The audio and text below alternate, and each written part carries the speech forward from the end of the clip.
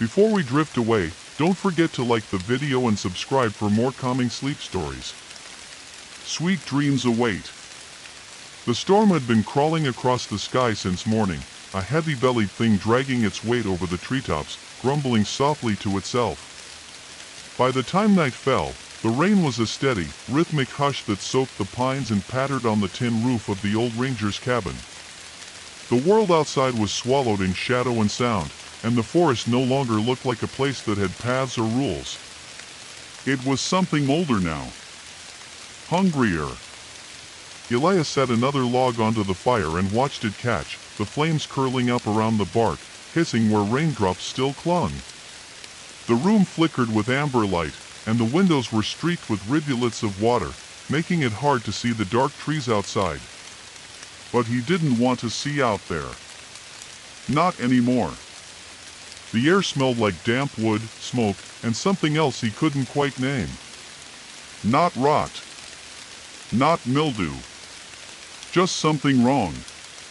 It had started the night before, a bitter tang that drifted in with the fog, prickling the back of his throat like burned copper. He hadn't planned to be out here this long. The trip was supposed to be 2 nights, a solo retreat into the woods to clear his head, maybe jot down notes for his next piece. But the river flooded during the first night's storm, washing out the old footbridge and stranding him on this side. The ranger station hadn't been used in years, but it still had dry wood, a working fireplace, and a thick door with a bolt. That should have made him feel safe. It didn't. Not after what he heard last night. It had started as a low tapping. Soft, deliberate.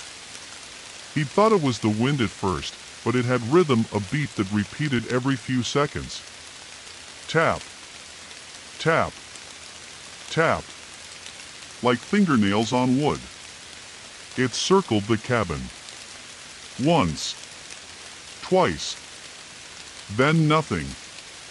He hadn't opened the door. Not even when something whispered through the keyhole. Now, the fire cracked and spit, and Elijah jumped. His nerves were raw, and the room suddenly felt too big, the shadows too deep. He sat back in the worn chair, pulling the blanket tighter around his shoulders, listening to the wind press against the walls like something breathing. The rain seemed louder now. Or maybe something was moving between the trees. He glanced toward the window.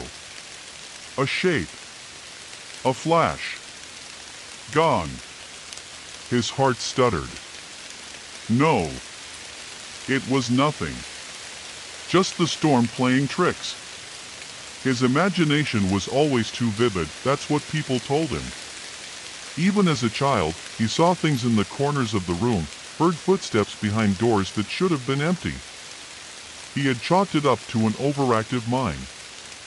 But now, alone in the woods with no cell service, no way back until the river dropped, now, he wasn't so sure. He stood and paced.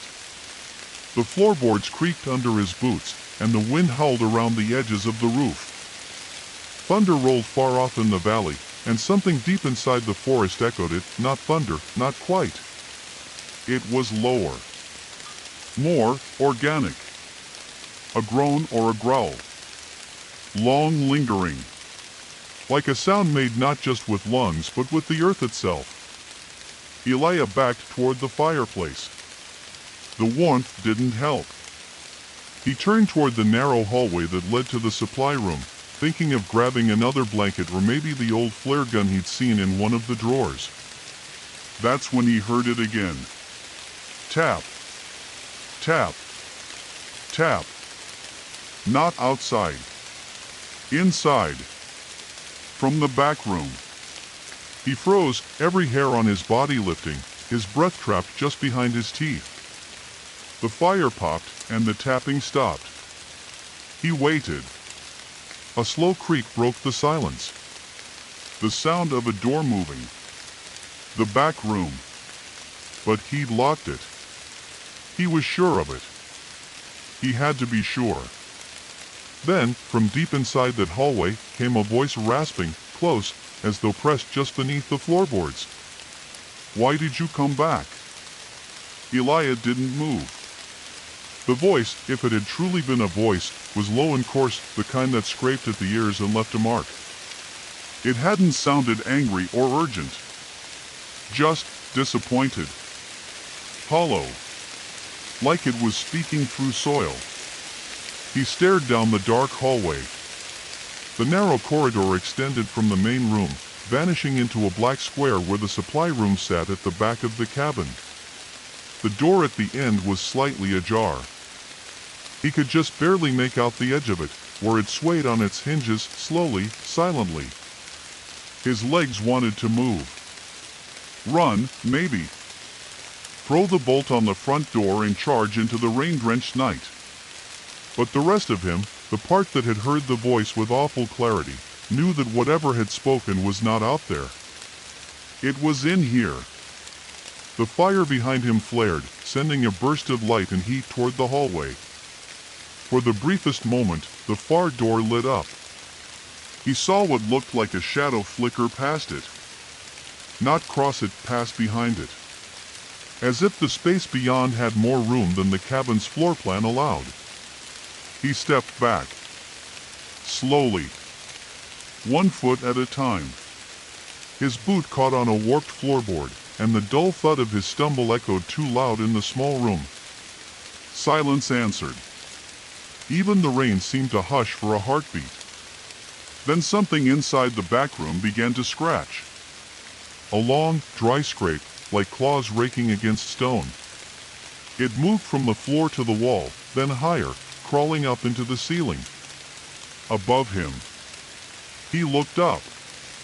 The ceiling of the cabin was exposed with beams blackened by time, old spider webs gathered in corners. He had examined it the night before while lying on the couch, listening to the wind. There were no attic panels, no crawl spaces. Just rafters. And yet, something shifted up there now. Weight.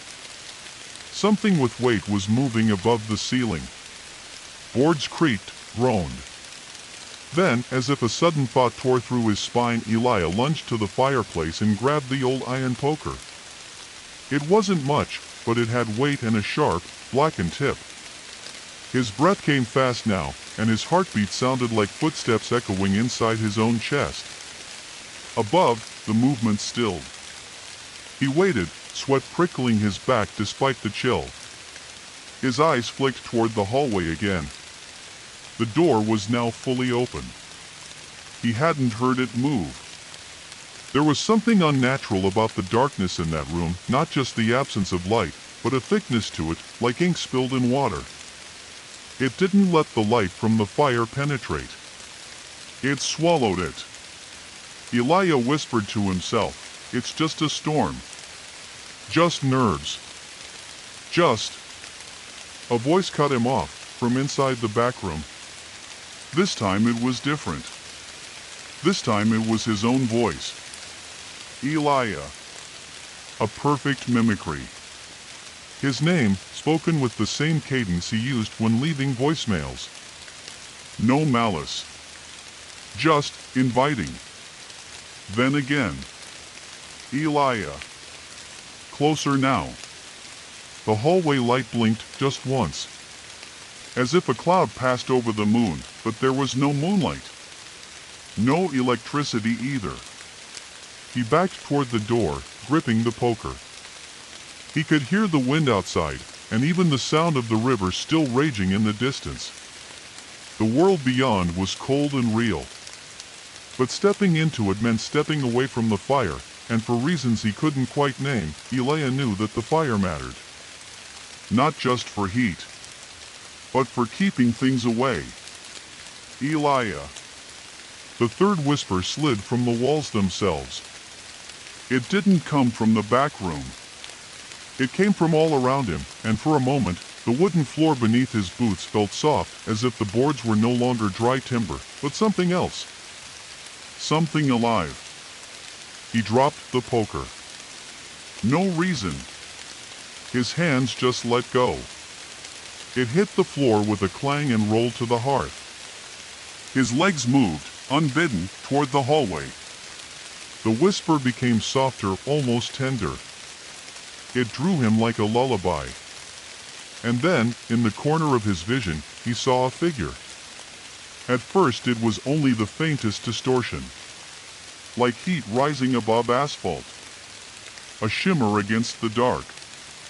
But as his eyes adjusted, it took shape, a figure tall and thin, standing at the end of the hall just beyond the door. Its limbs were too long, its head tilted slightly. No eyes. No face. It opened its arms. Elijah. He couldn't breathe. And then the fire roared behind him. A sudden gust, like bellows blown by an unseen hand, sent sparks upward and out. The flames surged tall, furious, crackling against the air. The light spilled across the room like a wave, splashing into the hallway. And the figure vanished. Elijah stumbled back. His chest heaved, his skin clammy. He nearly slipped as he turned and pressed his back to the cabin door, keeping the fire in his line of sight. The poker still lay at the hearth. The hallway was quiet again. But the shadows hadn't retreated. They crouched just out of reach of the firelight. Watching. Waiting. He didn't sleep that night. Not even when the rain softened and the wind quieted. Not even when the pale gray of dawn seeped between the slats of the boarded-up window. Something had changed in the cabin. It had always felt old, but now it felt occupied. And somewhere, in the back of his mind, the question kept returning. Why did you come back?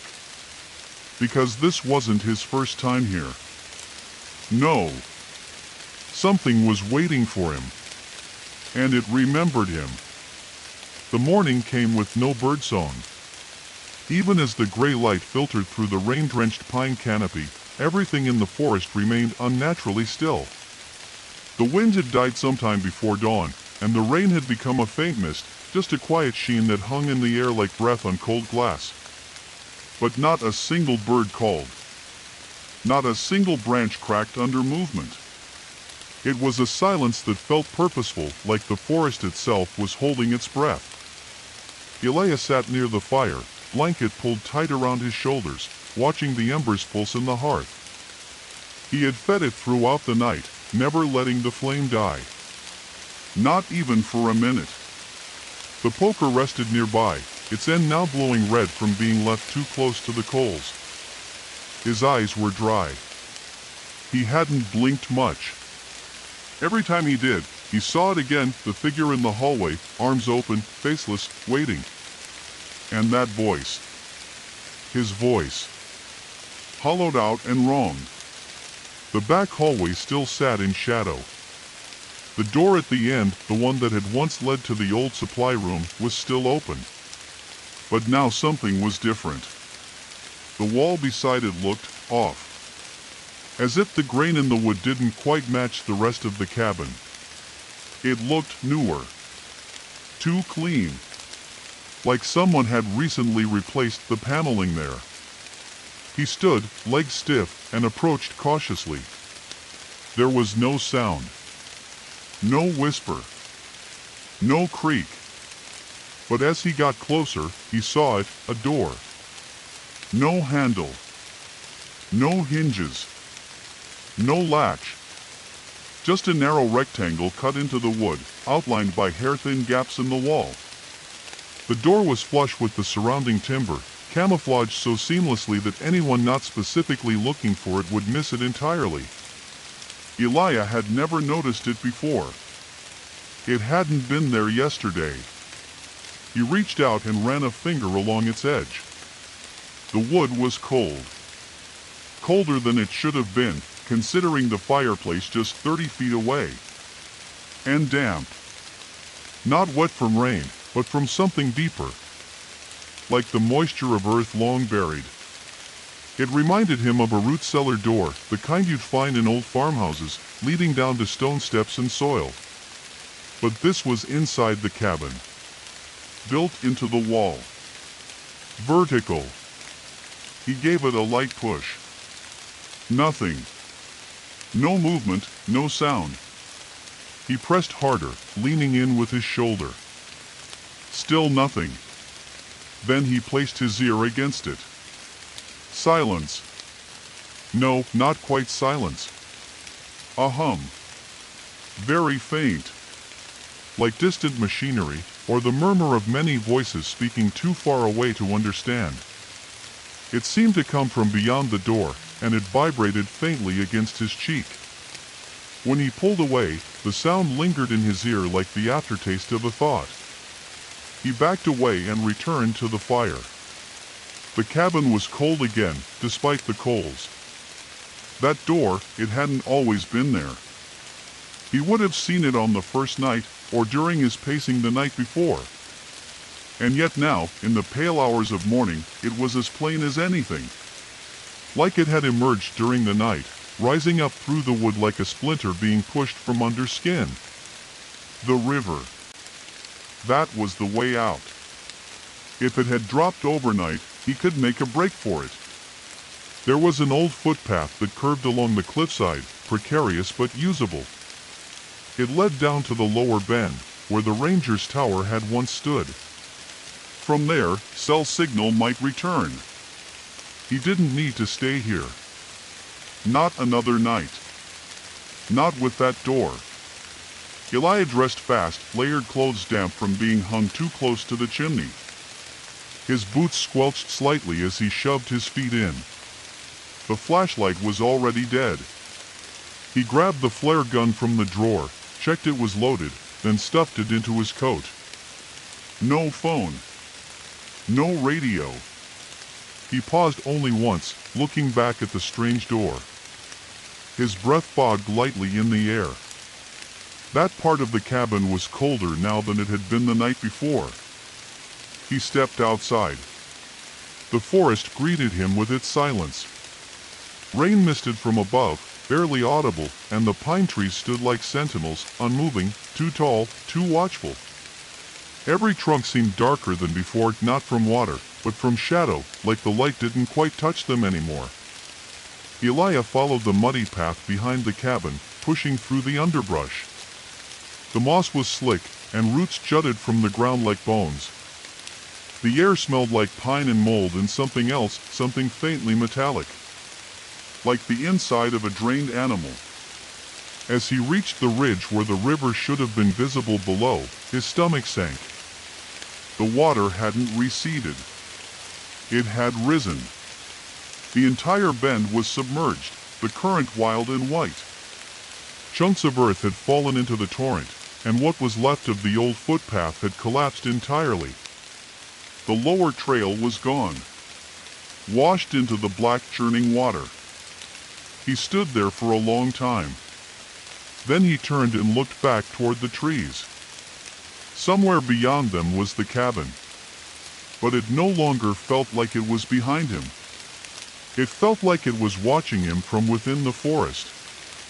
As if the walls and doors and roof had dissolved into the trees, become part of the landscape. Like the structure itself had stretched outward while he walked, roots unfurling under pine needles, beams becoming limbs, shadows becoming eyes. He shook the thought off and began the slow walk back. But he took a different route, looping around the clearing, avoiding the direct path, thinking that maybe if he came at the cabin from another side, it might look normal again. It was a foolish hope, but it was all he had. That's when he saw the girl. She stood by the edge of the trees, maybe 40 feet away, her back to him. Her dress was too thin for the weather, something light, once white, now stained with streaks of mud and moss. Her hair was dark, dripping with rain. She didn't shiver. Elijah froze. "Hey," he called gently. "Are you okay?" She didn't move. "Do you need help?" Still nothing. No twitch. No tilt of the head. He took a step closer. Then another. The air between them felt thick, like walking through oil. She raised her hand. Slowly. Pointed. Not at him. at the cabin behind the trees. Then she spoke, but her lips didn't move. Her voice was inside his head. "You should not have opened the door." He blinked, and she was gone. Vanished. No footprints in the wet moss. No rustle of leaves. Just trees and rain and the hush of a forest that no longer pretended to be empty. Elijah stumbled back toward the clearing, his heart thudding. The fire inside the cabin was still burning. He could see the faint orange glow through the window. But when he returned to the porch, the front door was already open. And the air smelled like damp soil. Like a grave just unearthed. Like something hungry waiting just out of sight. The door should not have been open. Elijah stared at it from just beyond the threshold. The rain mist slicked his coat, beads of water gathering at his collar and dripping onto the worn wooden porch. From here, the interior of the cabin was cloaked in flickering orange, the firelight still alive in the hearth. But something had shifted. The warmth that should have been spilling outward onto the porch felt choked. The air inside had gone still, not dead, exactly, but expectant. As if the house was holding its breath. He stepped forward, slowly, stepping over the threshold with the kind of reverence one might reserve for entering a church after hours, when no one else was around and even the air felt sacred. The fire crackled. The logs hadn't burned down much, but the flames were thin now, weak, curling like nervous fingers. As he shut the door behind him, Elijah noticed that the shadows didn't retreat from the firelight the way they had before. They drew closer. The hallway to the back was darker than ever. The narrow wall seemed tighter somehow, the wood grain now warped into subtle spirals, like something had pushed outward from behind the surface. The strange door, the one with no latch, was still there. Still shut. And the hearth. Elijah's gaze drifted to the stone base beneath the fire. The hearth had always seemed solid. Made from local fieldstone, it was old but dependable, bearing the weight of generations of warmth. But now, the stones looked off. One of the central pieces near the base had shifted. Not much. Barely noticeable. But it had moved. He stepped closer and knelt beside it, the warmth of the fire brushing his face. That stone wasn't aligned with the others anymore. It jutted slightly outward, its edges now revealing a sliver of darkness beneath the hearth. A gap. He picked up the iron poker, still warm at the handle, and tapped at the stone. Hollow. There was space underneath. He froze. Part of him wanted to step back, to let it be. Just cover it with ash and pretend he never noticed. But curiosity is a form of gravity. And Elijah had always been susceptible. He grabbed the edge of the stone and pulled. It groaned but gave way. A puff of dust erupted from the crack, dry and bitter. He set the stone aside and peered into the space. Beneath the hearth was a small cavity, maybe 2 feet deep and wide, like a burrow dug into the earth. The walls were made of rough soil and old root tendrils. And in the center of it, cradled in dark, dry ash, was an object. A box. It was wooden, old and cracked, covered in moldy cloth that had once been tied in a neat knot. The fabric looked hand-woven, something old-fashioned, too delicate for this part of the world. It was damp to the touch, as if the earth had sweated around it. Elijah lifted it out and immediately felt a weight that didn't match its size. The thing was heavy, far heavier than it should have been, not just in mass, but in presence. It felt wrong in his hands, like holding a thought someone had buried and forgotten on purpose. He set it on the floorboards by the fire. The cabin creaked above him. No, not the cabin. The ceiling. Directly overhead. He looked up, heart hammering. Above the hearth was a narrow strip of planks. One of them, dead center, was bowed inward slightly. The same one that had groaned last night when he heard the weight overhead. A small clump of dust dropped from the board, drifting lazily through the air. Elijah swallowed hard and turned his attention back to the box. The knot in the cloth had already come undone, though he swore he hadn't touched it. The fabric parted like old petals, revealing a lid that was slightly ajar. He hesitated, then opened it fully. Inside, resting on layers of brittle straw and earth, were two things: a human tooth and a small, childlike wooden carving of a figure with no face.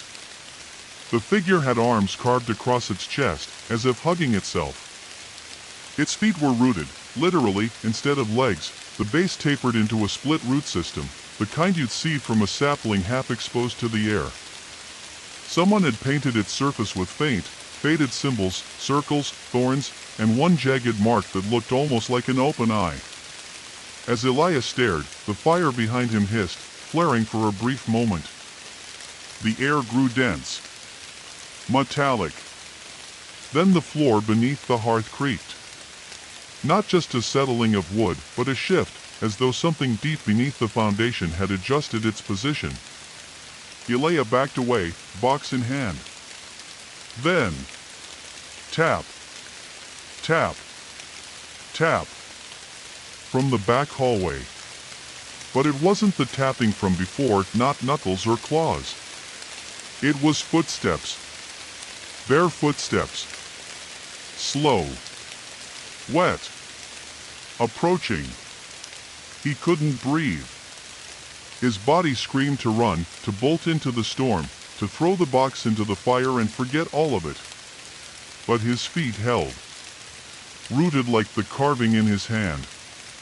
The footsteps reached the end of the hallway. Stopped. He didn't look. He couldn't. Instead, he turned the wooden figure upside down. Carved into its back, almost too small to notice, was a single word. A name. Elijah. The fire behind him guttered, suddenly low. In the cold darkness of the cabin, a voice whispered, so close it touched the skin of his ear. You left something behind. He turned slowly, against all instinct, and stared into the hallway. There was no one there. But the floor was wet with footprints, leading away from the hearth, into the room with the door that had no latch. And the door? It was now open. The open door at the end of the hall pulsed with darkness. It was no longer simply an absence of light, not merely the hollow beyond a threshold. Now it breathed. With every second, Elijah could feel it tugging faintly at the air around him, like the slow, measured inhale of something that had just woken from a long, uneasy sleep. The footprints on the wooden floor, bare, slick, the size of a child's, trailed across the cabin and vanished through that doorway. Where the wood met the threshold, it looked damp. Not from rain or tracked in mud. This was something else. Something deep. The small wooden figure still sat in his hand. He stared at it again, turning it slowly, feeling the strange warmth it seemed to carry despite the chill in the room. The carved name Elijah was still etched into its back, unmistakable. No tricks of shadow, no imagined coincidence. It was his name.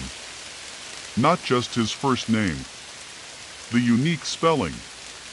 The one his mother had insisted on, with the extra H no one ever pronounced. No one outside his family would have known that. Certainly no one who had been in this cabin before.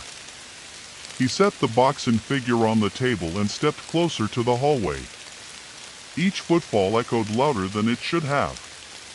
The boards creaked not just beneath his weight, but somewhere deeper, as if their groans were being answered from the crawlspace of the forest itself. Somewhere below. The open door waited. No handle. No lock. No signs of wear.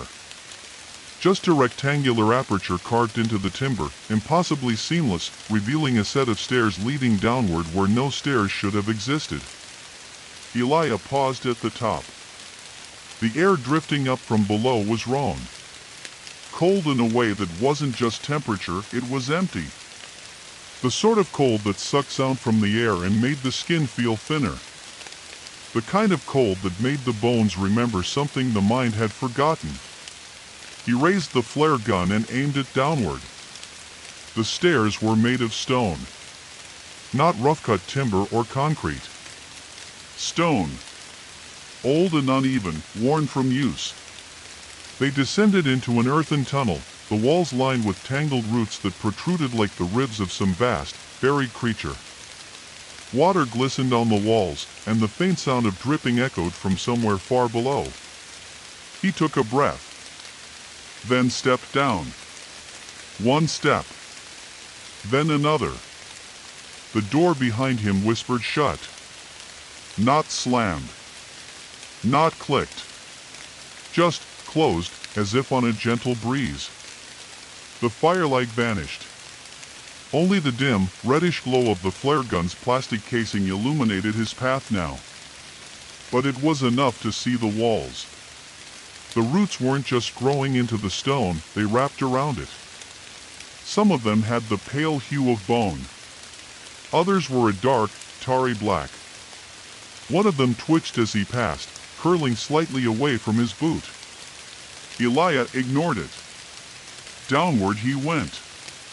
20 steps. 40. There was no sense of distance. The air thickened as he descended, each breath dragging like wet cloth through his throat. The walls began to curve slightly, the tunnel no longer straight but bending in slow, imperceptible spirals, as if the deeper he went, the more reality unwound. Then, at last, a room. He stepped into it without thinking. It was a chamber. Circular. 30 feet across. The walls were entirely root-bound, woven tight like basketry, but smoother almost like the inside of a shell. And in the center, a pool. Not water. Not oil. Something between. The surface was matte, too still, with a faintly mirrored sheen like obsidian or polished clay. Suspended just above it, not touching, but hovering perhaps a foot off the surface, was a shape. A human shape. It floated there, motionless. Limbs stretched slightly outward, as if it had simply been set there by invisible strings. Its skin was dark with soil and cracked in places. Its hair hung in matted cords down the back. The face was turned away, but Elijah knew, before it even turned, that the figure would have no eyes. And when it did slowly rotate toward him, pivoting not by gravity or breath, but by some unseen force, he was proven right. It had no eyes. Just skin. Smooth and pale over the sockets. Its mouth opened.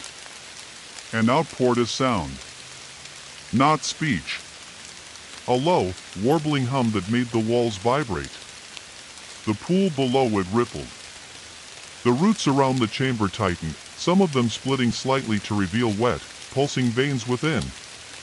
The hum climbed in pitch, not in volume, until it settled just above the edge of hearing, a frequency that made the back of Elijah's skull throb. He raised the flare gun, trembling. The figure tilted its head. Then it spoke. But not aloud. The words arrived in Elijah's mind, not as thoughts but as invasions. Like stones tossed into still water, the language sank and spread ripples through his consciousness. You were carried here once, screaming into soil. The voice, if it could be called that, was dry and ancient and heavy. It pulled memories from places he had never looked. You do not remember your first ascent, but your roots do. Elijah staggered back a step. You broke the circle when you fled the first time. Now it must be mended. The figure remembers your shape. The floating body moved closer. It didn't drift, it slid, as if pulled by magnetism. Its feet still hovered. Its arms extended. A hand reached out. Elijah fired the flare gun.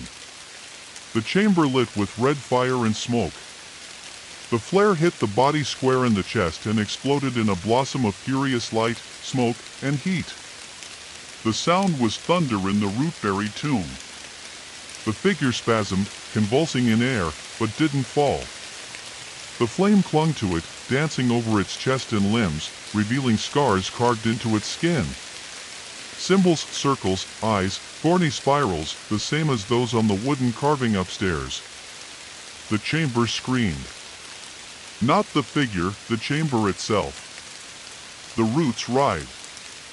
The walls contracted. Soil rained from the ceiling. Something deep beneath the pool shifted, like a mountain turning in its sleep. Elijah turned and ran. Up the steps. 2 at a time. He slipped on moss, blood, roots. His legs screamed. His throat burned. The stairwell groaned and pulsed, roots reaching for him, trying to tangle around his feet. One brushed his ankle, cold and slick, but he kicked free. He burst through the door, slamming into the hallway, back into the cabin. The fire had died. Everything was dark. But now, something was upstairs. He could hear it. Walking. Dragging. As if whatever had floated in that chamber had returned before him and was waiting above. Waiting in the attic. And above the fireplace, one of the ceiling boards had fallen open. Just wide enough for someone or something to crawl through. Elijah stared up at the ceiling. The board above the hearth had broken cleanly along its edges, leaving a square hole in the wood just large enough to fit a body through. The edges were lined with splinters, and above it was only darkness, not the kind of empty black you expect in an attic, but the kind that listens. A void that felt less like a space and more like an eye. And something up there had moved. He could still hear it, soft shuffles, faint wood creaks, the sigh of something shifting weight. Not frantic. Not hurried. Just slow and deliberate, as if whatever occupied the attic had nowhere to be but here. He backed away from the hearth, heart hammering in his chest. The flare gun in his hand was empty now, spent, the barrel still warm and useless. He dropped it without meaning to, the clatter muffled by the thickness of the cabin silence. A faint drop of something dark and thick splashed onto the hearthstone. He looked up. A line of liquid had begun to form along the edge of the attic hole, creeping downward like oil. Not water. Not sap. Something black and viscous, and it smelled faintly of iron and earth. Like blood left too long in the soil. He stepped further back, eyes locked on the opening. And then... thump. A heavy drop. Not the fluid, something solid. It hit the floor above. Then again. A dragging noise. A low, wet smear. Like someone pulling a heavy sack across floorboards. He clenched his jaw. Then came the whisper. From the attic. Soft. Croaking. And far too close. You never buried me. Elijah's knees nearly gave out. The voice was wrong, not just eerie or unfamiliar. It was known. Old. Intimate. It was his brother's voice. No. No, it couldn't be. He hadn't heard that voice in years. Not since. But he didn't want to remember. The past came rushing like floodwater, cold and loud and unstoppable. He was 13 again. Back in the farmhouse where they grew up, 100 miles from here. The night Jonah vanished. The police said he must have wandered into the woods during the storm. That maybe he'd drowned in the old well, or gotten lost in the nearby pine grove. But they never found a body. Elijah had seen something that night. A shape near the tree line. A door in the ground that hadn't been there before. But he had told no one. Not then. Not ever. He had run. just like he'd run now. And now the voice was here. He was here. And he remembered. You saw me, and you left me. The attic groaned again. A shape now began to emerge from the square hole above the hearth.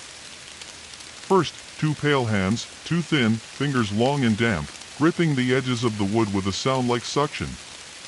Then the head, matted hair, skin stretched too tight across the skull, eyes that were only sockets, black and sunken.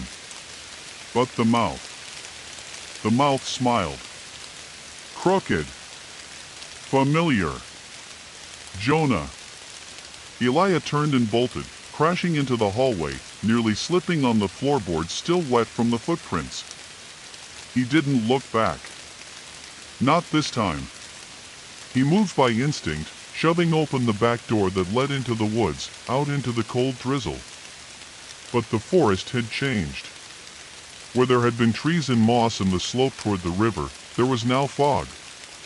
A thick, choking gray that stretched in every direction. Trees still stood, but they were twisted now, their bark peeling like old skin, their branches reaching down instead of up. He turned left, then right, stumbling through the shifting mist, the cabin vanishing behind him faster than it should have. Roots curled across the ground like veins. The forest felt less like a place and more like a body. And something was calling to him. Not in words, but in pressure. A pull in the center of his chest, guiding him deeper into the fog. And at the heart of it, he knew without knowing, was a memory. One he had buried. He broke into a clearing. It was small. Circular. The ground was bare, stripped of moss or leaves, just raw dirt and exposed roots. In the center stood a stone, flat, worn, moss-covered. A marker. Not a grave. A seal. The fog parted above it, revealing a narrow shaft of gray sky. Elijah approached, his breath ragged, his limbs trembling. As he drew near the stone, the air grew impossibly still. The earth hummed. He knelt and touched the surface. It was warm. Faintly. Like something beneath it was breathing. He brushed away moss, revealing lines, carvings long eroded. Circles. Spirals. A jagged symbol like an open eye. The same as the figure. The same as the chamber. And then he heard the voice again. Not Jonah this time. This voice was deeper. Older. All around him. What you bury in the forest never stays buried. The stone shuddered. Then cracked. A hairline fracture formed from the center outward, splitting the seal. The roots around the edge began to twitch. Writhing. Pulling away from the ground like something inside was pushing upward. And from below, deep, deep below, came a sound. A slow, rhythmic beating. Like a heart. Huge. Alive. Waiting. The seal split down the center. A rush of black air spilled upward, cold and sharp and wet with the stink of old rot. Elijah staggered back. And from the split in the earth, a single, pale hand emerged. It was not Jonah's. It was not human. Its skin was bark-like, grown over with moss and veins. Its fingers ended in narrow tips like splintered wood.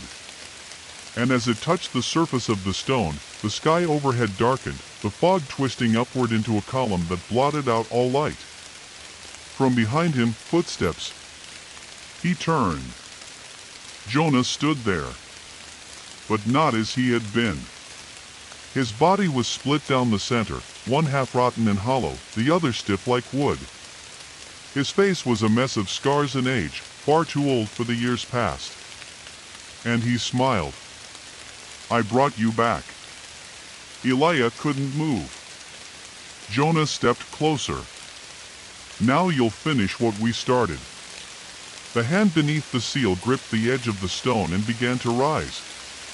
and with it came a shape. Vast. Not just a body. A presence. Something with roots that ran deeper than any tree. Something with memory. With hunger. With intention. The forest trembled. The sky turned to night. And in that final moment, as the ground began to open, Elijah saw a face forming in the soil. His own. Eyes closed. Waiting to wake. The face in the soil was his. Not a vague resemblance. Not a dream memory stitched into shadow. It was Elijah's same jaw, same brow, same thin scar beneath the eye he'd gotten at age 10 falling from a neighbor's fence. The details were precise, impossibly so, as if the forest had not simply mimicked him but absorbed him. Its eyes were closed, but even in stillness, there was weight. A breath held. A dream unfinished. And beneath that face, the soil pulsed. Roots swam just under the surface, coiling like veins, glowing faintly with a sickly green-white light. They pulsed in time with that deep, low heartbeat that seemed to echo from the center of the forest. A rhythm older than footsteps. Older than language. Jonah stood at the edge of the cracked seal, arms slightly raised, head tilted toward the pulsing earth. His face was serene, wrapped with the reverence of a man in worship. He seemed younger now, not in years, but in weight. The gauntness was fading from his cheeks. His spine stood straighter. Elijah wanted to speak, to scream, to demand answers, but his throat was locked.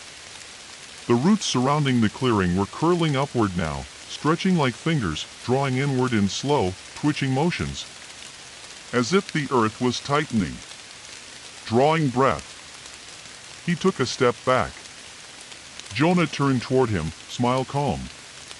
"You always thought you ran," he said, voice smooth, lacking the strange echo from before.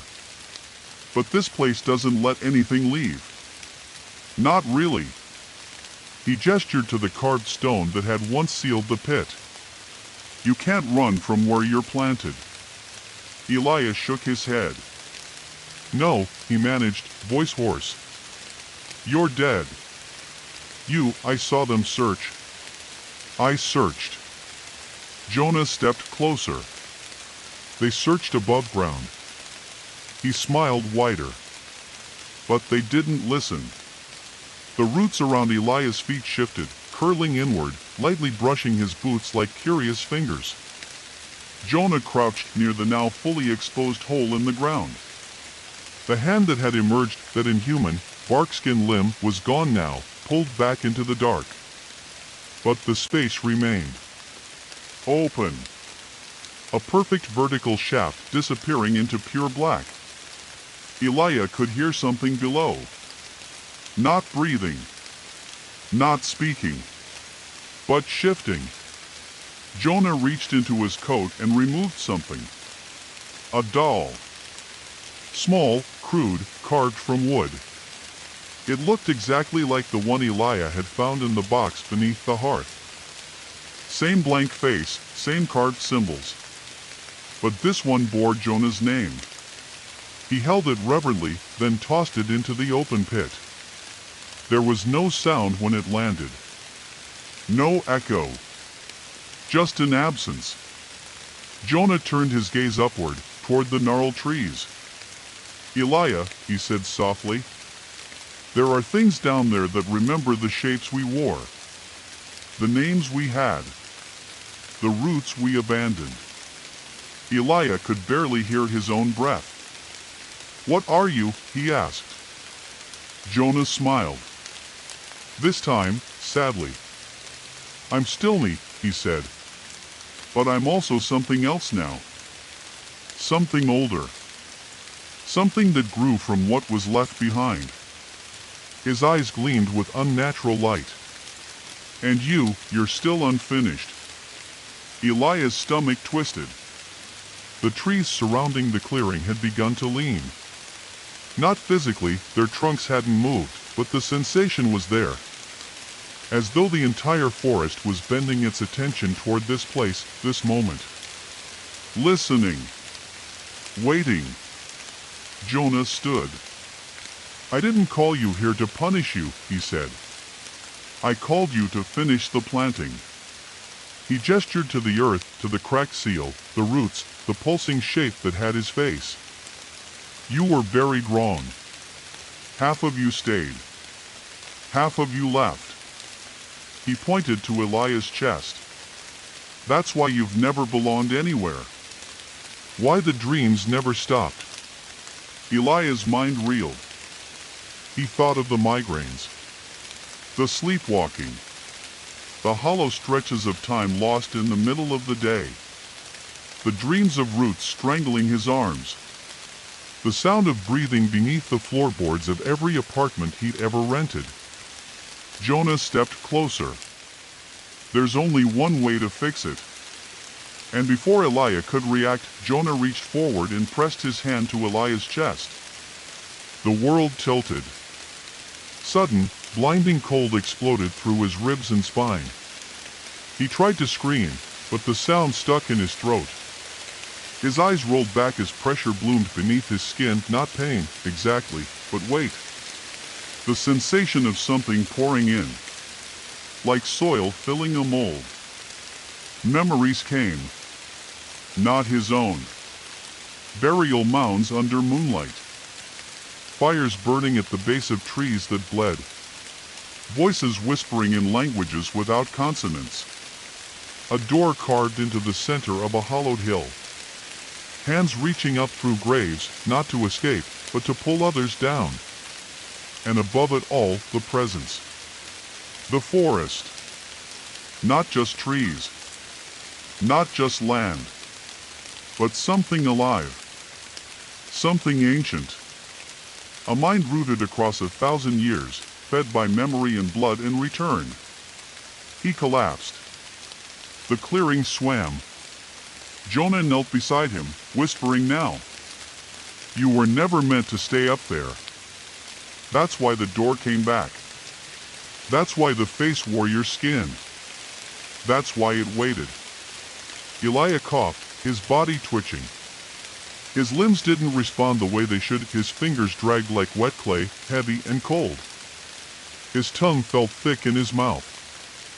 "I'm not one of them," he croaked. Jonah looked at him gently, almost pitying. "You were. And you still are. You just forgot." He leaned close. "They don't want your death, Elijah. They want your shape. They want to wear you again. You were a bridge once. Now you're just a broken path. But if you let go..." Jonah's hand touched Elijah's forehead. "You can be whole again." The sky above split open with thunder. But it wasn't the storm. It was the forest. It cracked. And in the crack, Elijah saw something impossible, vast branches twisting through stars that didn't belong to the sky. Roots coiled around distant moons. A tree that grew from memories, not soil.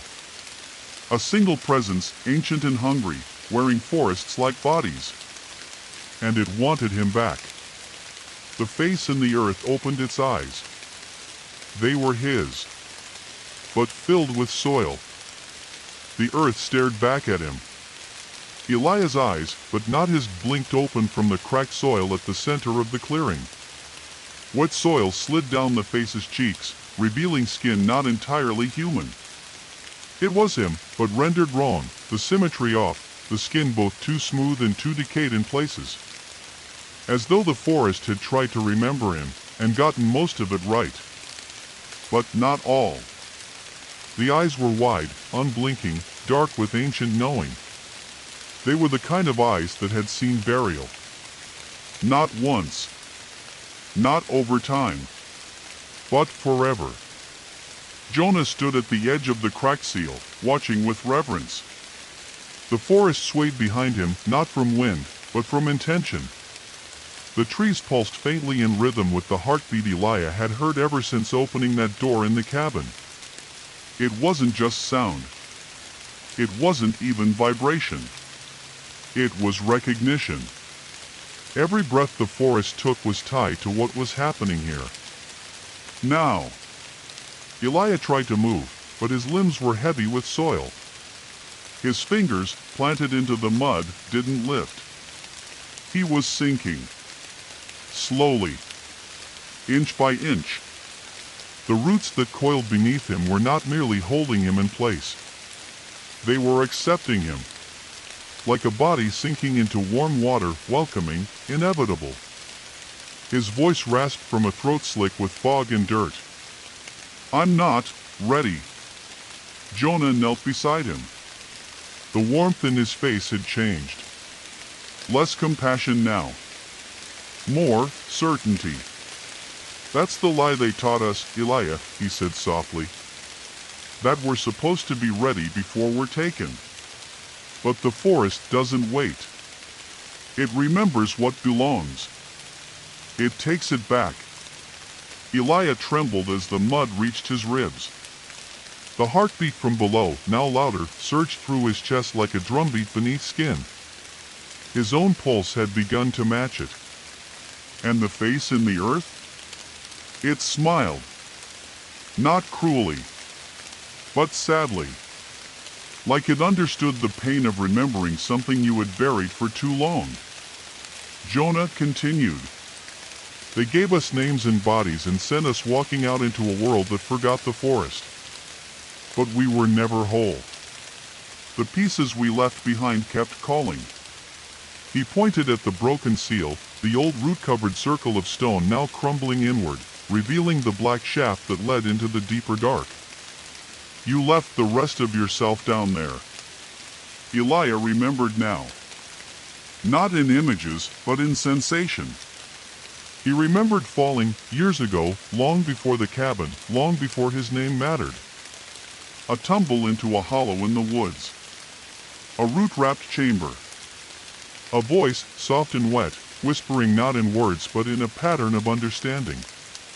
He had screamed, thrashed, pulled free. He had escaped. But not entirely. Something had stayed behind. Something vital. A piece of him that did not return. The forest had held on to it. And now it had made him come back. Elijah looked up at the trees. The sky was gone completely. Where once there had been gray daylight, now there was only a thick canopy of black leaves. The branches overhead were too dense, curling and interwoven like the nervous system of something colossal. Flickers of dull green-blue firelight pulsed through them, like bioluminescent veins. The forest was alive. And it was watching. The soil at his back had opened further now. He could feel the shift, not sinking anymore, but pulling. Like hands beneath the ground pressing upward against him, guiding his spine into the hollow. Fitting him into the place he had once been torn from. Jonah's hand rested on his shoulder. You have to let go, brother.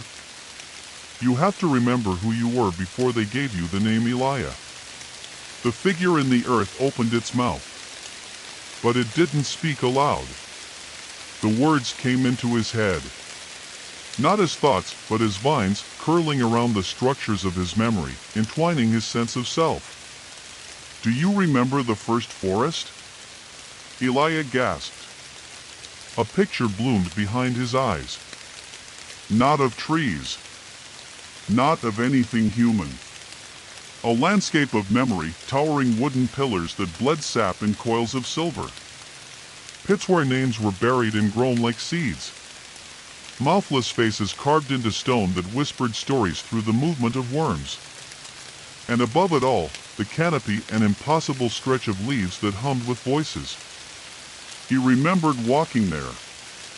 Before his name. Before his first skin. Before the world forgot.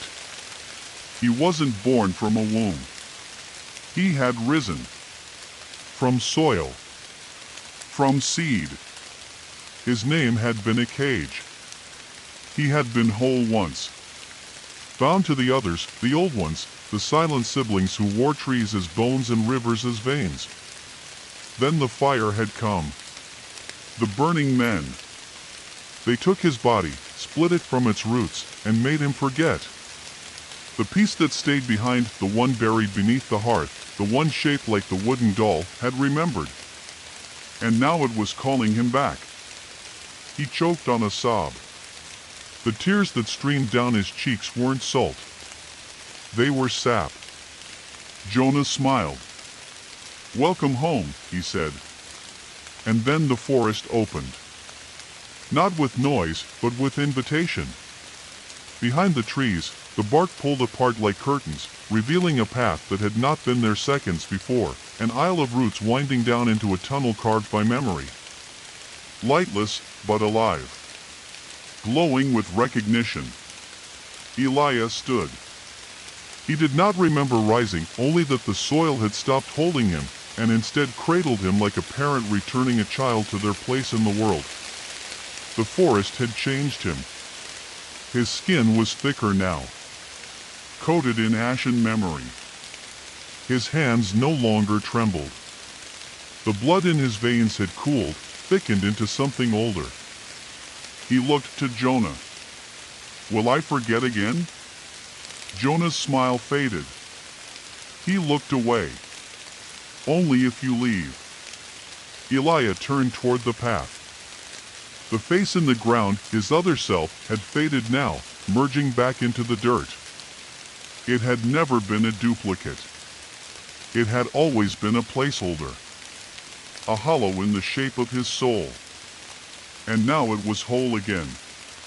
As he stepped into the root path, the trees behind him shifted, closing the way with gentle finality. No wind. No birds. Just the sound of his own heartbeat fading into something larger. And behind him, for just a moment, he heard the creak of cabin wood. Then the voice of the forest, low, many-mouthed, endless. "Now that you remember, the door may open fully." And deep beneath the roots, something smiled. Elijah walked without a map, but the path knew him.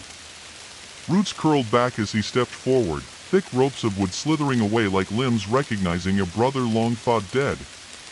The trees arched overhead in contorted reverence, their bark scabbed with old symbols, spirals, runes, slashes of language too ancient for books and too deep for voice. He no longer questioned the way. He no longer thought in the way a man thinks. His mind did not guide his feet. Something older did. Something underneath thought, beneath memory, a buried pulse that had waited years to be reclaimed. The air was wet and still. Every breath tasted of moss and rot and something sweet beneath it, the decay of something once sacred, like fruit left to ferment into wine. Above him, the forest canopy no longer resembled anything earthly. It curved in domes and spires, tangled into spiraling shapes that blocked the sky entirely. When he looked up, he saw only soft green bioluminescence, and veins of faint white flickering in time with some slow, unseen heartbeat. He was walking through the body of something.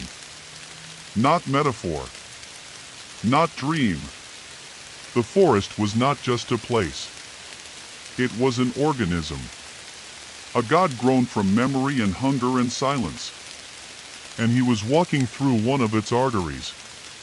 Time folded. He couldn't say how long he walked. Hours. Days. No hunger. No thirst. The farther he moved, the more the constraints of the surface faded from him. Eventually, the ground began to slope downward. The roots underfoot changed, they grew tighter, more ordered. They twisted into deliberate shapes, rings, ovals, hexagonal patterns. As if the forest's mind had begun to focus here, to narrow its thought into a central convergence. Then came the sound. A low, hollowing hum, not vocal, not mechanical. It was the sound of knowing. It wrapped around him like a forgotten melody, one he'd hummed in sleep as a child without realizing it was a memory passed down from the root. Ahead, the path opened. Elijah stepped into the heart chamber. It was vast. An underground cathedral carved from root and soil and petrified bark, large enough to swallow a city block. The walls pulsed faintly, lined with capillaries of dim blue light. And in the center stood the hollow tree. It rose at least 10 stories tall, its bark blackened and smooth, its trunk split open in a perfect vertical seam that revealed nothing within, not emptiness, but absence. Like something had been scooped from the world and left behind only context. This was no ordinary tree. This was a wound in the world. And it beat. The hollow thudded with slow, steady rhythm. Elijah felt it in his teeth, in his bones, in the center of his forehead. It didn't echo, it existed. The sound was not heard, it was experienced. He stepped forward. The chamber was filled with others. Dozens, no, hundreds of figures lined the circular wall. Some sat in alcoves grown from root. Others knelt in the soil. All were humanoid, but not human. Their forms were shaped from bark, from moss, from pale fungal tendrils that swayed with slow breath.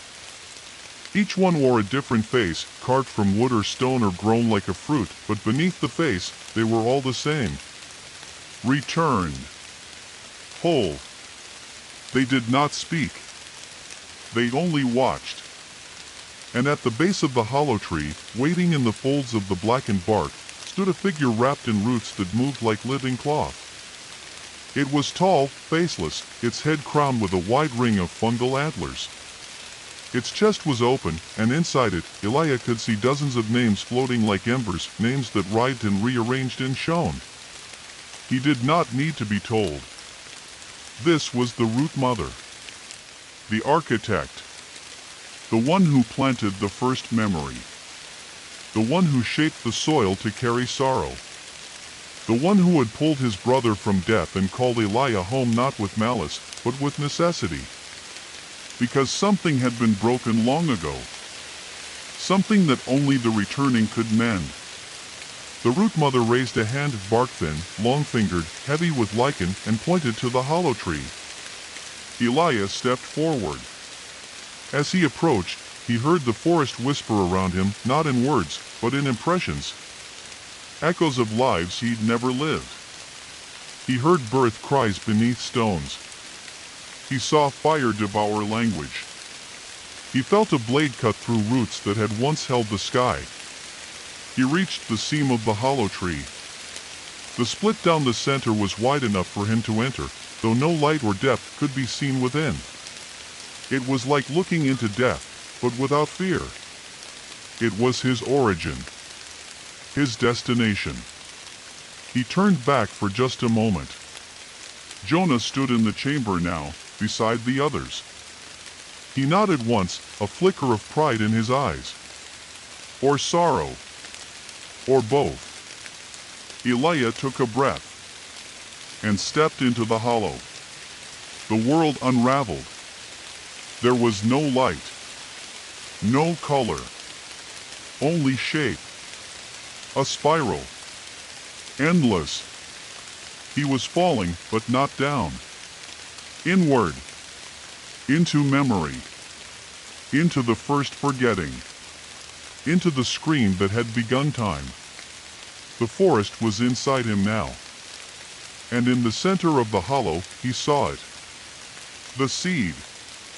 Small. Ordinary. And wrapped in skin. His skin. It beat once. Twice. Then cracked. Light poured out. And Elijah remembered. All of it.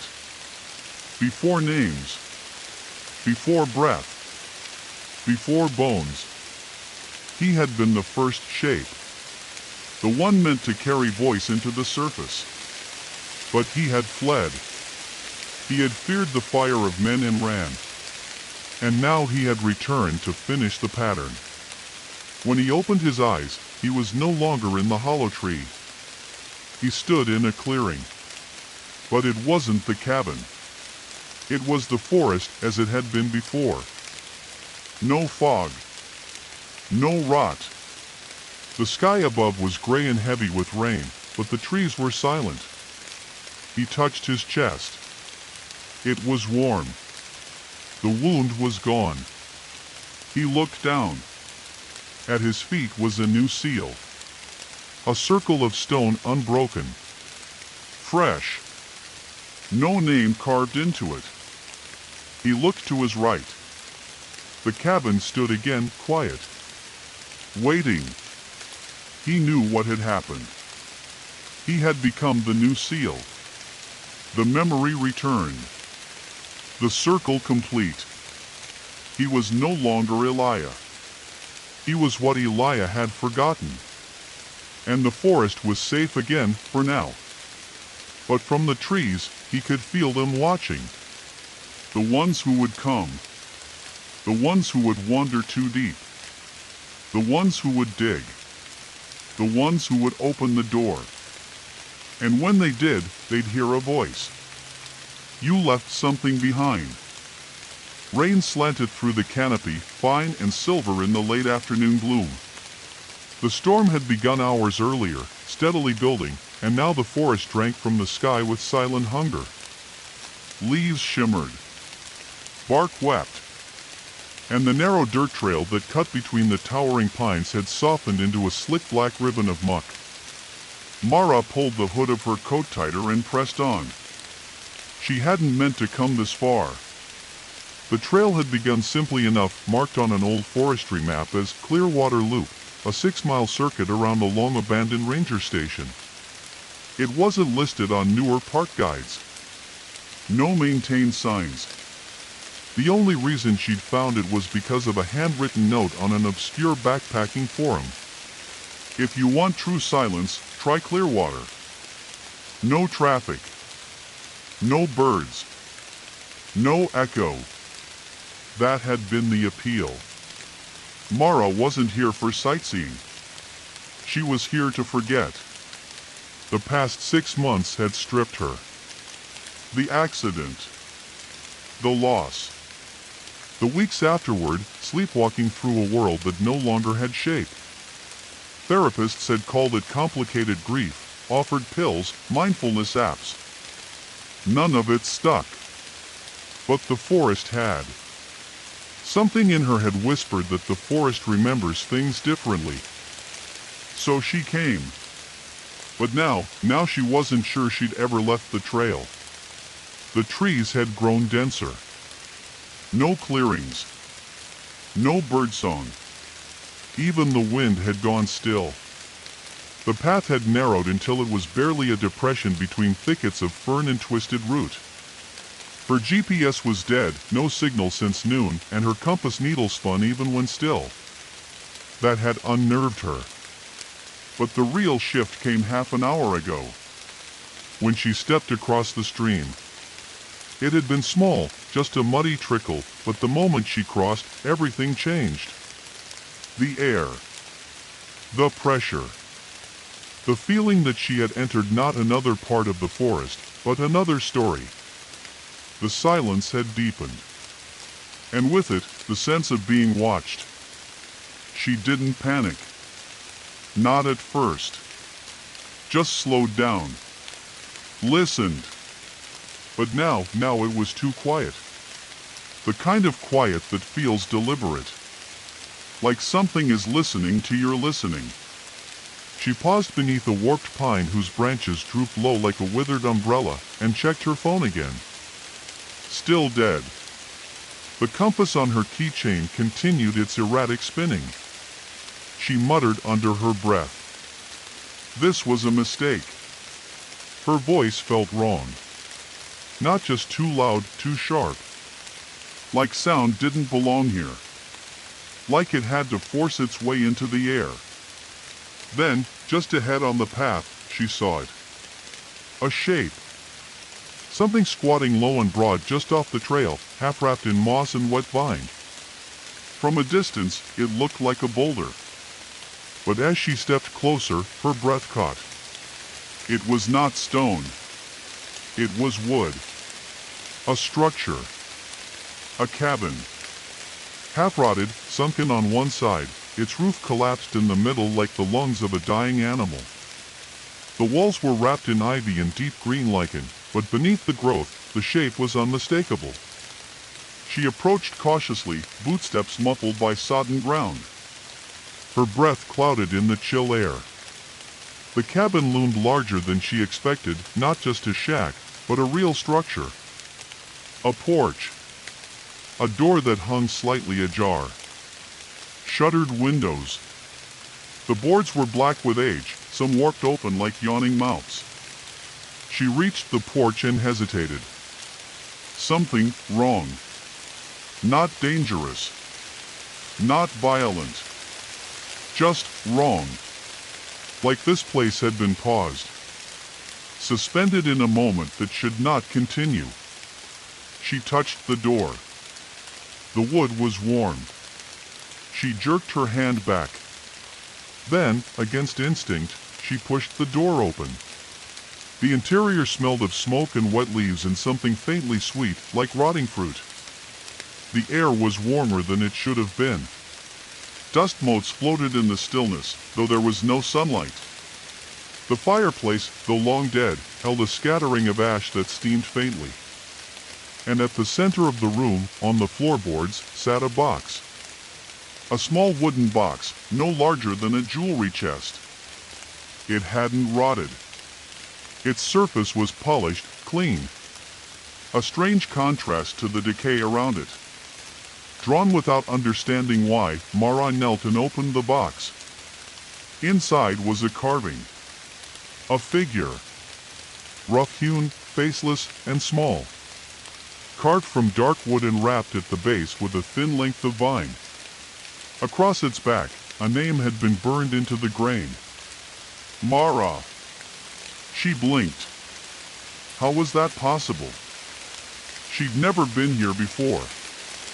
No one even knew she'd taken this trail. She reached to pick up the figure, and the moment her fingers touched it, something whispered in the back of her skull. Not a voice. A direction.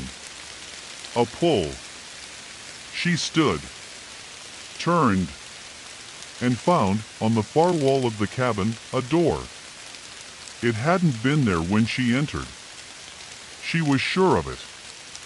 Its surface was seamless, newer than the rest of the cabin. It pulsed faintly, as if something behind it breathed.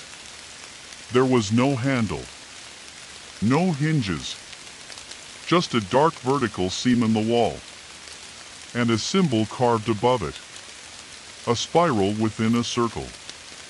It matched the one on the carving's chest. Mara approached the door. The air thickened. The light shifted. Behind the door, something pressed forward, not physically, but in presence. She placed her palm against the seam. The wood was warm. It recognized her. And with the faintest creak, the door began to open. Far beneath the forest, the others stirred. The seal had held. For years. Decades. Long enough for new moss to grow over the wound. But now, someone new had come. And the forest remembered her shape. The door side opened, revealing a darkness deeper than night itself, not the absence of light, but a dense presence that swallowed the edges of vision and seemed to pulse with its own slow, living heartbeat. The air inside was cold and damp, smelling of wet stone and earth long buried. Mara hesitated, one hand still resting on the warm seam of the door. Her breath came in shallow gasps, mist curling before her face like a ghost. Somewhere, far below, she could hear it, a faint, rhythmic thumping. Not loud, but steady.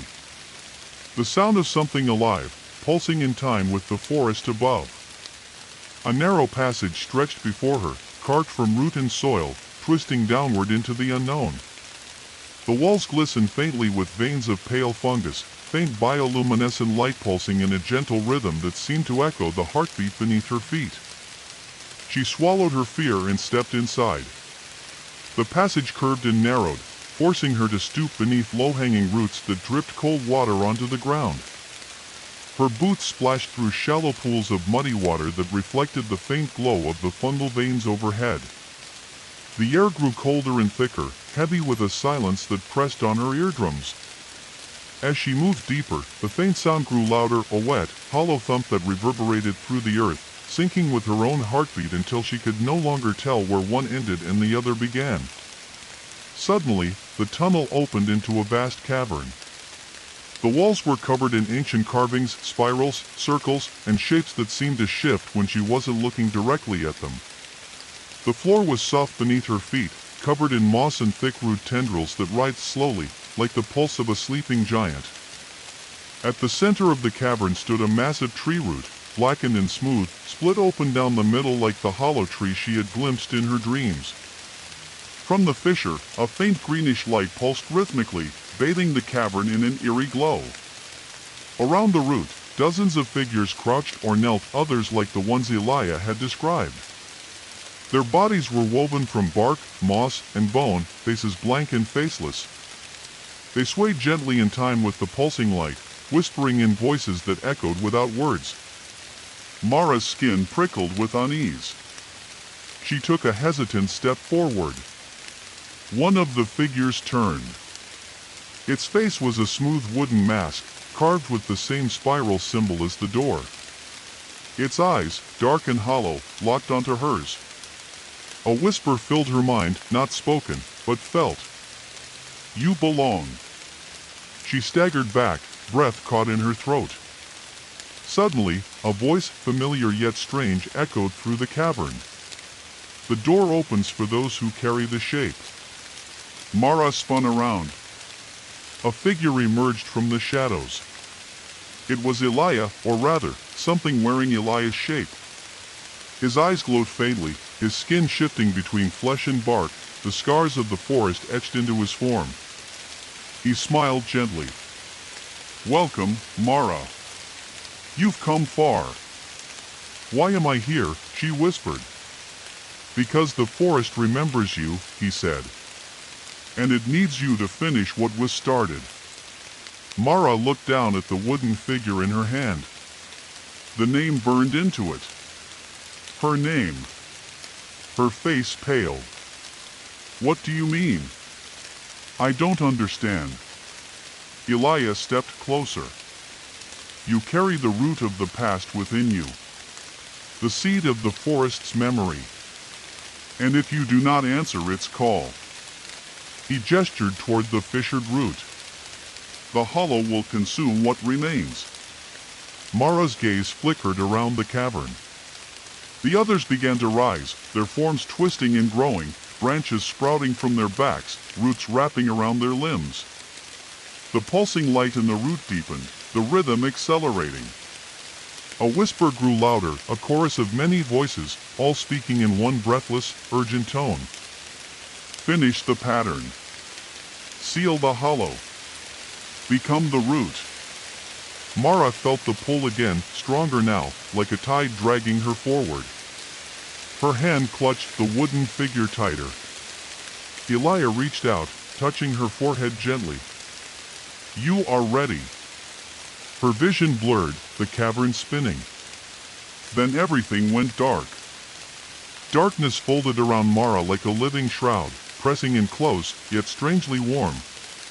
She could no longer feel the hard cavern floor beneath her feet, no longer hear the murmuring chorus of the others or the pulsing light from the fissured root. Instead, she was suspended in a boundless void, an endless black sea that shifted and rippled with slow, deliberate currents. Her breath came shallow, but steady. Somewhere deep inside, a heartbeat echoed, a slow, sonorous drumbeat, familiar and yet alien. It was not her own. A faint glow emerged ahead, like a star struggling to pierce thick fog. As she drew closer, the light blossomed into a vast, pulsating orb, suspended midair, throbbing with iridescent hues of green, gold, and brown. It was the heart of the forest itself, the core of the ancient entity that had woven roots into her soul. Mara reached out instinctively, fingertips brushing the glowing surface. The orb shimmered beneath her touch, sending ripples of color cascading through the void. Suddenly, voices filled the space, not words, but feelings, memories, echoes. They spoke of ages before time, of forests that sang beneath the stars, of roots that entwined the earth and sky. The voices pulsed in harmony with the heart's rhythm, weaving a tapestry of stories in her mind.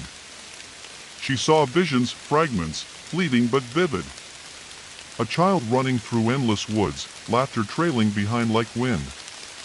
A man kneeling by a hollow tree, carving a spiral into its bark with trembling hands. A shadow rising from the soil, twisting into countless faces, calling out names long forgotten. And then, her own face. Young, frightened, reaching out to something unseen, her eyes wide with wonder and terror. The heart pulsed faster. A voice, Elias, echoed softly inside her mind. The forest is memory. It is longing. It is the place where all forgotten things gather to be made whole again. Mara's body tingled as the heart's rhythm synced with her own pulse. She felt a surge of power coursing through her veins, filling the hollows left by loss and grief. But with it came a price. A cold tendril of doubt curled in the back of her mind, a whisper that whispered warnings she couldn't fully hear. The heart's glow intensified, bathing her in warm light. She felt roots weaving around her ankles, not binding but welcoming, pulling her deeper into the embrace of the forest's core. Memories, not all her own, poured in, a tangled weave of lives lived and lost, of names given and stolen, of promises broken and fulfilled. She understood now. She was not just a visitor here. She was part of this place. The seed of the forest's memory. The next link in an endless chain. Elia's voice grew stronger. To be whole, you must give the forest your shape. To heal the hollow, you must become the root. Fear and acceptance warred within her. The desire to flee clashed with the need to belong. But the heart's call was relentless, its rhythm a summons she could no longer resist. Her fingers closed around the wooden figure in her palm, the carving of herself, the symbol of her connection. The heart pulsed once, a brilliant flash of light. Mara felt herself dissolving, fragmenting into strands of light and shadow, sinking into the core of the forest's ancient memory. She was becoming root, becoming seed, becoming one with the forest's endless song. And as the last thread of her former self slipped away, a single thought echoed in the darkness. The door has opened. When Mara's senses returned, she found herself suspended in a liminal space, neither inside the hollow tree nor outside in the forest, but somewhere between memory and flesh, shadow and root. It was a place where time stretched and folded, and the air shimmered with the echoes of countless forgotten lives. Around her, the world breathed. Shapes coalesced and dissolved like smoke caught in a gentle breeze, faces blurred in and out of existence, limbs tangled in vines that shimmered with silver dew. The ground beneath was a living tapestry of roots and soil, pulsing faintly like a great heart. She tried to move but found herself tethered, not by chains, but by soft cords of light that wound gently around her wrists and ankles, anchoring her to the very essence of the forest. Yet these bonds were not cold or harsh. They throbbed with warmth and a strange tenderness, like a cradle rocking a restless child. A voice echoed softly in the spaces between thoughts, a whisper carried on the wind of memory. You are the seed, Mara. The next in the cycle. The root that will bind the fracture. Images bloomed in her mind, vast forests drowned in shadow, fires that devoured the canopy, voices crying out in despair beneath cracked earth. She saw hands reaching from the soil, grasping, searching, yearning to be made whole. The forest was wounded. And she was the remedy. Slowly, the cords of light tightened, drawing her closer to the heart's core. It was no longer a distant orb but a radiant pulsar of living wood and sap, veins of glowing amber coursing through it like lifeblood. The rhythm matched her heartbeat now, steady, unyielding, ancient. As Mara was pulled nearer, the memory of Elias' fate whispered in her mind. His sacrifice, his merging with the forest to seal the hollow, had kept the darkness at bay for years. But now, with the door opened, the cycle had begun anew. The forest needed her to take up the mantle. Fear crept beneath her skin, cold and insistent. The instinct to flee was strong, but something deeper, a quiet strength born of loss and longing, held her fast. The light enveloped her, and she felt her body dissolve into threads of shimmering sap and bark. Her consciousness expanded, flowing through the network of roots and leaves, carrying with it the memories of those who had come before. She saw the first forest, ancient and primeval, where the roots of the world first took hold. She saw the burning men, their flames not just destruction but erasure, wiping away names, memories, the very essence of being. She felt the forest's pain, a deep, aching wound that pulsed beneath the surface of all things. And then, a new image. A hand, reaching from the darkness beneath the hollow tree, fingers stretched wide, grasping for something beyond the soil. A face, half swallowed by earth and shadow, eyes wide with desperate hope. It was her own. Mara understood now. The forest's hollow was not just a place but a state, a fracture in memory, a gap in the endless song. And she was the key to healing it. But to do so, she had to surrender. To give herself fully to the forest's root. The cords of light tightened once more, not painfully, but with gentle insistence.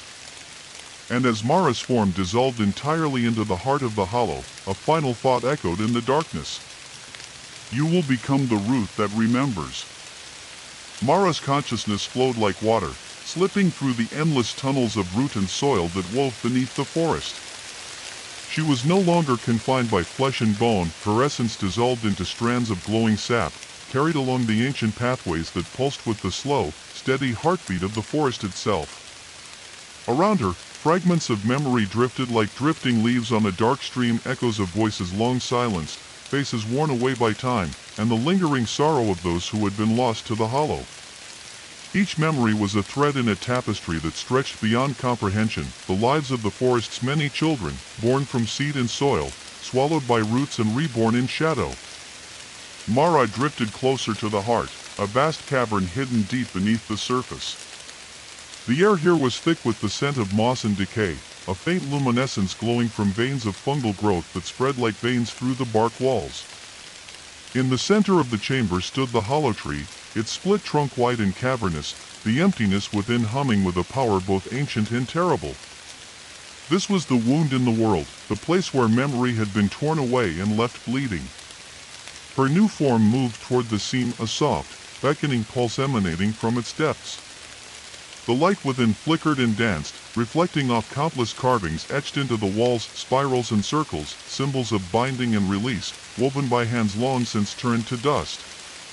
As she entered the hollow, Mara felt a strange sensation, a tug at the edges of her essence, as if pieces of herself were being pulled in different directions, drawn to distant places she could no longer see.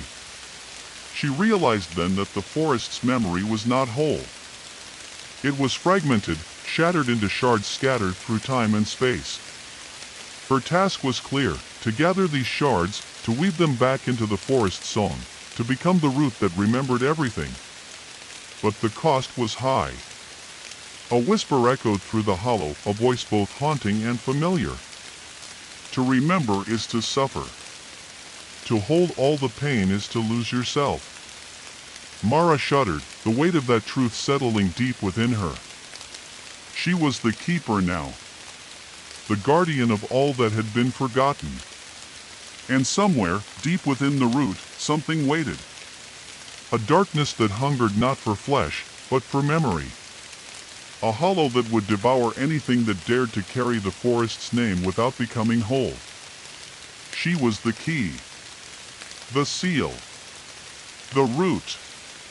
And the forest was watching. The hollow breathed. Not with lungs, not with breath, but with the slow, inexorable pulse of ages buried beneath earth and bark. Mara felt it through every fiber of her shifting form, a rhythm older than time itself, beating in her veins as surely as if the forest had claimed her soul as its own. Around her, shadows danced in the flickering light cast by veins of bioluminescent fungus that crawled over gnarled roots and cracked stones. The cavernous hollow was alive, not simply a place but a sentient presence, watching and listening and waiting. Her essence flowed deeper into the endless web of roots, each tendril carrying fragments of stories, whispers of lives long past yet never forgotten. She heard them, the names. Whispered softly on the wind that wasn't wind at all, the voices of the forest's lost children murmured in tangled chorus. Aries, Kaylin, Vera, Elia. Each name was a thread in the tapestry Mara now bore. Each carried pain, fear, hope, and longing, a life lived and folded into the soil. Mara tried to hold them all, to carry their weight, but the burden was immense. The voices surged, weaving through her mind, tugging at the edges of her sanity. The hollow pulsed again, stronger this time. The light deepened, casting long shadows that writhed like living things. And within the shifting darkness, Mara glimpsed movement. A figure stood just beyond the glow, cloaked in shadow and woven from bark and mist. Its eyes glowed faintly, twin coals burning with ancient sorrow. It was the Watcher, a guardian of the forest's memory, bound to protect the hollow from those who would misuse its power. The Watcher stepped forward, voice a low rumble that shook the cavern walls. Why have you come, seed of the forest? Mara's form shivered, light rippling like water across her skin. I was called, she whispered, the echo of her own voice strange in this place. To remember. To heal. The Watcher's gaze bore into her essence. Many have come before you, it intoned. Many have tried to carry the weight. But the hollow takes more than it gives. Mara felt the truth of that pressing down on her, the sacrifice, the loss, the gradual erasure of self that came with carrying the forest's memories. What happens if I fail? She asked, voice trembling. The Watcher's eyes flickered. Then the hollow will consume all that remains. The cycle will end in darkness. A cold wind swept through the hollow, carrying the scent of wet earth and burning wood. Mara steadied herself, gathering the fragmented threads of memory within her. I will not fail, she vowed. The Watcher nodded slowly. Then begin. Gather the shards. Become the root that remembers, or be lost forever. With that, the figure faded into the shadows, leaving Mara alone in the pulsing heart of the hollow. She reached out with her essence, sending tendrils of light and shadow spiraling through the root web. The search had begun.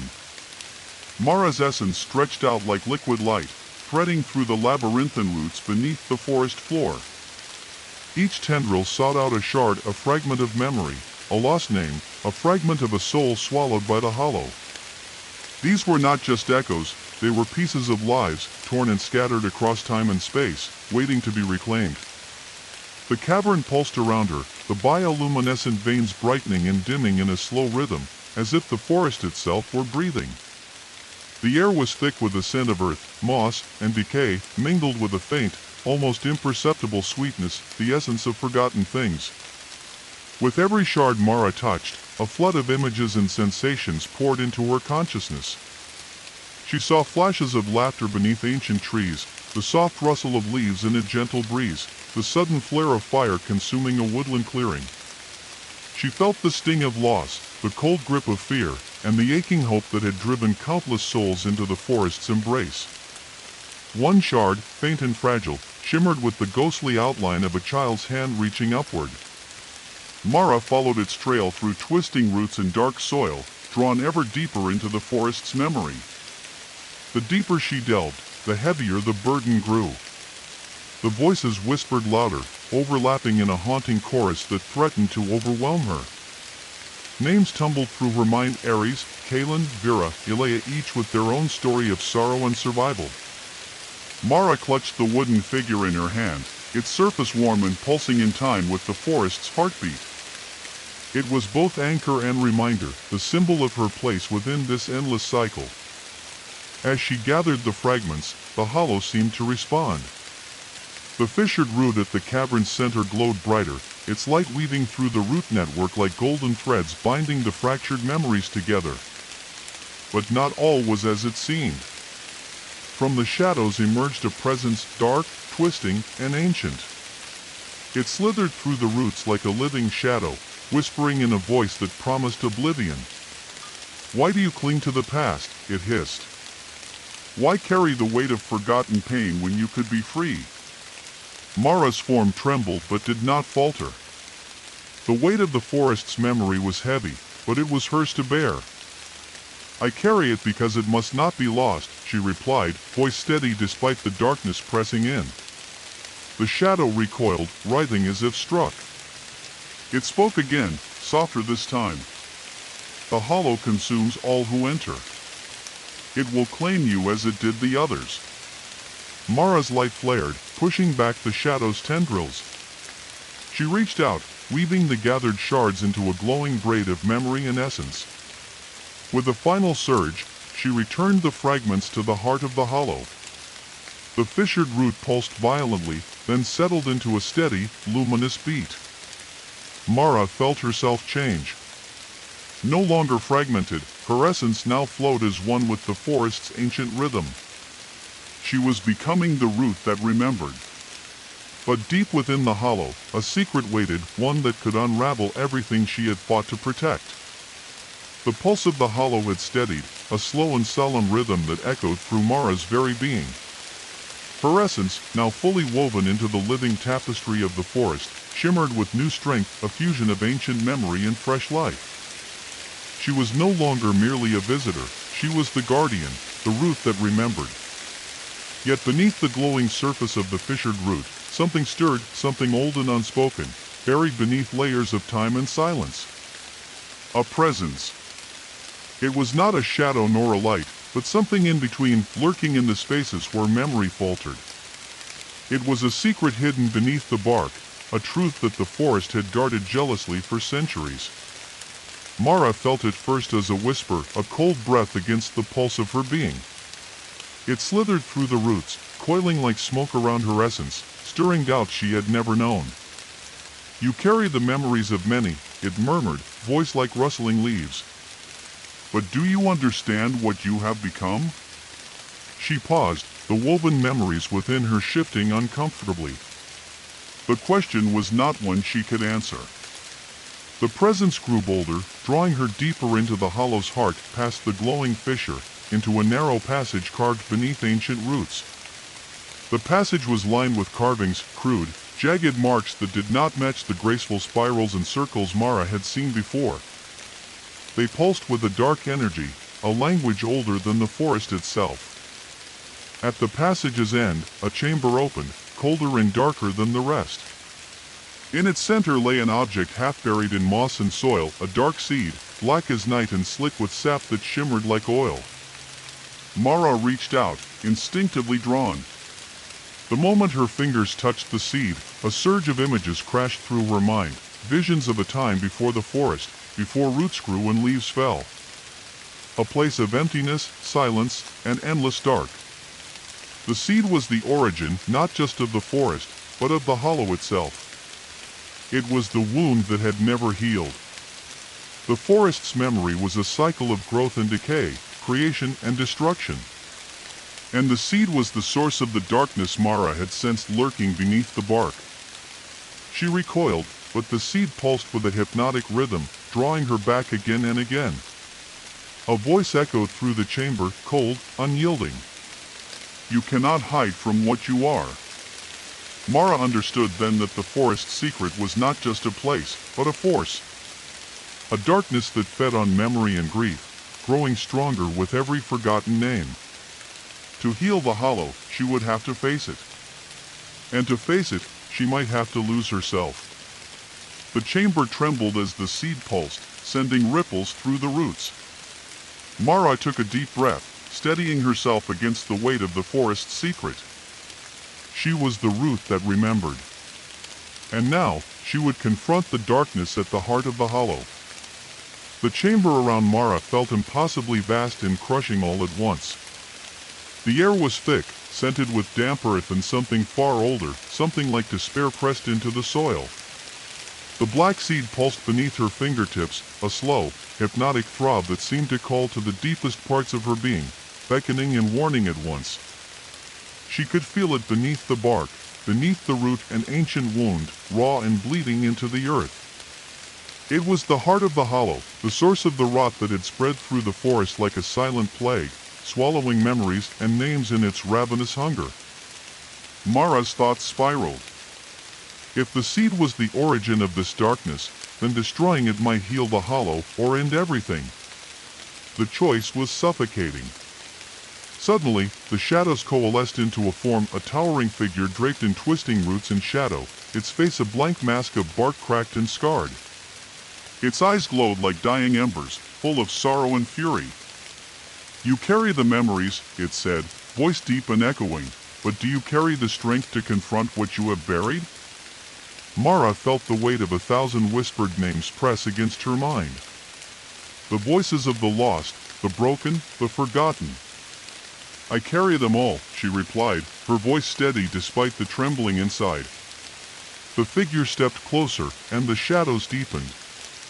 The pulsing of the seed quickened, like a heartbeat racing toward collapse. "You must face the darkness," it said. "Only by embracing it can the hollow be sealed." A sudden surge of cold swept through Mara's essence. The forest whispered warnings and promises, pain and redemption tangled in one breathless moment. Her form began to dissolve into tendrils of light and shadow, pulled toward the seed. The darkness wasn't just around her, it was within her. Memories flashed, screams swallowed by silence, faces lost to shadow, a forest consumed from within. She realized then the cost of becoming the root that remembers. To heal the hollow, she must surrender herself completely, become both light and shadow, memory and oblivion. Her fingers closed around the seed. It pulsed once, then exploded in a wave of blinding light and crushing darkness. Mara was consumed. The forest held its breath. The explosion of light and darkness engulfed Mara entirely, a tempest of sensation that shattered the boundaries of her being. Time lost meaning, moments stretched into eternity, and then collapsed into singular instants of pure existence. She was no longer Mara. Not in the way she had been. Not fully. Her essence had fragmented and dispersed, scattering like leaves on a storm. Yet, simultaneously, she was everywhere, in every root, every glimmering leaf, every whispering wind that stirred the ancient forest.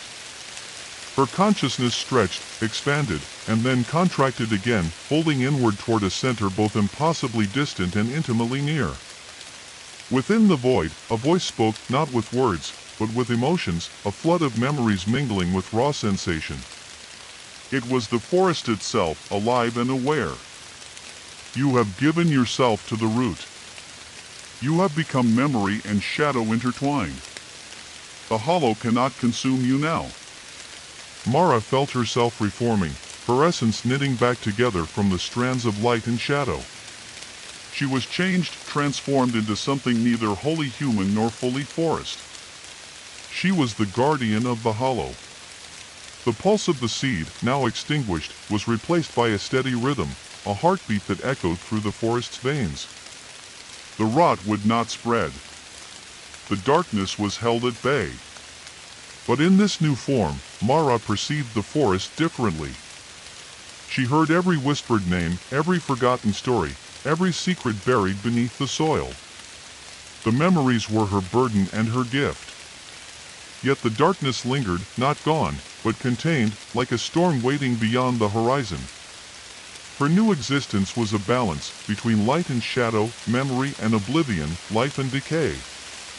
She was no longer a person lost in grief. She was the root that remembered. And the forest was alive with her. The forest exhaled softly around Mara, a breath long held and finally released.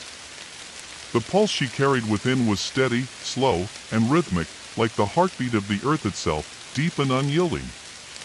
Her senses expanded beyond the physical, weaving into the fabric of the woods, every leaf, every root, every whispering breeze part of her awareness. She drifted through the darkened canopy, feeling the hum of life mingled with the lingering shadows of decay. Though the seed's darkness had been quelled, its memory remained embedded like a scar on the forest's soul, a reminder of the fragile balance between growth and rot. Mara's essence flowed along the veins of ancient trees, tracing the patterns of long-forgotten roots that stretched for miles beneath the soil.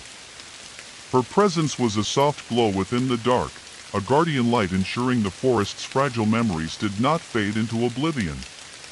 But the transformation came at a cost.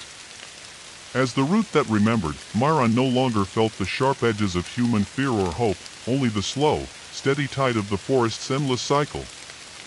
Her grief had become something larger, something eternal, part of the forest's whispered songs and silent prayers. The night around her pulsed with life and quiet menace. Somewhere in the distance, a branch snapped, a faint rustle stirring the still air. Mara turned her awareness toward it, feeling the weight of countless eyes watching through the shadows. The forest was alive with watchers, spirits of the lost and forgotten, tied to her by threads of memory. They moved silently through the trees, guardians and echoes both, bound to the root that remembered. A sudden wind swept through the branches, carrying a whisper. "Remember us." Mara reached deep into the forest's memory, sending out tendrils of light to gather the stories that had been swallowed by time, tales of joy and sorrow, love and loss, fear and courage. She was the voice of the forgotten, the keeper of names. And though the darkness still waited beyond the edge, held back by the fragile seal she now embodied, Mara knew her vigil would never end. For the forest remembered. And so must she. Mara moved like a pulse within the forest's vast and tangled veins, her presence weaving seamlessly through roots and soil, bark and leaf.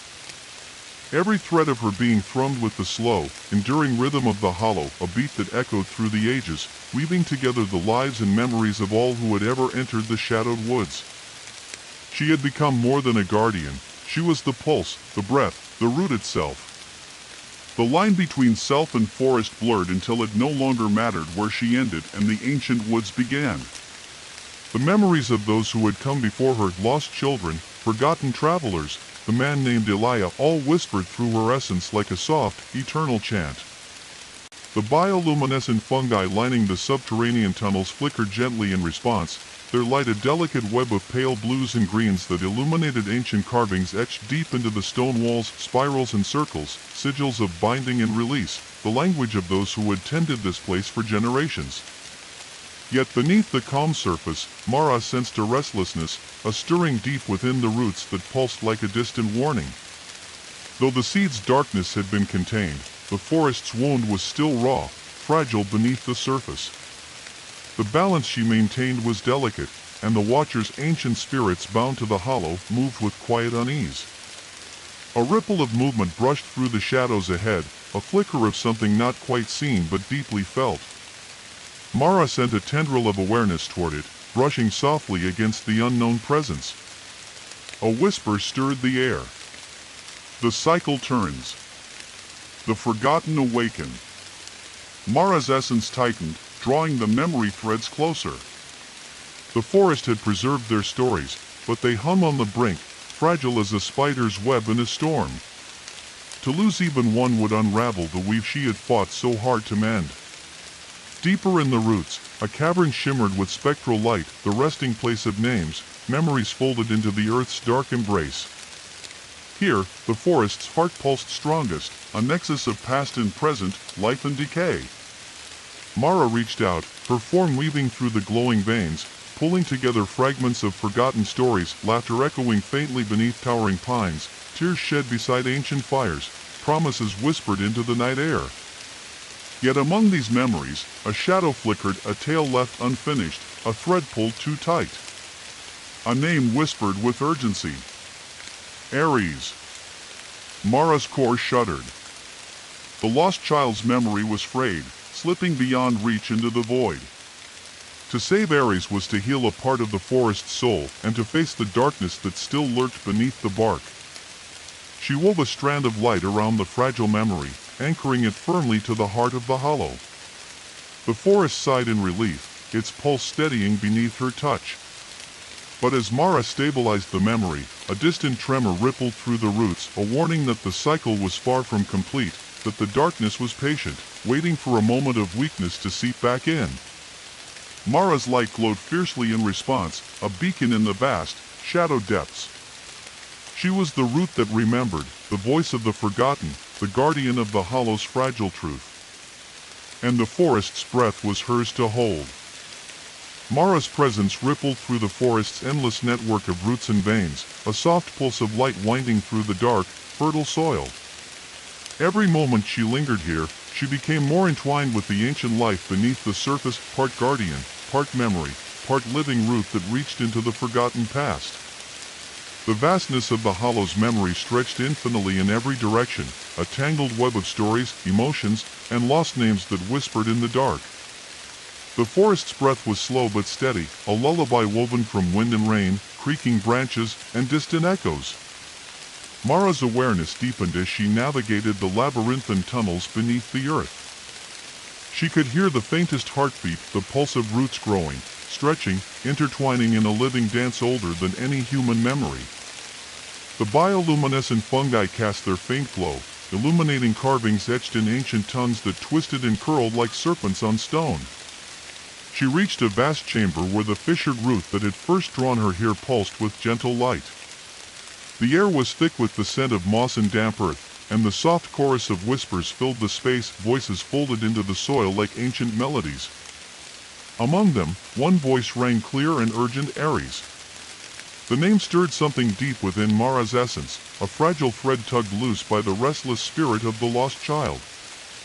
Mara reached out with tendrils of light to cradle the fading memory, weaving it back into the fabric of the forest's soul. But as she held Aries' memory close, the shadows around the chamber shifted. A chill swept through the roots, carrying the scent of smoke and ash. From the darkness emerged figures, twisted shapes formed from gnarled bark and tangled vines, faces etched with sorrow and rage. The Watchers of the Hollow, once silent guardians, now moved with restless energy, their eyes glowing faintly in the gloom. They surrounded Mara, their whispers rising to a crescendo, a chorus of warning and plea. The Hollow breathes unrest. The cycle turns anew. Mara's light flared, steady and resolute. I am the root that remembers, she declared. The voice of the forgotten.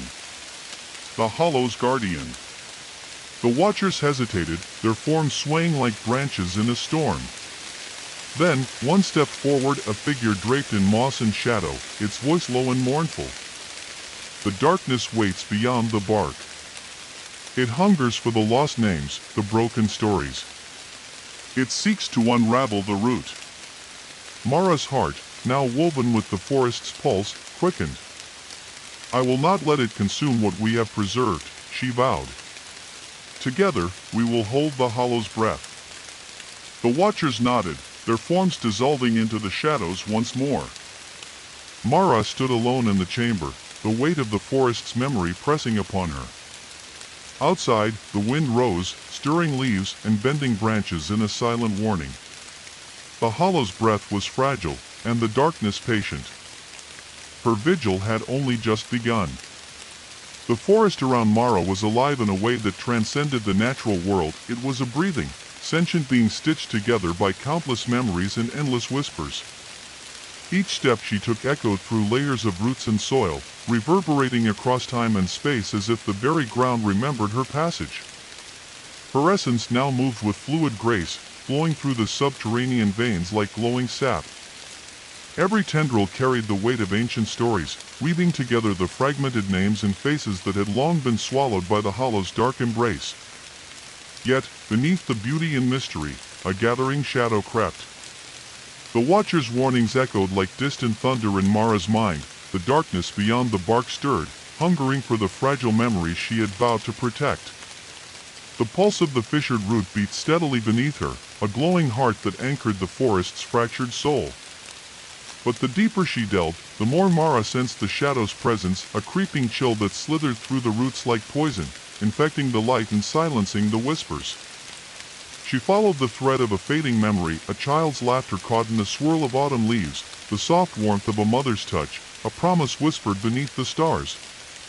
The memory led her to a cavern deep beneath the earth, its walls slick with dark sap and etched with ancient symbols that pulsed faintly with unseen power. In the center lay a pool of black water, still and unnerving, reflecting a sky she could not see. Mara approached cautiously, her essence mingling with the shadowed air. From the depths of the pool, a voice emerged, low, cold, and laced with an ancient hunger. You carry the root of memory, but can you withstand the weight of oblivion? Mara felt the shadows pressing close, tendrils reaching out to entangle her light. She reached within herself, drawing strength from the countless memories woven into her being. I carry the light of those who came before, she replied, voice steady despite the encroaching darkness. And I will not let it fade. The water shimmered, revealing faces twisted in sorrow and rage, lost souls consumed by the hollow's hunger, forever trapped between light and shadow. Mara's heart ached with the weight of their torment. But she was no longer alone. The watchers rose from the shadows, their forms steady and resolute. Together, they encircled the pool, their voices rising in an ancient chant that wove light into the darkness. The shadows recoiled, writhing like smoke caught in a gale. Mara felt the forest's breath steady, the pulse of the root growing stronger. Yet she knew this battle was far from over. The hollow's darkness was patient, and the shadows would gather again. The cavern beneath the forest pulsed with a strange life, the air thick with a scent both earthy and otherworldly, a mingling of damp moss, decaying leaves, and something ancient, something that whispered secrets just beyond hearing. Mara stood at the edge of the black pool, its surface still and dark like a void, reflecting no light but instead absorbing it, pulling the shadows inward with an almost sentient hunger. The watchers formed a protective circle around her, their forms shimmering between bark and shadow. Their whispered chants wove through the air, a delicate yet unbreakable web of sound that shimmered with the weight of countless forgotten memories.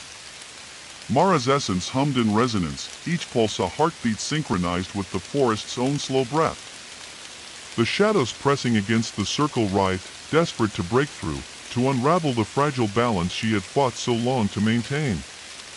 Suddenly, the surface of the pool rippled violently, distorting the reflection and sending waves of cold that reached into Mara's very core. From the depths, a shape began to form, nebulous and shifting, half seen and half imagined. It rose slowly, dragging the darkness with it like a cloak. The watchers' chants grew louder, a crescendo that echoed like thunder in the cavern. The entity surfaced, a colossal figure wreathed in tendrils of shadow and roots, its eyes burning with a cold, unyielding fire. It was the Warden of Oblivion, the ancient force that fed on the hollow's forgotten memories, the darkness that Mara had sensed since her first descent into the forest's heart. Its voice was a rumble that shook the stones. You cling to memories like a dying ember. But all light must fade. All names will be lost. Mara's form blazed with light, the memories she carried flowing through her like rivers of gold and emerald. She stretched her essence wide, weaving the threads of forgotten stories into a radiant tapestry that shimmered with life. You may hunger for oblivion, she said, her voice firm despite the weight of despair pressing against her, but I am the root that remembers. And as long as I stand, the forest will not forget. The Warden roared, a sound that split the air like a crack of thunder, and surged forward, tendrils reaching to consume Mara's light. But the watchers surged too, their forms flowing into the fray, weaving shields of bark and shadow, binding the Warden's grasp and slowing its advance. Mara felt herself pulled between forces of light and darkness, the battle raging not just in the cavern but within her very soul. The forest trembled. The hollow held its breath. And in that moment, Mara understood the true cost of her transformation. To protect the memory of the lost, she must become both light and shadow, bearer of joy and sorrow, guardian and sacrifice. The battle for the hollow was far from over. But she would not yield. The cavern shook with the fury of ancient forces clashing in the dark. Shadows writhed and twisted like serpents, struggling to choke the light that Mara wove around herself. The Warden of Oblivion loomed above her, its eyes blazing with a cold fire that threatened to consume everything she had become. But Mara stood firm, her essence pulsing with the memories of countless lost souls, the whispers of children who once ran beneath the canopy, the laughter of those now only echoes, the touch of those long vanished into the soil. She was the root that remembered, a living bridge between the past and the present. Around her, the watchers swirled, their voices rising in a mournful chorus that spoke of sacrifice, hope, and unyielding endurance. Their forms shimmered between bark and shadow, weaving a protective lattice that slowed the Warden's advance. The Warden roared, a sound like the tearing of the earth itself, and reached toward Mara with tendrils thick as ancient roots. But she met each with light golden, fierce, and alive, and pushed back the darkness, strand by glowing strand. Inside Mara, a storm raged. The darkness and light fought for dominion, tearing at her essence, threatening to sunder her into oblivion or consume her completely. But she held fast, drawing strength from the forest's endless memory, from the names and stories woven into her being. With a final, defiant surge, Mara stretched forth her light, entwining it with the deepest roots of the hollow. The watchers joined her, their voices rising into a crescendo that shook the cavern and echoed far beyond the forest's edge. The Warden screamed, a sound like the breaking of worlds, and recoiled, its form unraveling like smoke caught in a fierce wind. The darkness shattered, fragments scattering into the earth where the light consumed them, sealing the hollows wound once more. Exhausted, Mara's form flickered like a dying flame, her essence stretched thin but unbroken. The watchers gathered close, their voices softening into a gentle lullaby. The forest exhaled, the pulse of the hollow steady and calm once again. Mara understood now the truth she had sought, being the root that remembered was not just about preserving memory but accepting the pain and darkness entwined with it. It was a sacrifice, an eternal vigil against forgetting. As dawn's first light filtered through the canopy above, the forest whispered its gratitude. The hollow was sealed, but the cycle would continue, as it always did. Mara's essence settled into the roots, a quiet guardian watching over the forest's endless breath. She was the root. She was the memory. She was the forest. And the forest would remember. The first light of dawn filtered softly through the thick canopy, casting fragile shards of gold across the forest floor.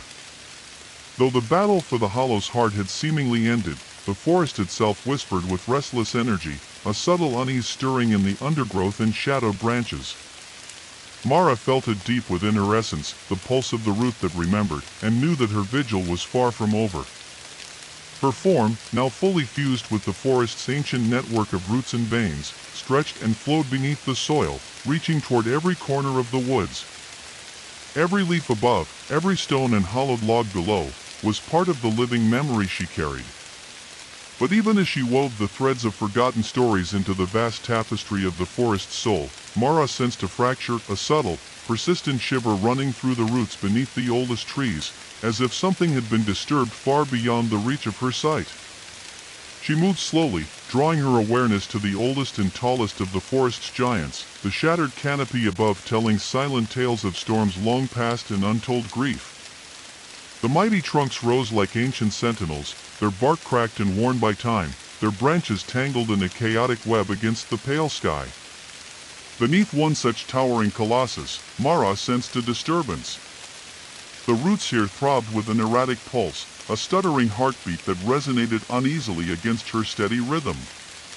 She traced the energy downward, her essence threading carefully through a maze of soil and stone until she came upon a fissure, a yawning crack in the earth, narrow yet impossibly deep, its edges slick with damp moss and dark sap. From this fissure came a faint but unmistakable vibration, the echo of a presence, something old, wounded, and awakening.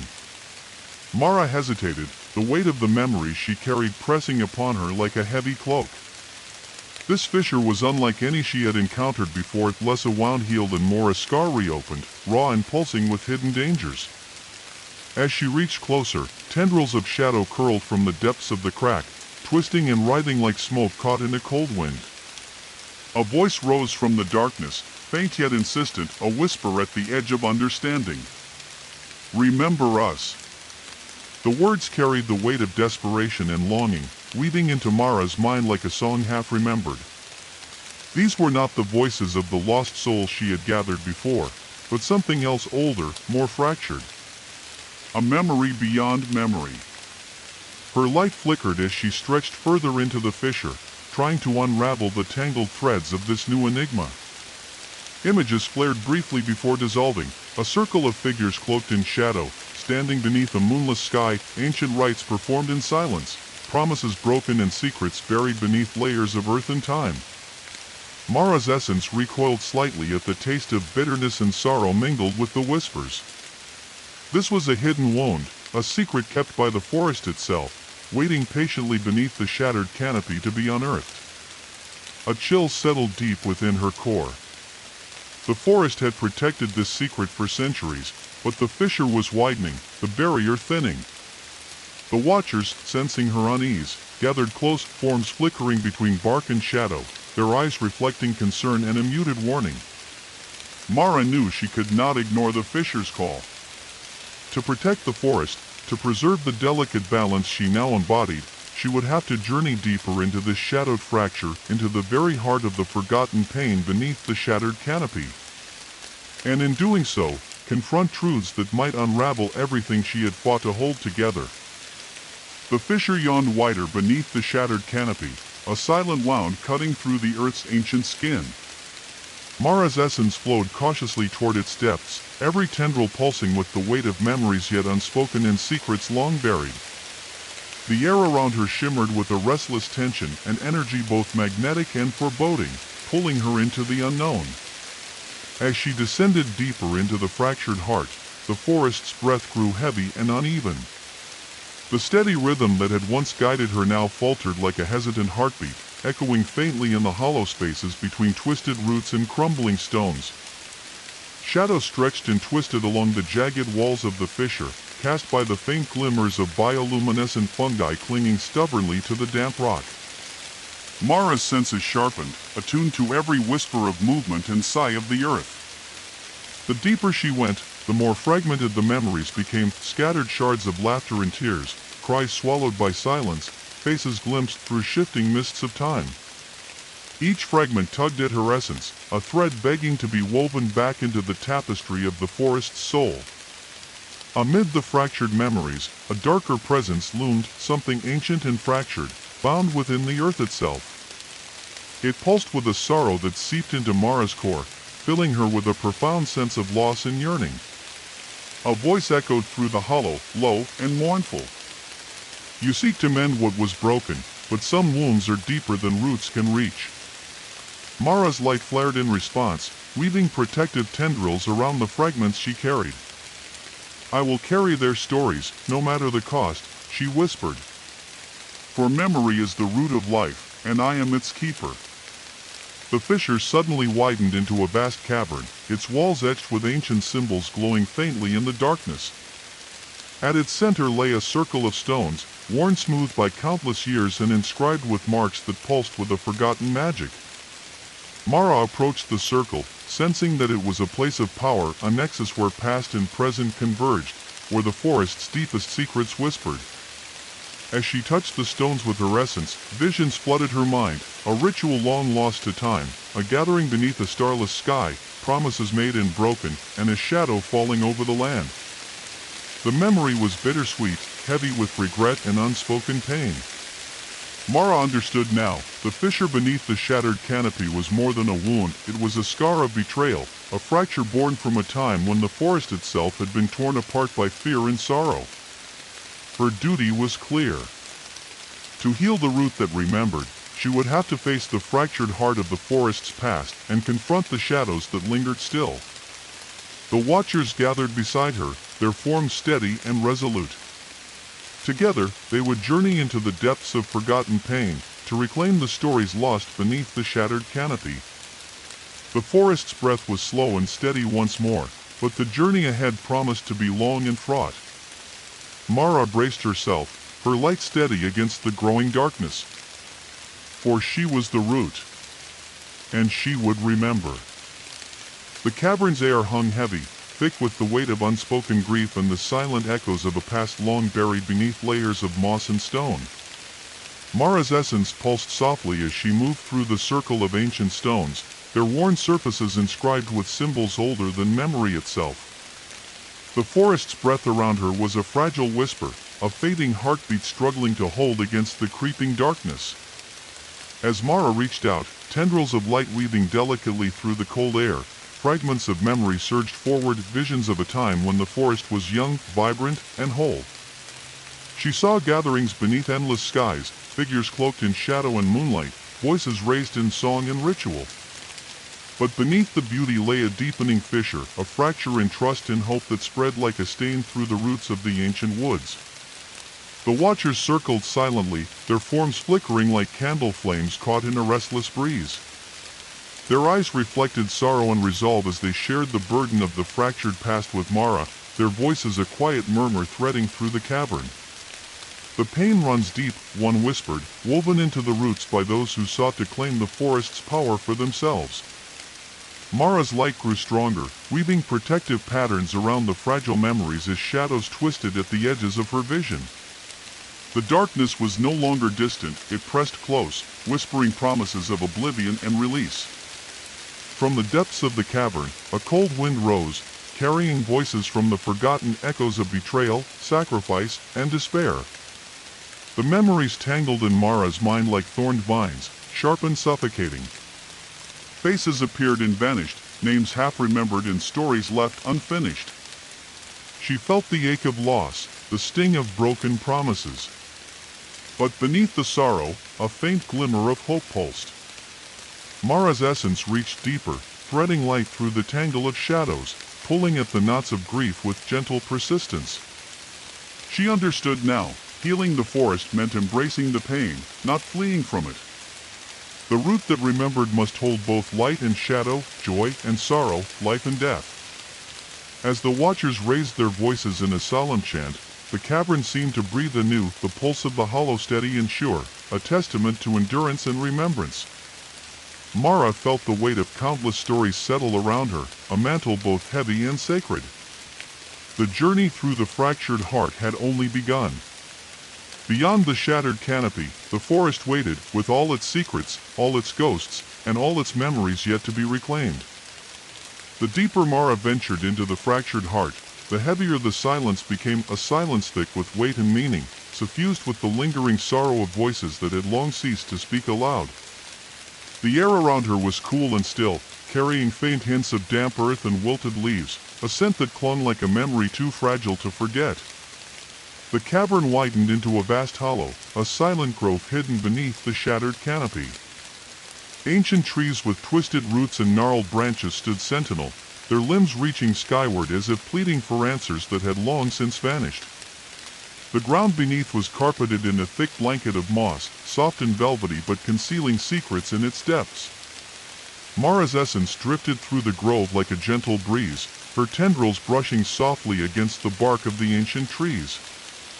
Each one pulsed faintly with memory, fragments of lives entwined with the forest's history, stories of joy and pain woven into every knot and scar.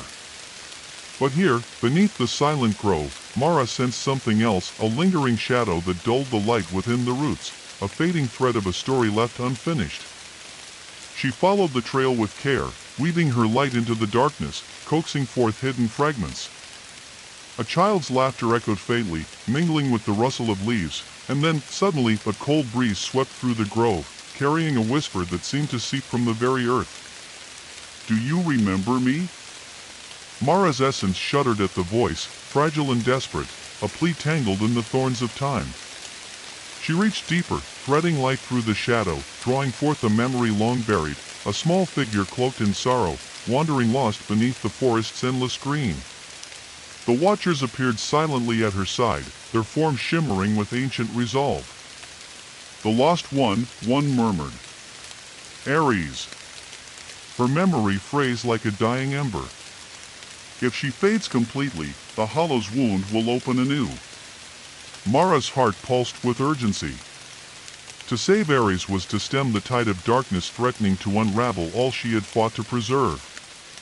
She wove a gentle net of light, cradling the fragile memory, anchoring it firmly within the roots of the silent grove.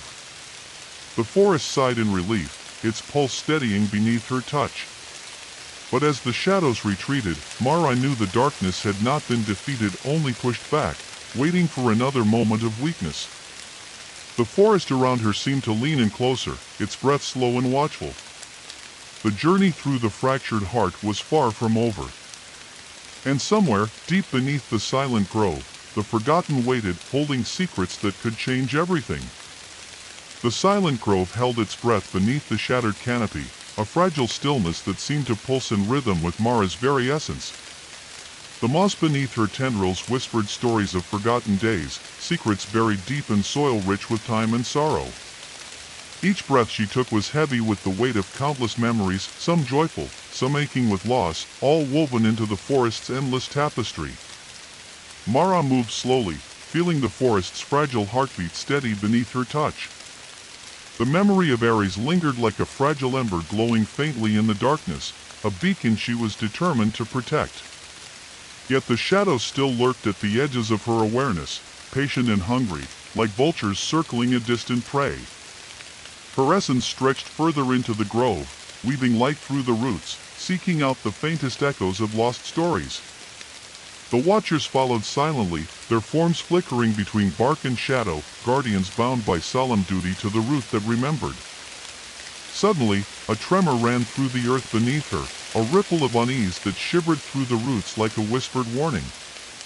The fissure beneath the shattered canopy pulsed with a slow, steady rhythm different from the forest's gentle breath, more urgent, more deliberate.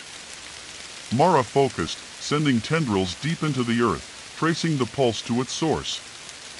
There, nestled in a hollow twisted by time and shadow, she found it, a stone altar, cracked and weathered, etched with symbols that glowed faintly in the dim light. The altar was old, older than the forest itself, a relic of rites long forgotten but never fully buried. As she reached out to touch the altar with her essence, a vision washed over her, a circle of cloaked figures standing beneath a moonless sky, hands raised in silent invocation. The air shimmered with the scent of smoke and old magic, thick with promises made and broken, sacrifices whispered in the dark. The watchers stirred, their voices low and reverent as they shared the memory, their forms glowing softly with the light of remembrance. Mara understood then that the fractured heart of the forest was more than a wound, it was a nexus of power and pain, a place where past and present converged in an endless dance of light and shadow. To heal the hollow, she would have to confront not only the darkness lurking in the roots but the echoes of ancient choices etched into stone and soul. Her light flared, steady and fierce, a beacon in the encroaching gloom. The forest's breath slowed to a hush, waiting for what would come next. For Mara was the root that remembered. And the heart's echo was calling. The cold stone altar stood like a silent sentinel in the heart of the cavern, its surface etched with sigils that seemed to pulse faintly beneath Mara's touch. The ancient magic woven into the stone was palpable, a tension hanging in the air as if the forest itself held its breath, waiting for the story to unfold.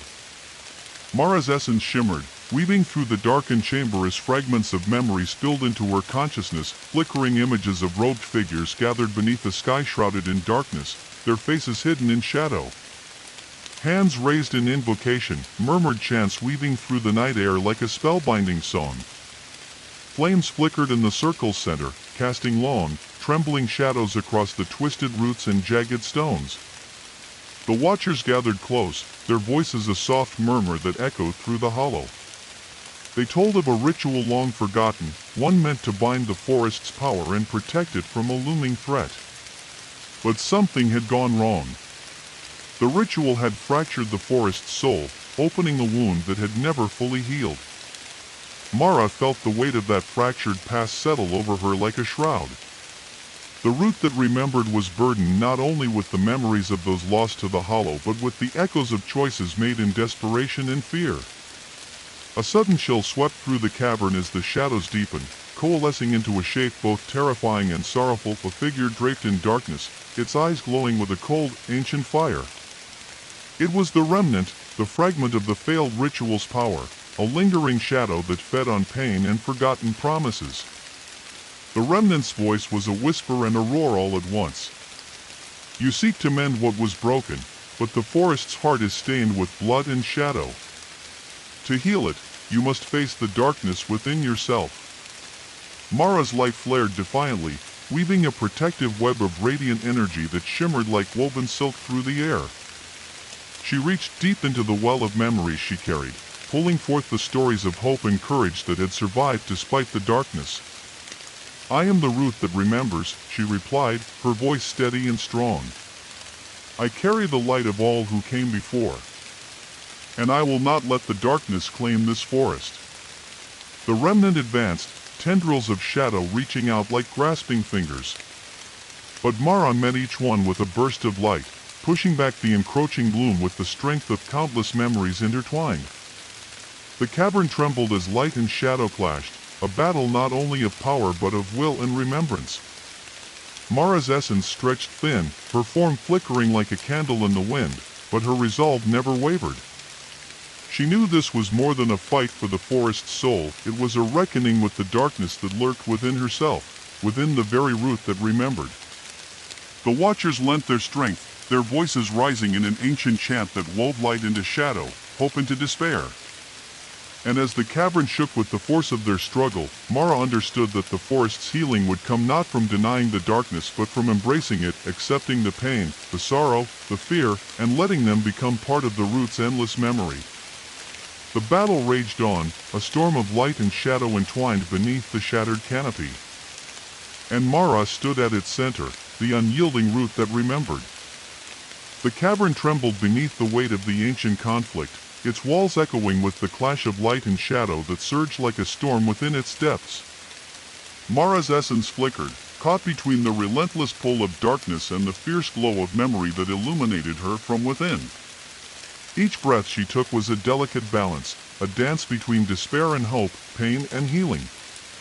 The remnant loomed, a shifting mass of shadow and sorrow, its tendrils reaching outward like the roots of a withering tree seeking to consume the last flickers of life.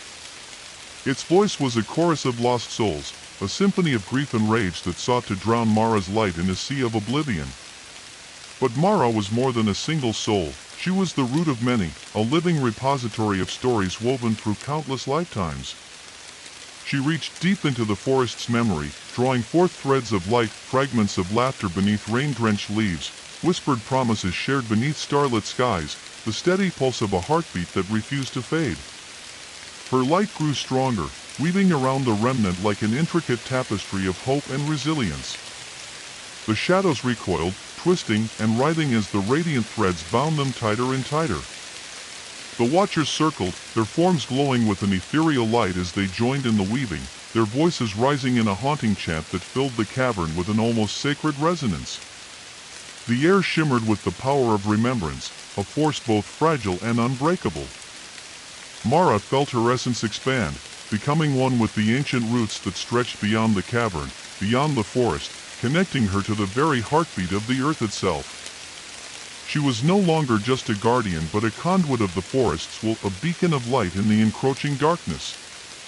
The remnant's form faltered, shadows unraveling under the weight of the weaving. Its anguished cry echoed through the hollow, a final, fading lament as the light consumed it, sealing the wound that had bled for centuries. As silence settled over the cavern, Mara's light softened into a gentle glow, pulsing steadily like the breath of the forest. The watchers gathered close, their forms shimmering with quiet reverence. Mara understood that healing was not an end but a beginning, a constant weaving of light and shadow, memory and loss, life and decay. The root that remembered was a living thing, forever entwined with the delicate balance of the forest's soul. Above, the shattered canopy rustled softly in the breeze, the first light of dawn filtering through the leaves like a promise renewed. Mara's essence flowed back into the roots, a steady pulse guarding the fragile breath of the hollow. The forest remembered. And so would she. With the cavern now silent, and the remnant of darkness woven into a fading memory, Mara's essence flowed back through the roots like a gentle tide returning to the shore. The forest sighed, a sound like the exhale of centuries, resonating softly through the towering trees and tangled undergrowth. The shattered canopy above seemed to breathe with newfound life, sunlight breaking through fractured branches, casting warm, dappled patterns on the mossy floor below. Yet, beneath this fragile calm, Mara felt the faintest tremors stirring deep within the soil. It was not the echo of old wounds but the whisper of something new and emergence, a subtle shift in the balance she had so painstakingly restored. Her tendrils stretched out with cautious curiosity, weaving through the earth, threading light into the tangled web of roots. There was a pulse, a heartbeat unlike any she had known, slow and steady, but marked with an unfamiliar cadence. It hummed beneath the older, steadier rhythms of the forest, a secret heartbeat calling from far beneath the surface. Mara followed the pulse deeper, past roots older than memory, beneath soil rich with ancient decay and new growth. The watchers flitted close, their bark-formed faces reflecting her concern and wonder, silent companions in this unfolding mystery. The journey led her to a small hollow nestled under a fallen tree, a place untouched by shadow, yet strangely vibrant. From within the hollow sprouted a delicate shoot, its tiny leaves glistening with dew despite the deep shade. This was a new root, fresh and tentative, weaving itself into the great network. But Mara sensed more, a presence near the shoot, faint and flickering like a candle's last flame. She reached out gently, her light enveloping the fragile sprout, sensing the life force intertwined with it. There, hidden beneath the surface, was a spark, an echo of something ancient and alive, waiting to awaken. Suddenly, the air shifted, the forest's breath quickening as if holding itself on the edge of discovery. The watchers gathered close, their forms shimmering with anticipation and quiet caution. Mara realized that the hollow was not only a place of remembrance but a crucible for renewal. The cycle she guarded was turning once more, ushering in a new chapter written in light and shadow. Yet, with renewal came risk. The delicate balance was fragile, and the new root's emergence could awaken forces still lurking in the depths, forces that had waited patiently through ages of silence. Mara's pulse steadied, her resolve sharpening. She was the root that remembered, the guardian of both past and future. To protect this fragile dawn, she would have to embrace the unknown, to walk the path between light and darkness once again. As the new shoot reached upward, breaking through the decay, Mara whispered into the forest's breath. "We remember. We grow. We endure." And the forest answered in kind, a quiet murmur of leaves, the rustle of awakening life beneath the shattered canopy. The dawn's gentle light filtered through the canopy, touching every leaf and blade of grass with a fragile warmth that seemed almost sacred after the long nights beneath the shattered trees. Mara's essence flowed with it, delicate and vibrant, a thread of golden light weaving through the dense web of roots and soil beneath the forest floor. The pulse of the hollow had steadied, yet beneath the surface, an undercurrent of tension rippled like a barely heard heartbeat, something ancient, something awakening. Mara followed this subtle vibration deep into the earth, her senses attuned to the delicate dance between growth and decay. The new shoot she had found earlier was now accompanied by a cluster of tiny saplings, their leaves trembling as though caught in an unseen breeze. It was a sign the forest was healing, but healing was never simple. Every new beginning carried with it the shadows of the past. The watchers accompanied her, silent and watchful. Their bark-clad forms shimmered in the soft light, eyes glimmering with ancient wisdom and quiet vigilance. They were the forest's memory keepers, its sentinels against the creeping darkness that sought to unbalance the fragile harmony. As Mara moved, a faint sound reached her, a soft, rhythmic tapping, like fingernails on bark, or footsteps echoing just beyond the veil of perception. It was subtle, almost indistinguishable from the forest's usual chorus of rustling leaves and distant bird calls. But to Mara, it was a disturbance, a whisper that hinted at a presence not wholly part of the natural world. She paused, her light dimming to a gentle glow as she listened. The tapping grew more insistent, shifting rhythmically, as if trying to communicate. The watchers stiffened, their forms flickering like shadows caught in sunlight. Mara extended a tendril of light toward the source, threading it carefully through the dense underbrush. The rhythm became clearer, a pattern emerging, a message encrypted in sound. Her mind reached out, weaving through the forest's memory, seeking a connection. Suddenly, a figure emerged from the shadows, a silhouette half hidden among the ancient trees, cloaked in moss and leaf litter, eyes glowing faintly with a spectral light. Mara's heart pulsed with recognition and cautious hope. The figure stepped forward, its form shifting like mist caught in the morning sun. "I am the keeper of forgotten paths," the voice whispered, soft and haunting. "I have watched as the forest healed, but the shadows linger. The root you tend is vital, but not alone. There are others, fragments of the forest's soul scattered like seeds upon the wind." Mara's light pulsed steadily, weaving around the keeper with threads of understanding and trust. "What must I do?" she asked, voice steady but tinged with the weight of her burden. The keeper's eyes glimmered like stars fading at dawn. "You must seek the other roots. Only together can the forest truly renew. But beware, the shadows watch and wait, eager to unravel what you have mended." As the words settled, the forest seemed to hold its breath once more. Mara's resolve solidified like the oldest oak's heartwood. She was the root that remembered. And now, her journey had grown.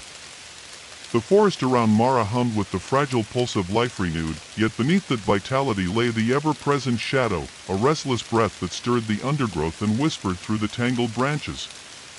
Mara felt it keenly, a prickling at the edges of her essence, a warning woven into the very soil beneath her.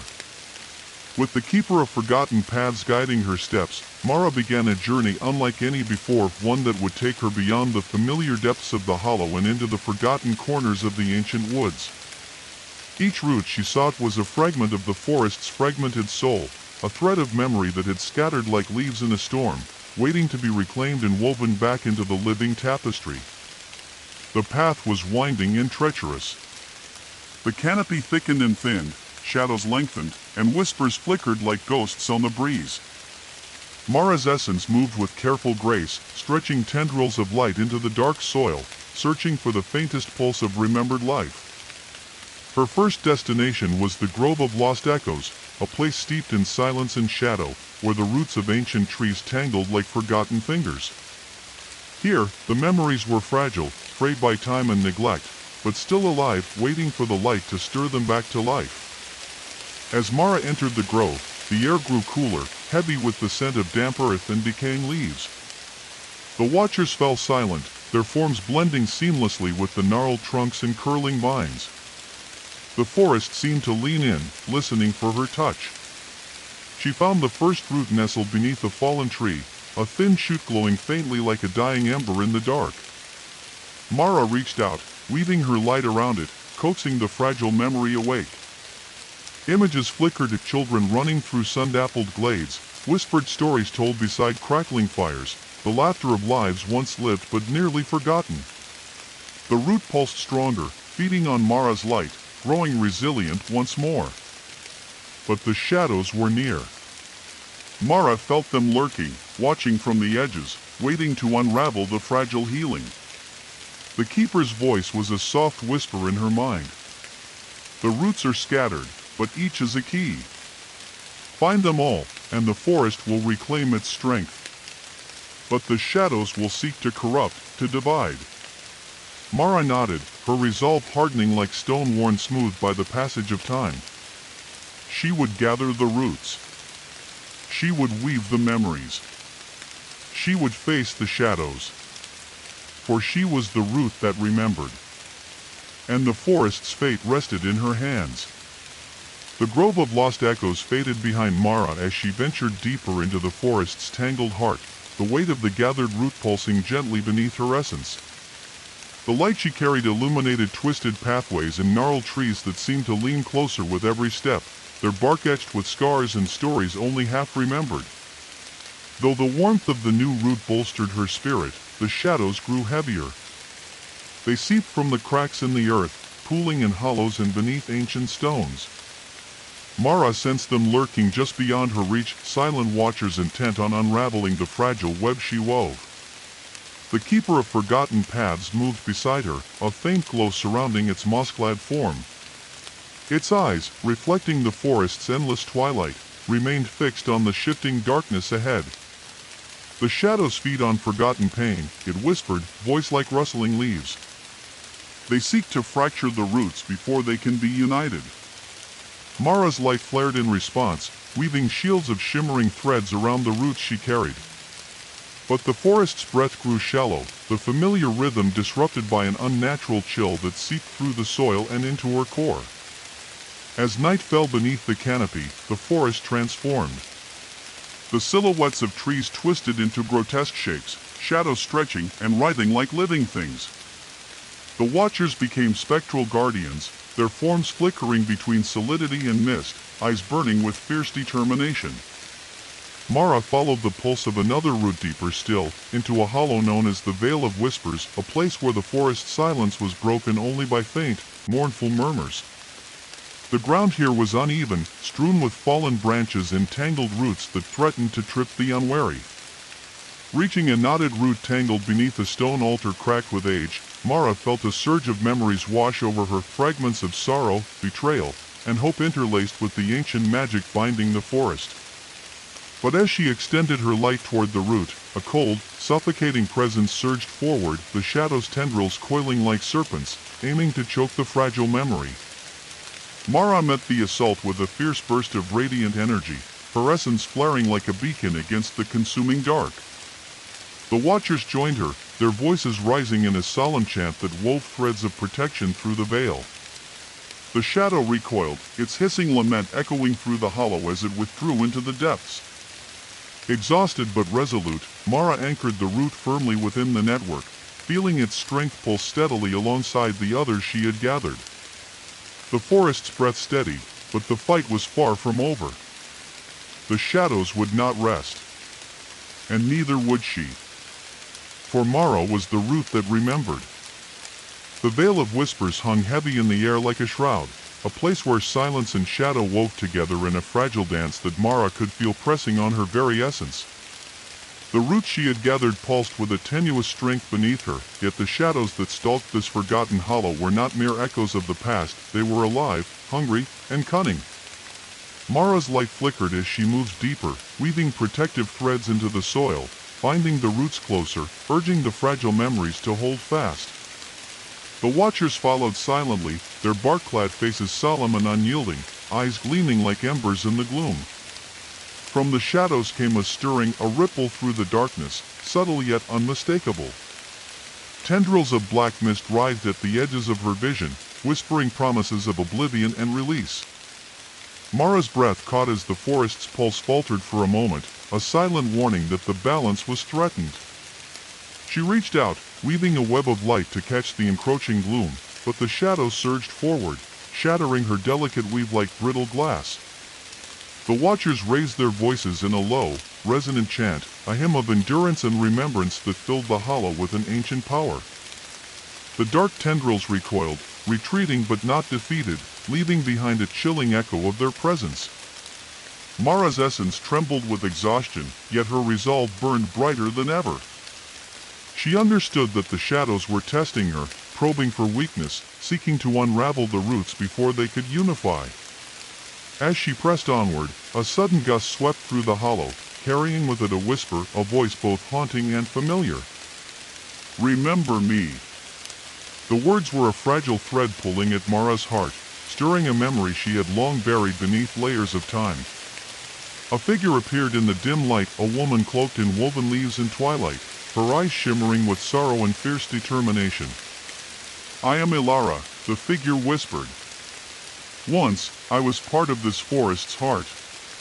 But betrayal severed my roots, and I was cast into shadow. Now, I seek to reclaim what was lost." Mara's light reached out, intertwining with Ilara's fading essence, weaving the broken fragments back into the growing web of life. "But beware," Ilara warned, her voice trembling.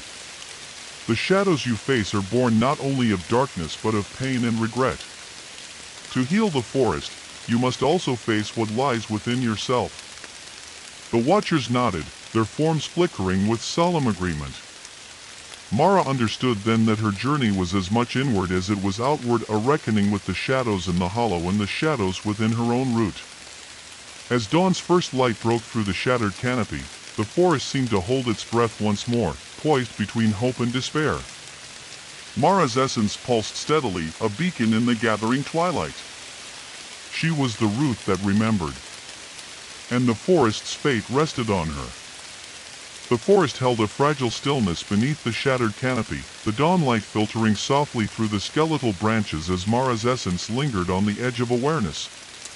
The whisper of Ilara's voice echoed faintly in her mind, a haunting reminder of the pain and betrayal woven deep within the hollow's heart. Mara drifted slowly, her light weaving gently through the roots she had gathered, each one humming with fragile life. But beneath the steady pulse, an undercurrent of tension lingered, a silent echo reverberating within the root that remembered. It was a shadow born not only of the forest's scars but of her own hidden fears and regrets. Her essence recoiled briefly, folding inward as memories flickered like fractured mirrors, visions of loss, choices made in desperation, moments of doubt that had never been voiced aloud. The root that remembered was not merely a guardian of stories but a vessel for every sorrow and joy ever breathed into the soil. Ilara's warning took form in the shifting shadows at the edge of Mara's consciousness, whispering of the darkness she must confront within herself if she hoped to heal the forest. With trembling resolve, Mara reached inward, threading light through the tangled memories, unraveling the knotted fears that clung like ivy. She felt the weight of loneliness, the sting of sacrifice, and the ache of uncertainty, all woven tightly into her being. Yet, beneath the despair, a faint glimmer of hope shone, a promise that even in the deepest darkness, life could find a way to grow.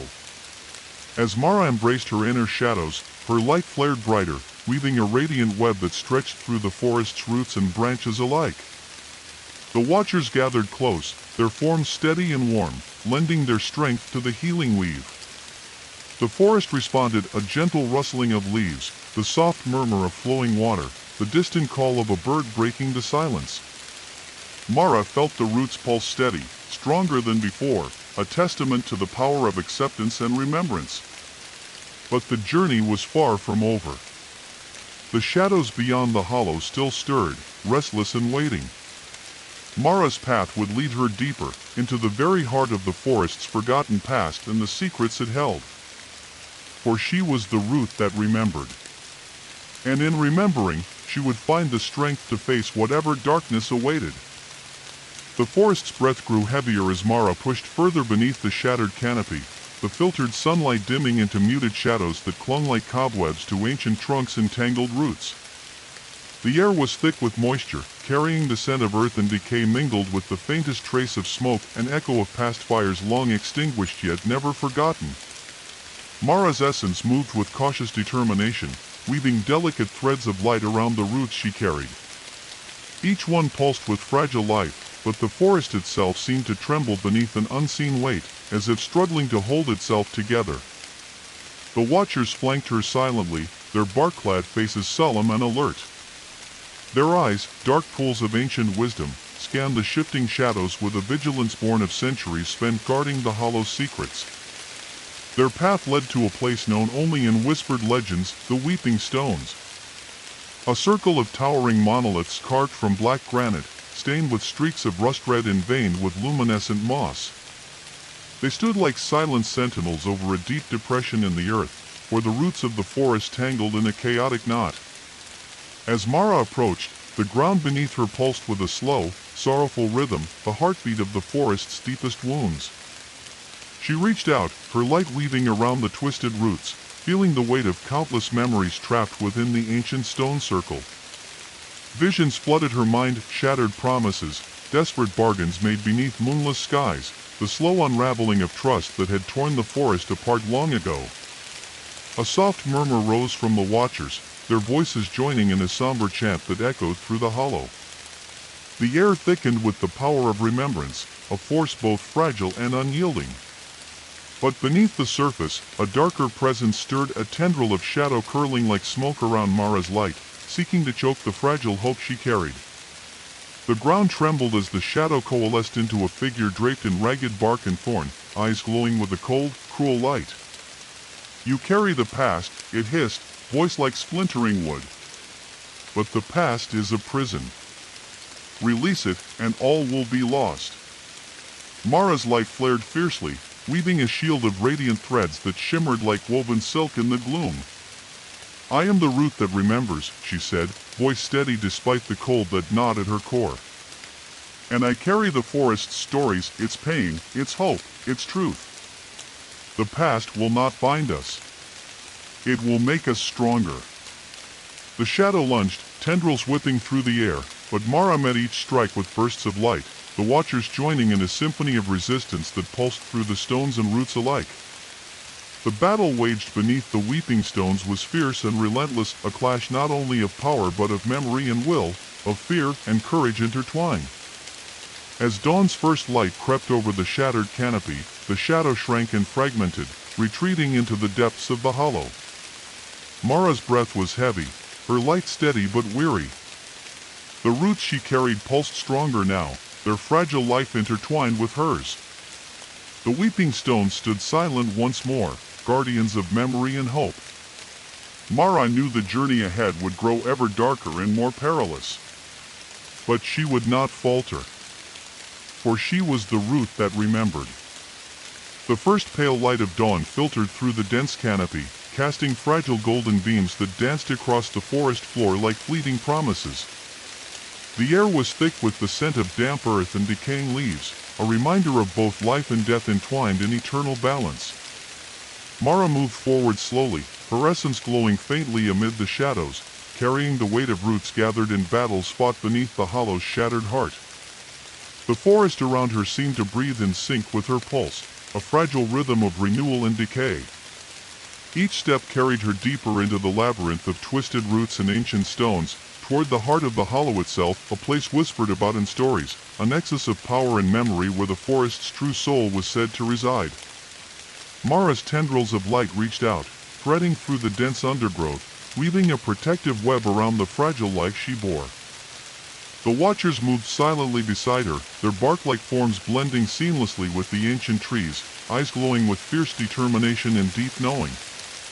As she approached a clearing marked by the roots of the oldest tree in the forest, its gnarled trunk scarred by time and shadow, the ground beneath her thrummed with an ancient power, steady and profound. This was the root from which all others flowed, the origin of the hollow's memory and strength. Mara knelt, her light pulsing in harmony with the tree's slow, steady heartbeat.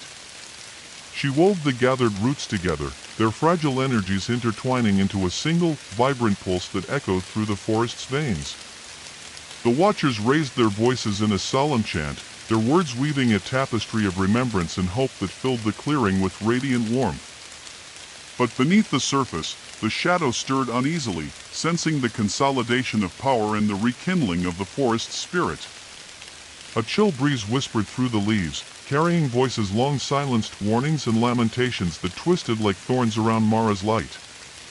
From the depths of the hollow, a dark shape emerged, a figure cloaked in shifting shadows, eyes glowing with cold fire. It was the embodiment of the forest's pain and regret, a remnant of broken promises and forgotten sacrifices. "You cannot bind the past to your will," it hissed, voice like cracking ice. "The hollow's heart is fractured beyond repair." Mara's light flared defiantly, weaving a radiant shield that shimmered like spun glass. "The root remembers," she said firmly. "And from memory grows strength. The past is not a chain but a foundation." The shadow lunged, tendrils of darkness reaching to snuff out the light, but Mara stood unwavering, the strength of countless stories flowing through her. The watchers surged forward, their voices rising in a powerful crescendo that pierced the gloom. The clash of light and shadow rippled through the hollow, shaking the very roots of the ancient tree. But Mara's resolve held fast, her light weaving ever brighter as the forest's heartbeat steadied in response. As the first true dawn broke over the shattered canopy, the shadow dissolved into mist, its threat retreating for now. Mara rose, breath steady but heart racing, the pulse of the hollow strong beneath her touch. She was the root that remembered. And the forest was beginning to heal. The forest breathed softly beneath the burgeoning light of a rising sun, the shattered canopy filtering the dawn into a delicate lattice of gold and shadow. Mara's essence pulsed gently, woven seamlessly into the vast network of roots and earth that stretched endlessly beneath her feet. Each tendril of light was a thread in the tapestry of the forest's history, a history both beautiful and marred by wounds that ran deeper than bark and soil. Her journey through the hollow had brought her to the oldest heart of the forest, a place where time seemed to fold back upon itself, where memories lingered thick in the air like morning mist. The roots here were ancient beyond measure, twisted and sprawling in labyrinthine veins beneath the earth, carrying stories etched into their very fibers. Mara's light flowed with reverence as she traced these veins, following the pulse of countless lives entwined across centuries. She felt the joy of young saplings stretching toward the sun, the sorrow of ancient trees felled by storms, the whispered secrets of creatures long vanished into legend. Each memory was a pulse of life and death, a vital rhythm that bound the forest together. Yet amid this weave of light and shadow, Mara sensed something deeper, an undercurrent of unrest threading through the veins, a murmur of something hidden and unresolved. Her tendrils moved cautiously, probing the dark soil, unraveling a tangle of forgotten stories tangled with raw, unhealed pain. The watchers moved silently beside her, their bark-like forms blending with the roots as they hummed in low, melodic tones an ancient song of protection and remembrance. Together, they uncovered a hidden chamber beneath the forest floor, a place sealed away by time and sorrow. Inside, Mara's light illuminated carvings etched into stone, depicting figures cloaked in shadow and light, guardians and betrayers, healers and destroyers, all bound in a cycle of sacrifice and renewal. The chamber thrummed with the echo of an ancient ritual, one meant to bind the forest's soul in harmony but torn asunder by fear and mistrust. Mara reached deep within herself, weaving her essence into the roots entwined around the chamber's heart. The watchers joined their voices, rising in a chorus that filled the space with warmth and power. The forest's veins pulsed stronger, memories once fractured now threading together in a fragile but radiant weave. But the shadows stirred still, uneasy in the light, whispering warnings of fractures yet unseen and dangers yet to come. Mara's resolve hardened. She was not only the root that remembered but the guardian who would face whatever darkness waited beyond the veil. The forest's breath quickened in anticipation, and Mara stepped forward, ready to delve deeper into the veins of memory and confront the shadows within. The deeper Mara ventured beneath the shattered canopy, the thicker the silence became, a silence that was not absence, but presence, a breath held in the lungs of the ancient forest, waiting, watching.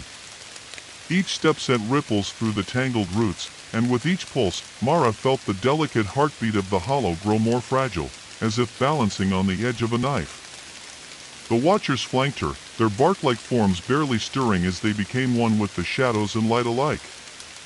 Their eyes, ancient and knowing, shimmered with faint phosphorescence, illuminating the path ahead, a labyrinthine network of roots and stones woven into the forest's darkened underbelly. Mara's essence extended, threading ribbons of light through the earth's veins, reaching for fragments of memory that fluttered like moths trapped between worlds.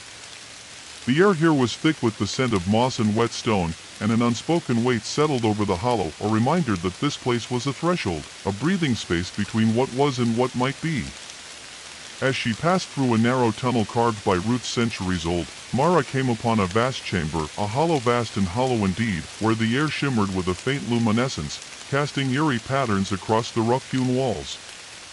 Stalactites dripped slowly, each drop echoing like a distant heartbeat in the cavernous silence.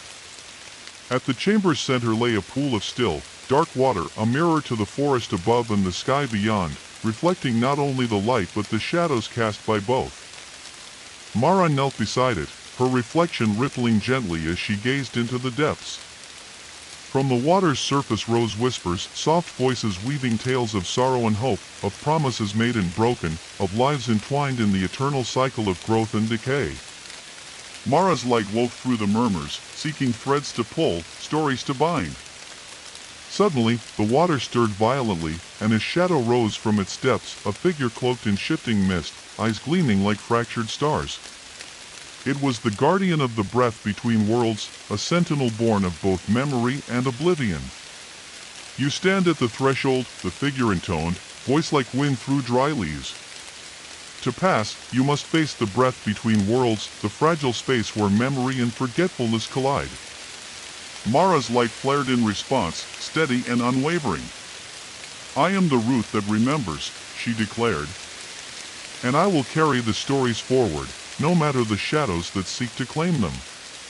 The Guardian's form shimmered, rippling like a disturbed reflection, and then it vanished into mist, leaving behind a silence charged with potential. Mara rose, feeling the weight of the forest's breath settling around her like a cloak.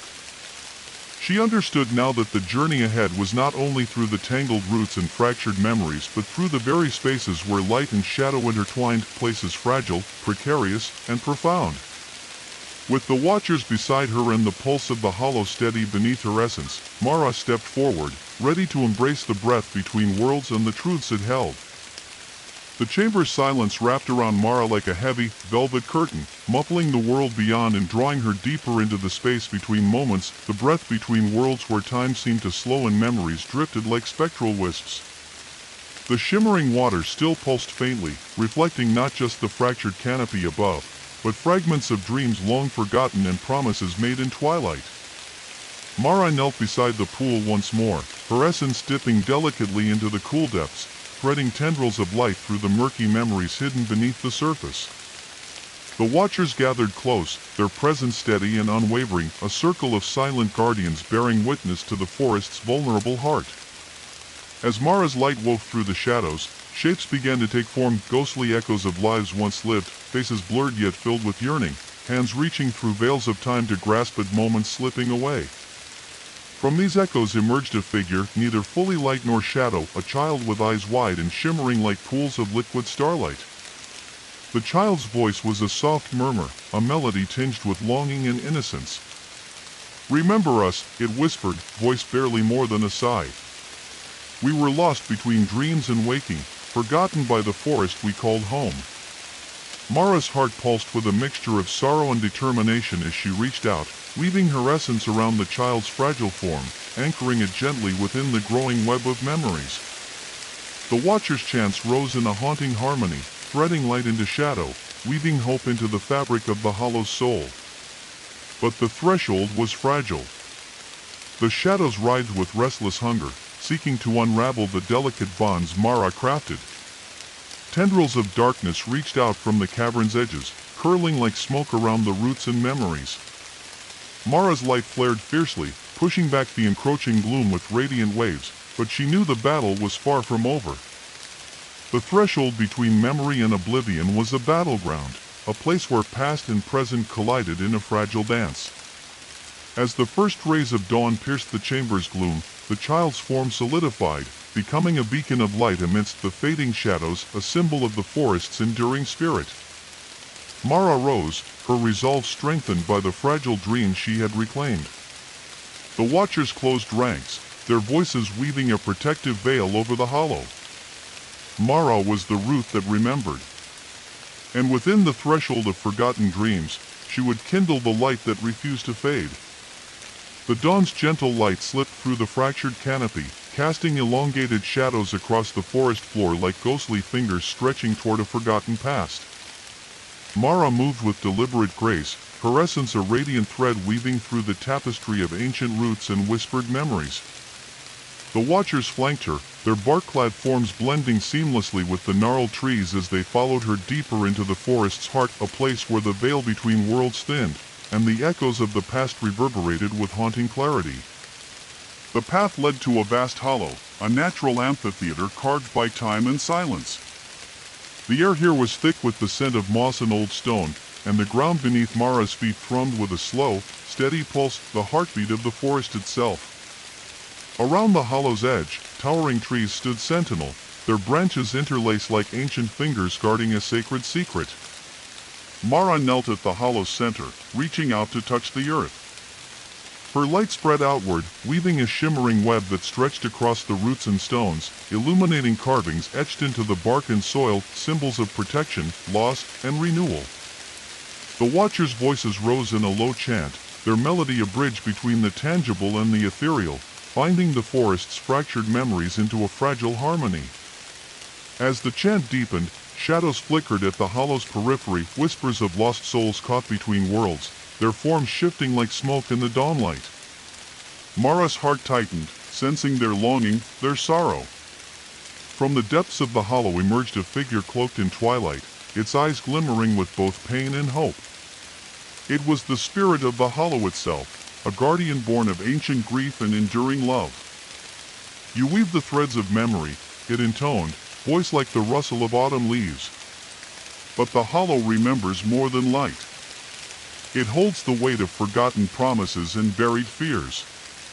Mara's light pulsed steadily, weaving protective tendrils around the spirit and the watchers alike. "I am the root that remembers," she replied softly. "And I carry both the shadows and the light, the pain and the hope. Only by embracing them all can the forest heal." The spirit nodded, its form shimmering like morning mist. "Then listen well, for the hollow song is not yet complete. There are echoes yet unheard, wounds yet unhealed." As Mara listened, the hollow seemed to breathe, its pulse quickening as forgotten memories stirred in the earth beneath. The watchers closed around her, their chant rising in a crescendo that filled the forest with a luminous hum. The shadows receded, but the weight of the hollow's secrets lingered, a reminder that healing was a journey, not a destination. Mara rose, her resolve unwavering. The root that remembered was not alone. Together, they would weave the forest's fractured soul into a new tapestry of light and shadow. The air grew colder as Mara pressed onward, the fractured canopy thickening overhead into a dense weave of twisted branches and dark leaves.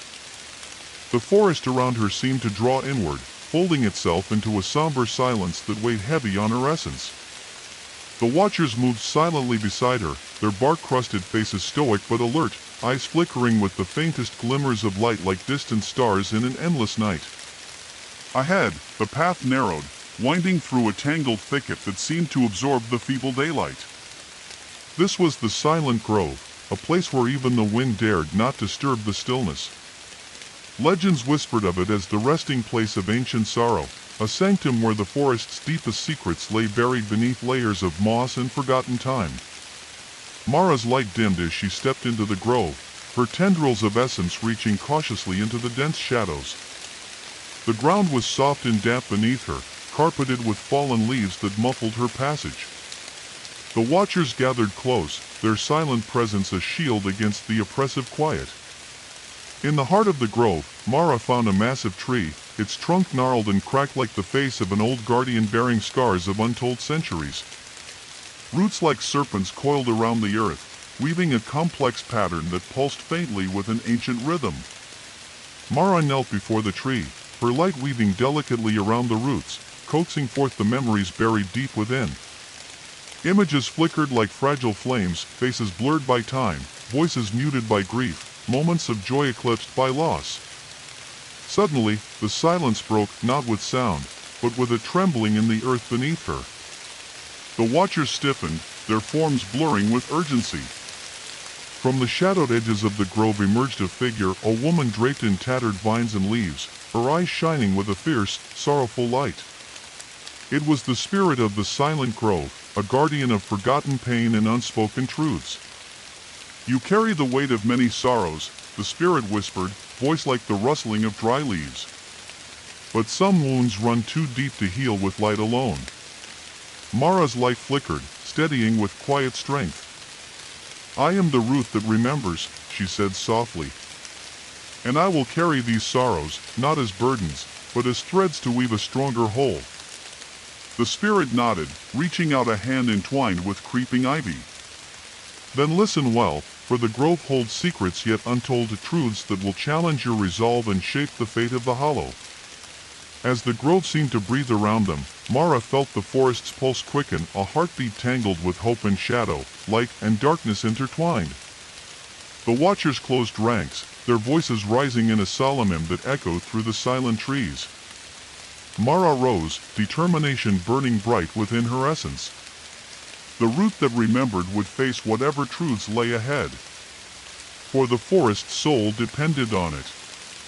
The Silent Grove's oppressive stillness clung to Mara like a shroud, Yet beneath that silence lay a simmering tension, as if the forest itself held its breath, waiting for something long overdue. The watchers stood close, their bark-like limbs intertwined with the ancient trees, their presence a living shield against the encroaching darkness. Mara's essence pulsed with steady light, though the weight of the sorrow she had drawn from the grove pressed heavy on her core. The memories she wove were not just of pain but of betrayal, trust broken, bonds severed, and promises lost beneath layers of earth and shadow. The spirit of the silent grove, a figure of tattered leaves and moss, moved beside her, eyes reflecting centuries of grief and wisdom. "These truths will test you," the spirit murmured, voice like wind rustling through dry branches. "Not all wounds can be healed by light alone. Some must be faced in their rawness, embraced fully before they can be transformed." Mara nodded, her tendrils of light weaving delicately through the tangled roots beneath her feet. "I carry the weight of the forest's soul," she said quietly, "and I will not turn away." The grove seemed to respond, the air thickening with whispered voices, shadows flickering at the edges of perception. Faces formed in the darkness, figures both familiar and strange, caught between worlds, their eyes pleading for remembrance. As Mara reached deeper into the tangled web of memories, she felt a presence lurking just beyond the veil, a shadow not born of the forest but of something older, darker. It was a wound in the hollow soul, a fracture that threatened to unravel all she had worked to heal. The watchers stiffened, their forms blurring as they prepared to confront the growing threat. Mara's light flared, weaving a shield that shimmered with fierce determination. The shadow emerged, a figure cloaked in shifting darkness, eyes glowing with cold fire. It spoke without words, a torrent of cold, bitter emotion flooding Mara's mind, fear, anger, regret, the raw undercurrent of pain left unspoken for too long. Mara stood firm, her light weaving tightly around the roots, binding the fractured memories together. "You are part of the whole," she said softly, voice steady as the forest's heartbeat. "Not a force to be feared or denied, but a piece of the story that must be told." The shadow hesitated, then slowly, tendrils of darkness began to unravel, melting into the light like misted dawn. The grove sighed in relief, the oppressive silence lifting just slightly as the balance shifted. Mara's resolve deepened. The burden of truth was heavy, but necessary. For the root that remembered knew this was the path to healing, embracing the shadows as much as the light. And the forest's soul depended on her strength. The forest's silence lingered as Mara pressed deeper into the silent grove, each step a delicate balance between light and shadow. The canopy above wove a tapestry of fractured sunlight and creeping gloom, filtering the day into a soft twilight that blurred the boundaries between past and present. Mara's essence pulsed steadily, tendrils of radiant light weaving through the dense roots that sprawled beneath her feet. The watchers moved silently around her, their forms blending with the bark and moss, eyes flickering with a quiet vigilance born of centuries spent guarding the forest's heart. Beneath the earth, the roots whispered a low, sonorous hum that resonated deep within Mara's core. These whispers were the forest's oldest stories, tales carried through generations of trees, passed from root to root like sacred songs.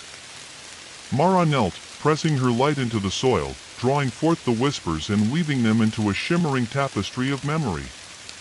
The roots spoke of ancient pacts and forgotten betrayals, of growth and decay entwined in an eternal dance. They told of the forest's pain, yes, but also of its resilience, the relentless will to survive and thrive despite the shadows that sought to claim it.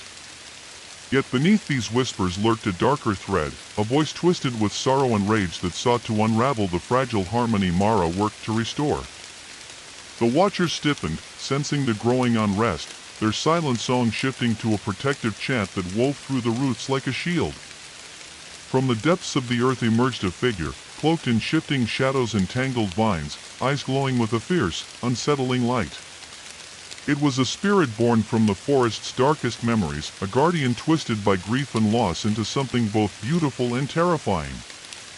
"You seek to mend what was broken," it hissed, voice like the rustling of dead leaves.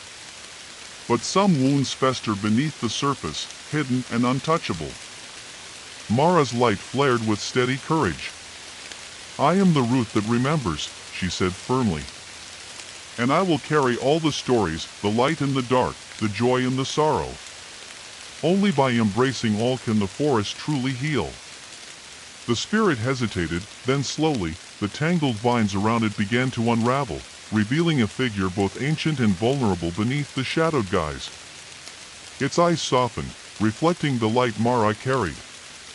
The watcher's chant grew stronger, weaving a protective net around the roots and memories, binding the fractured soul of the forest tighter with each note. Mara reached out, her essence entwining gently with the spirits, bridging the gap between shadow and light, past and present. The forest exhaled a breath of release and renewal that stirred the leaves and awakened the roots. Mara rose, her heart steady, the weight of the whispers both a burden and a blessing. She was the root that remembered. And the forest's song would continue. The twilight deepened beneath the dense canopy, the fractured light growing dim as Mara pressed onward through the heart of the forest. The silent grove behind her was swallowed by shadows, yet its memory lingered like a fragile ember within her essence, a reminder of the truth she had embraced and the burden she now carried. Around her, the watchers moved with unyielding vigilance, their bark-like forms blending seamlessly with the ancient trees. Their eyes, faintly glowing with an ethereal light, scanned the encroaching gloom, ever watchful for the shadowed threats that twisted beneath the surface. The roots beneath Mara's feet pulsed with a restless energy, a warning that the fragile balance she had fought to restore was teetering on the edge of collapse. The forest's breath quickened, carrying whispers of unease that tangled with the rustling leaves and distant thunder. Ahead, the path narrowed, winding through a tangle of twisted branches and thorned vines that seemed to reach out like grasping fingers. The air grew thick with the scent of damp earth and impending rain, a heavy weight pressing down as the forest braced against an unseen storm. Mara's light flickered, steady but strained, as she reached out to weave protective threads around the roots she carried. The watchers' voices rose in a solemn chant, their song a shield against the gathering darkness. From the shadows emerged figures, shapes cloaked in mist and sorrow, eyes glowing with a cold fire. They were the remnants of forgotten grief, anger turned to shadow, haunting the edges of the forest's soul.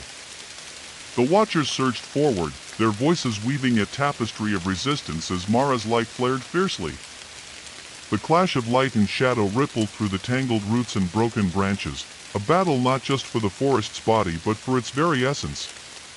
As the first drops of rain began to fall, soft and chilling, Mara felt the storm within herself mirror the tempest rising around her. The roots pulsed stronger, weaving together in a fragile yet unbreakable bond, a testament to resilience born of memory and hope. The watcher's chant swelled, a crescendo that shook the forest's bones and scattered the shadowed figures like leaves before the wind. But Mara knew the storm was far from over. The gathering darkness was only beginning to reveal its true form. And she, the root that remembered, would stand steadfast against it. The rain fell in sheets, heavy and relentless, drumming against the shattered canopy like a thousand whispered warnings. The forest groaned beneath the weight of the tempest, branches thrashing and roots heaving as the earth drank the storm's cold fury. Mara stood at the center of the swirling chaos, her light a beacon flickering against the dark tide that threatened to consume everything. Around her, the watchers formed an unyielding ring, their bark-like limbs rooted deep into the sodden soil, faces solemn as the storm's roar filled the hollow. Their chants rose above the thunder, a steady rhythm that wove through the howling wind and the crashing rain, binding the forest's fractured soul with threads of resilience and memory. Mara's essence pulsed in time with the watcher's song, tendrils of radiant light weaving frantic patterns through the tangled roots and broken stones beneath her feet. The roots she carried pulsed wildly, a fragile heartbeat struggling to hold against the encroaching darkness. From the storm's swirling shadows emerged the final and most terrible presence, the embodiment of the hollow's deepest fears and regrets, a towering figure cloaked in tempest and shadow, eyes burning with the cold fire of forgotten anguish. "You cannot save this place," it boomed, voice like thunder tearing through the night. "The hollow is doomed, its roots severed beyond repair. Let go, and be free." Mara's light flared defiantly, weaving a shield that shimmered like woven glass. I am the root that remembers, she declared, voice steady and unwavering despite the storm's fury. And I carry the forest's soul, its pain, its hope, its life. The hollow will not fall while I stand. The figure roared, lashing out with tendrils of shadow and wind, but Mara met each strike with bursts of radiant light, the watchers' voices rising in a soaring hymn of defiance. The battle raged, a furious dance of storm and light, shadow and memory, tearing at the very fabric of the hollow. The ground trembled beneath the clash, roots twisting and pulsing as if struggling to hold the forest's heart intact. In the eye of the storm, Mara found a calm resolve, her light steady and strong, a beacon amid the chaos.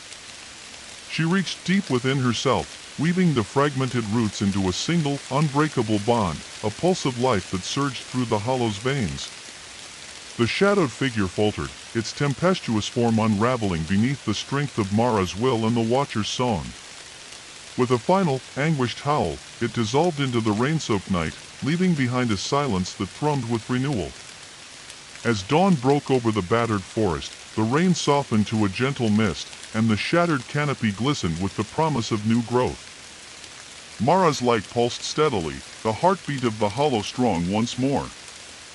She was the root that remembered. And the forest's soul endured. The forest breathed again. After the storm's relentless fury, a fragile calm settled over the hollow. The shattered canopy shimmered with droplets that caught the newborn sunlight, turning the leaves and moss into a kaleidoscope of glistening jewels. The air was thick with the scent of wet earth, fresh growth, and a quiet hope that hummed like a living thing beneath the boughs. Mara stood at the heart of the hollow, her essence glowing softly, intertwined with the vibrant pulse of the roots she had woven together. Around her, the watchers stood sentinel, their bark-like faces marked by centuries of quiet strength and solemn duty. The forest's breath was steady now, its slow heartbeat a testament to survival and renewal. For so long, the hollow had been fractured, torn by ancient betrayals, haunted by shadows born of forgotten pain. Yet through it all, the root that remembered had held firm, carrying the stories, the memories, and the light. Mara's gaze drifted upward, through the gaps in the canopy where the sky stretched wide and open. The sun's rays filtered gently, casting dappled patterns that danced like whispers of promise. Somewhere, a bird's song broke the silence, clear and bright, a melody of life reclaiming its place. Beneath her fingers, the roots pulsed with vibrant energy, each one a story reclaimed, a wound healed, a hope rekindled.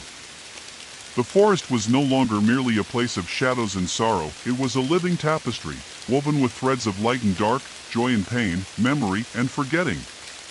The watchers stepped forward, their voices rising in a solemn hymn, a song of remembrance, of mourning, of enduring love for the hollow's soul.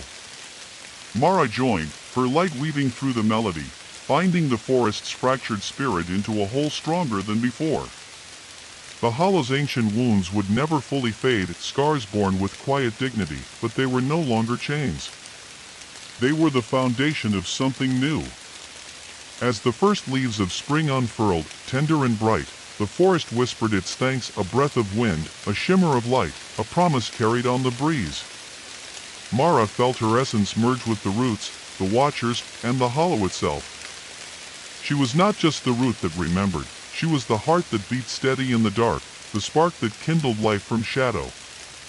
And as the forest stirred awake, vibrant and whole, Mara knew that the journey was never truly over, for memory was eternal, and so was the forest's song. But for now, in the quiet aftermath, there was peace. There was renewal. There was hope. The hollow lived.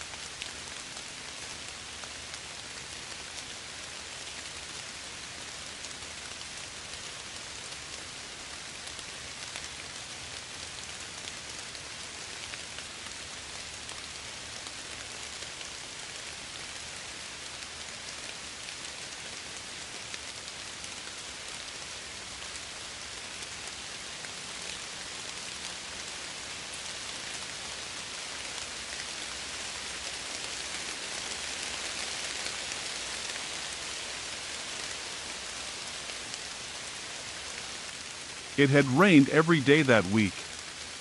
Not the kind of rain that came and went in polite intervals, but the steady, oppressive kind that never let you forget its presence. It blurred the world into motionless grays and dulled the edges of sound until everything felt farther away than it should. It was the kind of weather that made even well-worn roads look forgotten, and it had followed Elias all the way from the city.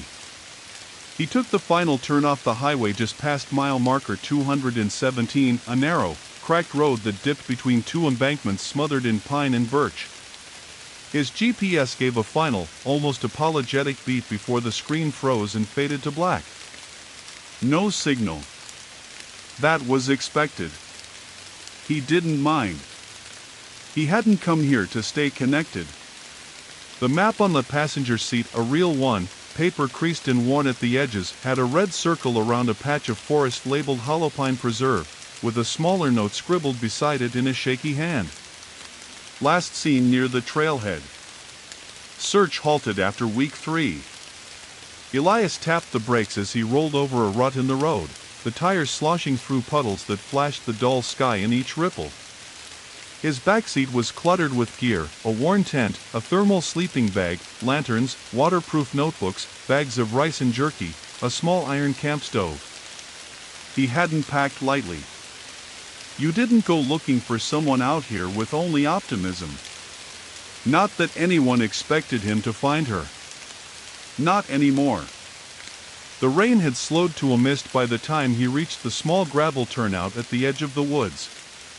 There was no sign, no gate, just the remnants of a wooden trail marker barely legible beneath years of moss and rot.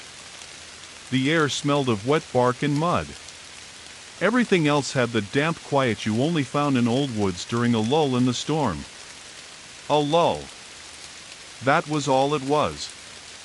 The rain would return soon. He sat in the truck for a moment, engine idling, hands gripping the wheel even after the keys were out. Something about the edge of the tree line didn't feel right. The fog had pulled there like a living thing, thick, low, clinging to the forest floor as though reluctant to rise. The pines beyond were swallowed just a few trunks in. He couldn't see 10 feet past the opening, yet the trail pulled at him. He opened the glove compartment, retrieving the photograph. It was faded now, rain-damaged from too much handling, but her face still looked out with that half-smile she always wore when she was trying not to cry. Leah. His sister.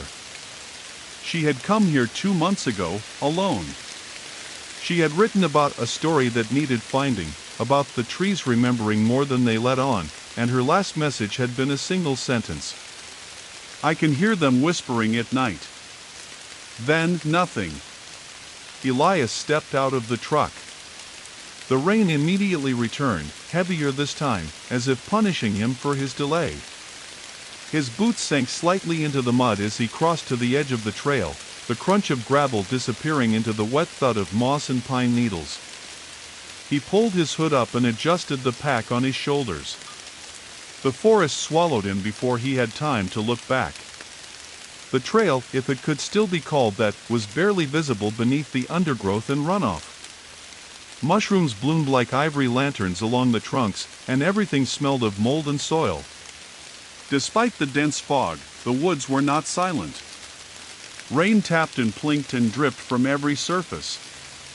Now and then a branch cracked somewhere deeper in. The air was cold and wet enough that each breath felt like sipping from a stream. As he moved deeper, the path sloped downward, the terrain growing uneven and narrow. It didn't feel like hiking, it felt like descending. The trees closed tighter around him, and each one looked like it had grown that way on purpose, tilted slightly inward, as if curious or watching. Then the fog thickened suddenly, not gradually, but as though a veil had been dropped. Elias paused. The air felt heavier now. Still breathable, but weighted. And behind him, something subtle had changed. He turned, expecting to see the trail behind, but it was gone. The fog had erased it entirely, a perfect wall of white. Panic nudged the edge of his mind. He took a slow breath and turned forward again. Keep walking. That's what the ranger had said when he'd asked about Holopine before leaving town. It'll mess with your sense of direction in there. Keep walking forward. The trees'll turn you around if you let 'em. It had sounded like local folklore at the time. A warning dressed up in superstition. But now, he kept walking. The fog began to thin, and the trees parted slightly to reveal a clearing. In its center, soaked through and mostly collapsed, stood an old wooden shelter, a lean-to, maybe a remnant of some past trail crew or survivalist. The roof sagged under the weight of waterlogged branches. Near the base of one wall, blackened stone from an old fire pit was barely visible. Elias approached cautiously, scanning the area. No signs of animals. No footprints. But near the edge of the shelter's wall, he saw it, a thin, vertical smear of dark red. Old blood. Dried and flaked. Rain hadn't washed it away entirely. And above it, carved into the wood, were 3 words. Sloppy. Desperate. They don't sleep. He stood still. Listening. Watching. The wind had died entirely. The fog pulsed faintly, like something breathing. And then, just past the clearing, somewhere deeper into the woods, a whisper. Soft, inhuman, but unmistakably speaking. Calling his name. Elias didn't move. Not right away.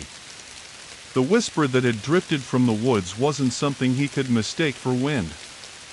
It wasn't the hush of leaves or the rustle of some passing bird. It had form. It had weight. And worst of all, it knew his name. He stared into the tree lean past the half-collapsed shelter, eyes straining against the fog. The trees there were different. Tighter. Darker. Gnarled in a way that looked almost sculpted. And somewhere within that damp tangle of bark and mist, the whisper had come and gone like a breath through a keyhole. He took a step back from the wall, his eyes flicking up again to the words gouged into the wood. They don't sleep. The grooves were deep, jagged, almost frantic. Whoever carved them had done it quickly, violently, as if they had run out of time. It hadn't been there long, the wood still curled outward slightly at the edges of each letter. Maybe days. A week at most. He set his pack down and crouched near the fire pit. The stones were cold, slick with rain. A few soggy fragments of wood lay within it, mostly rotted, but charred at the ends. Someone had made camp here not too long ago. But there were no wrappers, no gear, no sign of someone passing through in any normal way. Just the dried blood. Just the message. Elias reached into his pack and pulled out his camp knife. The handle was smooth from years of use, its spine still sharp. It wasn't meant for protection, not really, it was more tool than weapon, but in that moment, he felt better having it in hand. Just in case. The whisper came again. Closer. More distinct this time, though the words still bled together like water over ink. Elias, come look. The voice was thin, almost soft enough to be mistaken for female. But it wasn't Leah's. No. He would have known that. It was too cold. Too smooth. Like a recording slowed down, missing all the warmth that made a voice belong to a person. He scanned the edge of the clearing again, backing toward the shelter's low roof. The trees there seemed wrong somehow. The way they leaned. The way their limbs draped. He tried to pin it down, but it slipped through his thoughts like trying to hold smoke. He could feel something just out of reach, something that didn't want to be seen all at once. The moment he turned his head or blinked, the sense of it changed. He remembered what Leah had written in her final notebook entry before she disappeared. I think the forest has rules. But only when you're not looking directly at them. That had sounded poetic once. Now it felt like a warning. The rain started again, soft at first, then steady. The shelter did little to block it. Fat droplets slid from the leaves above, pattering against his jacket and pooling at the fire pit. He moved beneath the leaning wall, pulling out a tarp from his bag and draping it above the most intact section of roof. For the moment, he'd wait here. Regroup. Let the fog thin, if it ever would. As the sky darkened, he lit a small fire in the pit using the driest bits of birch bark he could scavenge and a chemical starter from his kit. It hissed and sputtered but eventually caught. The orange glow licked upward against the damp air, casting shadows that danced over the moss and the shelter walls. And that was when he saw them, those shadows. Not his. Not from the trees. Shadows that moved out of sync with the fire. They flickered where there was no flame to throw them. One passed across the clearing, long and thin and low to the ground, like someone crawling. Elias gripped the knife tighter. He scanned the trees. Nothing. Then, to his left, behind the old stump, another whisper. This one was closer than the last. Found you. He stood quickly, the firelight catching the glint of his blade. The air around him had gone very still, as though the rain had stopped midair, suspended in invisible threads. The forest was watching. Listening. And then, in the firelight, something moved. Not in the trees. Not in the fog. In the fire. A shape formed in the heart of the flame. Briefly. Sharply. It looked like a face. Eyes black as pitch. Hollowed. No nose. No mouth. Just the outline. Just the stare. And in that instant, Elias felt something impossibly cold bloom in his chest, a pressure, like fingers closing slowly around his lungs. He blinked. The fire was normal again. But the fear didn't leave. He backed away from the pit and sat with his back against the shelter's wall. He wouldn't sleep. Not tonight. Not here. Far in the distance, from somewhere deep within the trees, came the unmistakable sound of something heavy moving through water. A splash. Then silence. Then closer, the faint, wet squelch of something walking barefoot through the mud. Elias didn't move.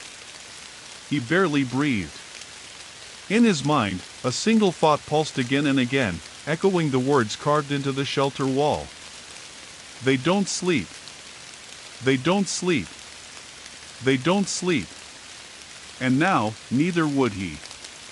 The rain fell in threads. Not a downpour, not quite drizzle, just enough to create that steady, endless patter on the tarp and the soft, muffled ticking on the leaves around him.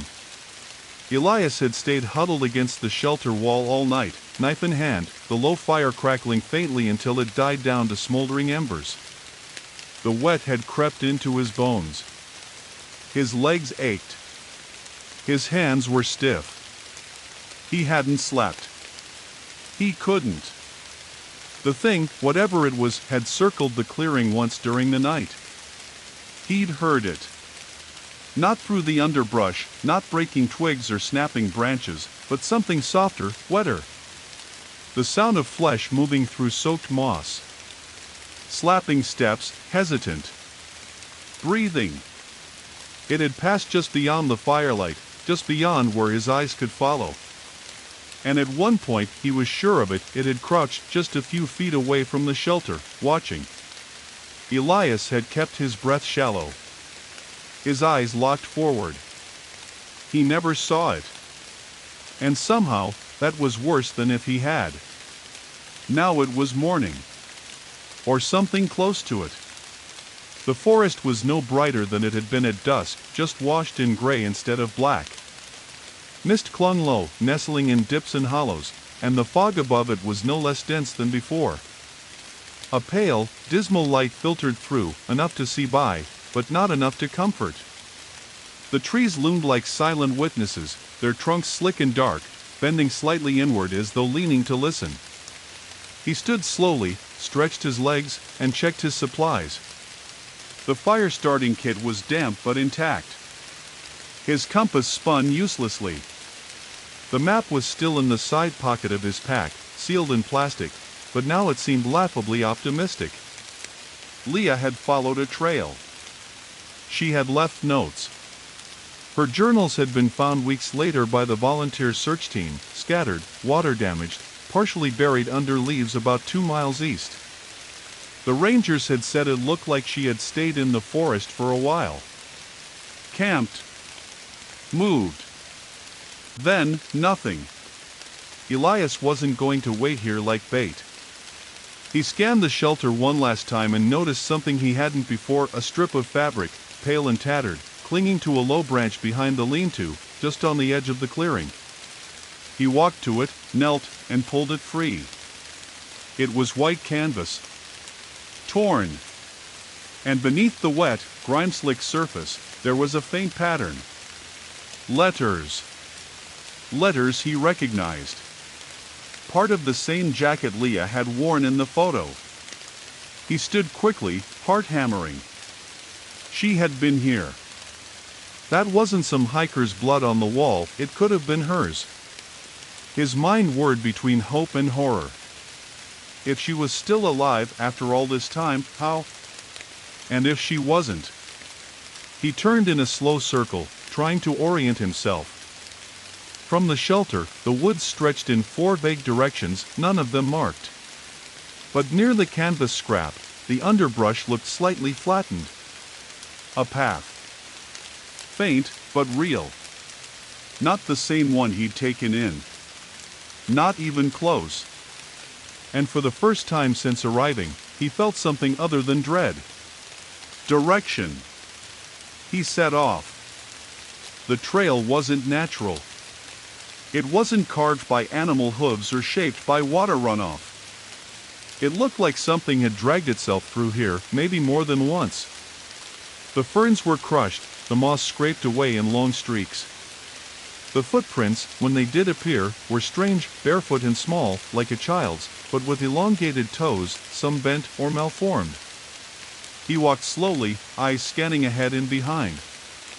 Every sound seemed louder now. The caw of a distant crow, distorted by fog. The whisper of trees swaying far above. Once, he heard a low moan, so faint he might have imagined it, except it followed him for several minutes, keeping just out of reach. About half a mile in, he found something new. A set of stone markers, low, moss-covered, placed carefully along the sides of the trail like crude grave markers. They were roughly carved, not by erosion but by hands that hadn't cared about precision. Shapes were etched into their surfaces, some resembling eyes, others jagged spirals or branching roots. One had a face, crude, childlike, the features twisted in a grimace. He counted them as he passed. 7 on the left. 7 on the right. At the end of the line, a small wooden sign hung crookedly from a tree branch, nailed in long ago. The words were faded, but he could still make them out. Leave the path and be forgotten. He felt a chill run down his spine. Elias kept walking. The path deepened, turning muddier with each step, until he came upon a shallow pool that blocked the way forward. Not large, maybe 15 feet across, but dark and still, framed by leaning trees that dripped water into it one drop at a time. The air here was colder. His breath came out in faint clouds. Something about the pool stopped him. It wasn't the water. It was what lay beneath it. At first, it looked like a tangle of roots. But as he stepped closer, he saw that they were braided. Fabric intertwined with strands of hair. Half submerged in the shallows was a bundle, something shaped like a body, wrapped tightly in cloth and moss, bound in vines. And beside it, sticking up at an angle from the mud, was another scrap of Leah's jacket. He crouched, heart pounding, and reached toward it.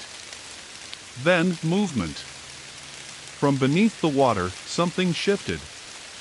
Not the bundle. Something else. Something watching him through the water. A face. Pale. Thin. Lips curled into a grotesque smile, eyes open far too wide, the irises glassy and black like polished stones. It hovered inches below the surface, as if lying still in wait. He stumbled back, nearly falling into the pool. And in the moment his hand touched the wet moss behind him, the face vanished.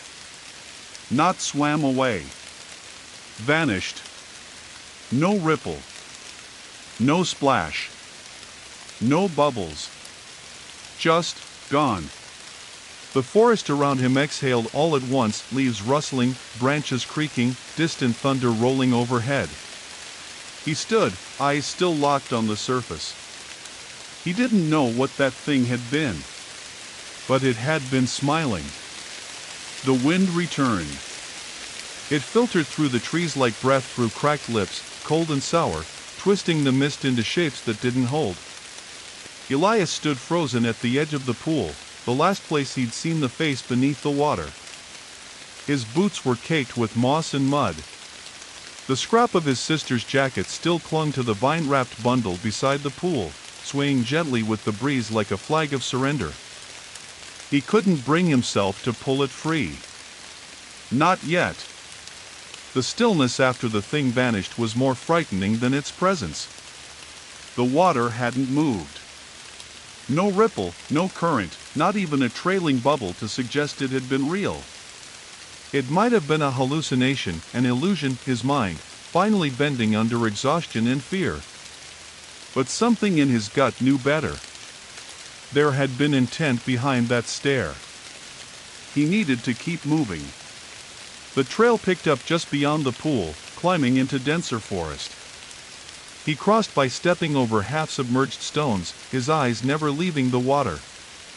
The further side was colder, darker.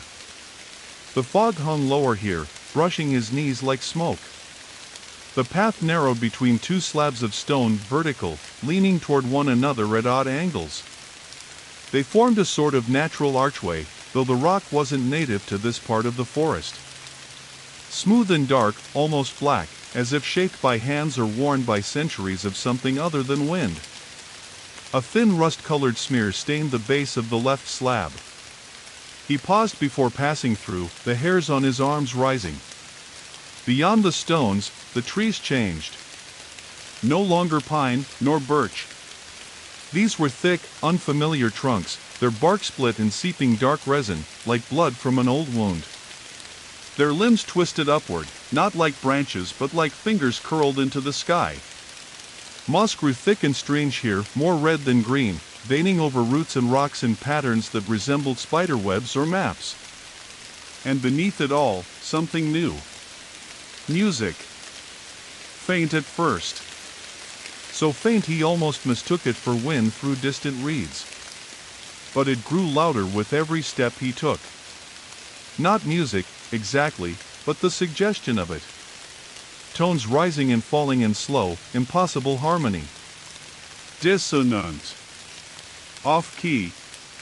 Like the echo of a choir too far to understand, but close enough to feel in his chest. It didn't sound right. It sounded hungry. He walked for nearly an hour. Or maybe longer, time didn't pass normally here. His watch had fogged over from the inside, and the sky above was a uniform sheet of dim gray, offering no sun to orient by. Still, he followed the trail. It guided him not with markers, but with absence.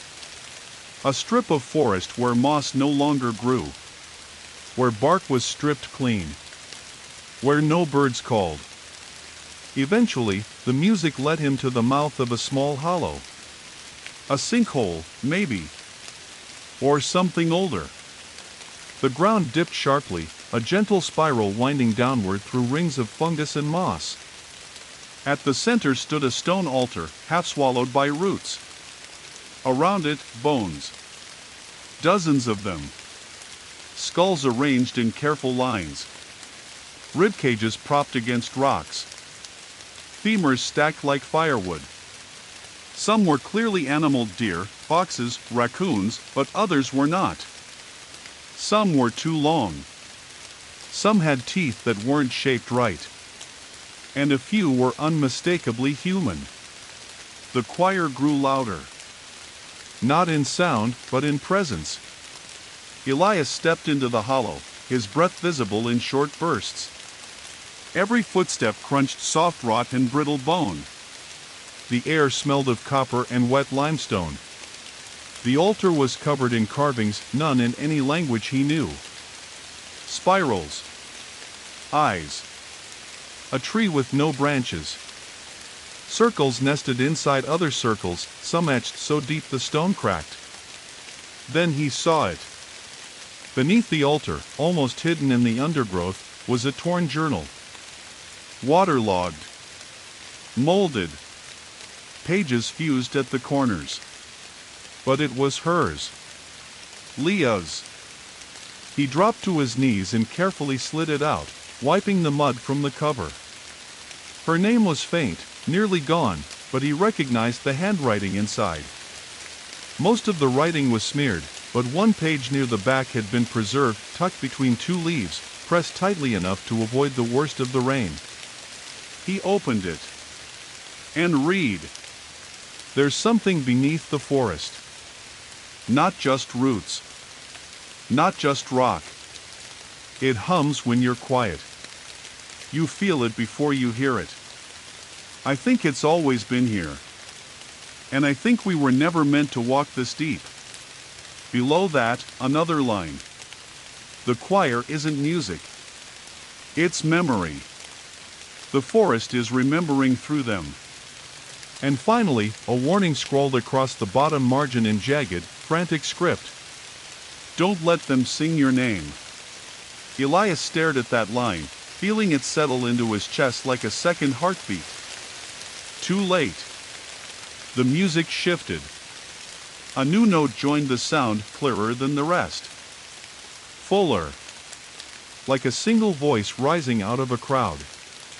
And it said, Elias. He dropped the journal and turned. The bones around the altar were moving. No twitch. No dramatic reanimation. Just slow, subtle turns. Skulls rotating in unison. Empty sockets tracking him. A jaw shifting open on its own. Ribs collapsing inward like lungs drawing breath. The air itself seemed to press down on him. He backed away, one step, two, his foot crunching on something soft. He looked down. A hand. Half buried in the moss. Fingers pale and bloated. Still wearing the silver ring Leah had worn since she was 16. His stomach turned. He knelt, scraping away mud, heart thundering. But the hand didn't move. It wasn't warm. It wasn't hers anymore. And yet, when he touched it, the forest shuddered.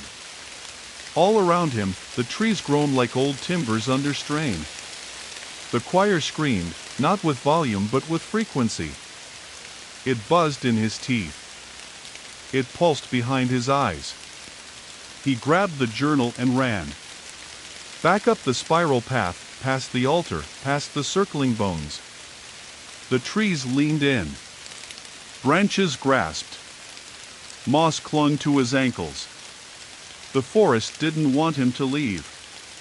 But he did. He didn't stop running until the choir faded again into that impossible distance, and the mist swallowed the hollow behind him. When he finally collapsed beside an uprooted tree, lungs burning and legs trembling, he opened the journal one more time. And on the next page, Leah had written something else. If you hear them sing your name 3 times, you become part of the song. The fog had thickened. It lay heavy in the glade where Elias now sat slumped against the roots of a collapsed pine, the damp bark pressed to his spine. He clutched Leah's ruined journal like a lifeline, its waterlogged pages trembling faintly in his hand.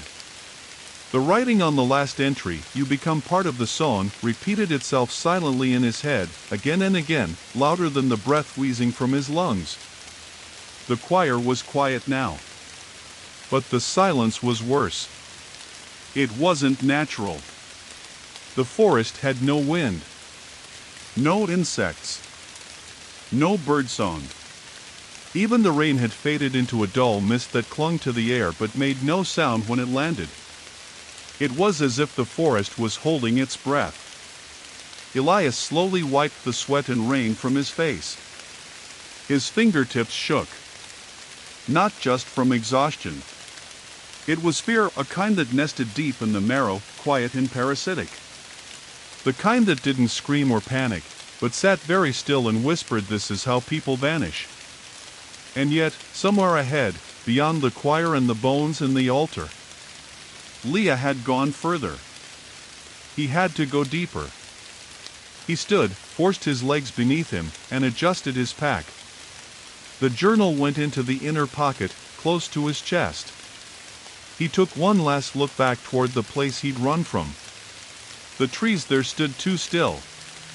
He could almost feel them lean the longer he stared. He turned and chose a direction. The new path was not marked. No footprints. No trails. No notches on the trees. But the forest here had a strange kind of symmetry. The trunks spaced themselves in even rhythms, as if planted by invisible hands. The fog rolled in waves, parting just enough to see a few yards ahead. It almost guided him. And soon, he began to notice things beneath his feet. Not stones. Not roots. Structures. Half-rotted boards, black with mold. Nails driven into the earth. A rusted saw blade half buried in lichen. A wheel wooden, broken at one edge. Then more, fence posts, woven wire, the remains of a long-decayed wooden cart. The forest had grown over something. A town. Or what was left of one. Elias moved slower now, listening. His boots squelched softly through moss-covered pathways that had once been roads. Beneath every step was the suggestion of history. Forgotten homes where trees now grew through living rooms. Foundations sunken under vines. Brick chimneys standing alone in the fog, like grave markers. He approached one of the buildings still vaguely intact. It slouched against the earth, warped and caved in, the wooden slats split from decades of rain and rot. A faded sign dangled from rusted hooks near the door. The letters were almost gone, but he could make out the words. Linden Hollow, General Goods. A town that didn't exist on any map. Not anymore. He pushed the door inward. It gave way with a long, wet creak. Inside, the walls were streaked with mildew. Shelves still clung to the back wall, their contents turned to mush or bone. Jars filled with black sludge. A scale. An open ledger, its pages fused together. One window was intact, though smeared with grime. Rain trickled down it in slow, reluctant trails. In the corner, something was piled beneath an old sheet. He stared at it. Didn't want to look. But he pulled it back anyway. Underneath lay 3 mannequins. At least, they started as mannequins. Their arms were wood. Their torsos canvas, rotted and patched with mold. But faces had been drawn on them. Not painted, carved, by hand, into the surface. Uneven, sharp lines. Smiling. Always smiling. And over their eyes, thick strips of moss had grown. Not draped. Grown. As if the forest itself wanted them blind. He stepped back, heart thudding.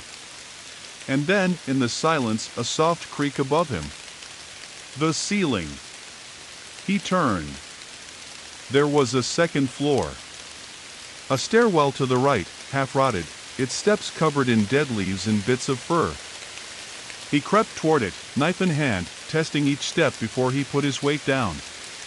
The second floor was darker, with only a small window letting in light through its grime-stained pane. The room at the top was bare. A bed frame, a chair, and on the far wall, covering nearly every surface, were pages. Pasted, nailed, wedged into cracks. Drawings. Dozens. Maybe hundreds. All the same thing. A tree. The same one, over and over, a towering figure with no leaves, its branches reaching downward instead of up, its trunk filled with hollow mouths. Each drawing was different, but it was always the same thing. Sometimes it stood alone. Sometimes it loomed behind towns, over fields, beside sleeping people. Sometimes it bled from the roots. Other times it had faces embedded in its bark. But in every drawing, written in the corner in small, careful script. They called it the Remembering Tree. Elias felt his breath catch. That was the symbol Leah had drawn in her notes. The tree with the open mouths. She'd found this place. She'd seen it too. Then he noticed something else. In the center of the wall, surrounded by the drawings, was a mirror. Cracked. Smudged. He stepped toward it and looked at himself, gaunt, damp, wild-eyed. Then something moved behind him. He turned instantly. The room was empty. But the mirror still showed it, a figure, standing behind him, too tall to be human, its limbs long and bent wrong, its face hidden in shadow. It stood there. Watching. Breathing. Elias backed toward the door, never turning away from the mirror. But just before he reached the stairs, the figure in the reflection began to lean forward and smile. Not just with its mouth, with its whole body. The room blurred. And for just a moment, he heard it. A single note, low and discordant, brushing against the edge of his name. L. He ran. Down the stairs. Through the store. Past the mannequins with moss-covered eyes. Back into the mist-swallowed remains of Linden Hollow. The fog was thicker now. The buildings, there were more of them. Too many. Some hadn't been there when he entered. He sprinted past a church that hadn't existed moments ago. Past a bell tower, its bell cracked clean down the middle. And as he ran, the fog began to pulse. Not like weather. Like breath. It followed him. Laughed. Whispered. The forest remembered. And it was telling the others. Elias didn't stop running until his lungs felt like glass. He staggered out of the ruins of Linden Hollow, the last of the crooked buildings swallowed whole by fog behind him. The path he followed, or believed he followed, no longer held form. Roots arched over like ribs. Stones underfoot bore symbols he didn't recognize, and some of them were warm to the touch. The ground sloped downward, subtly at first, then more aggressively, and soon he found himself descending into something deeper. Something colder. The fog thickened into smoke. It crawled between the trees in sinuous coils, clinging to his clothes and nestling into the folds of his jacket like fingers. His flashlight beam, the backup one, after his first failed 2 miles back, did almost nothing against the gloom now. It bounced weakly off tree bark and moss and the occasional flash of slick stone, but nothing ahead held shape for long. He didn't know where he was. He no longer believed he'd find his way back. But Leah had been here. Of that, he was certain. Her drawings. Her words. That ring on the hand near the altar. She had gone farther than anyone else, deeper into whatever this place was turning into. And somehow, impossibly, he still believed he could reach her. He just didn't know what would be left when he did. The terrain changed again. The trees gave way to something older. Stone. Massive black formations jutted from the ground in sharp angles, like the ribs of a buried cathedral. Wet vines slithered down their faces. The mist pooled at their bases, swirling in slow patterns that didn't match the wind.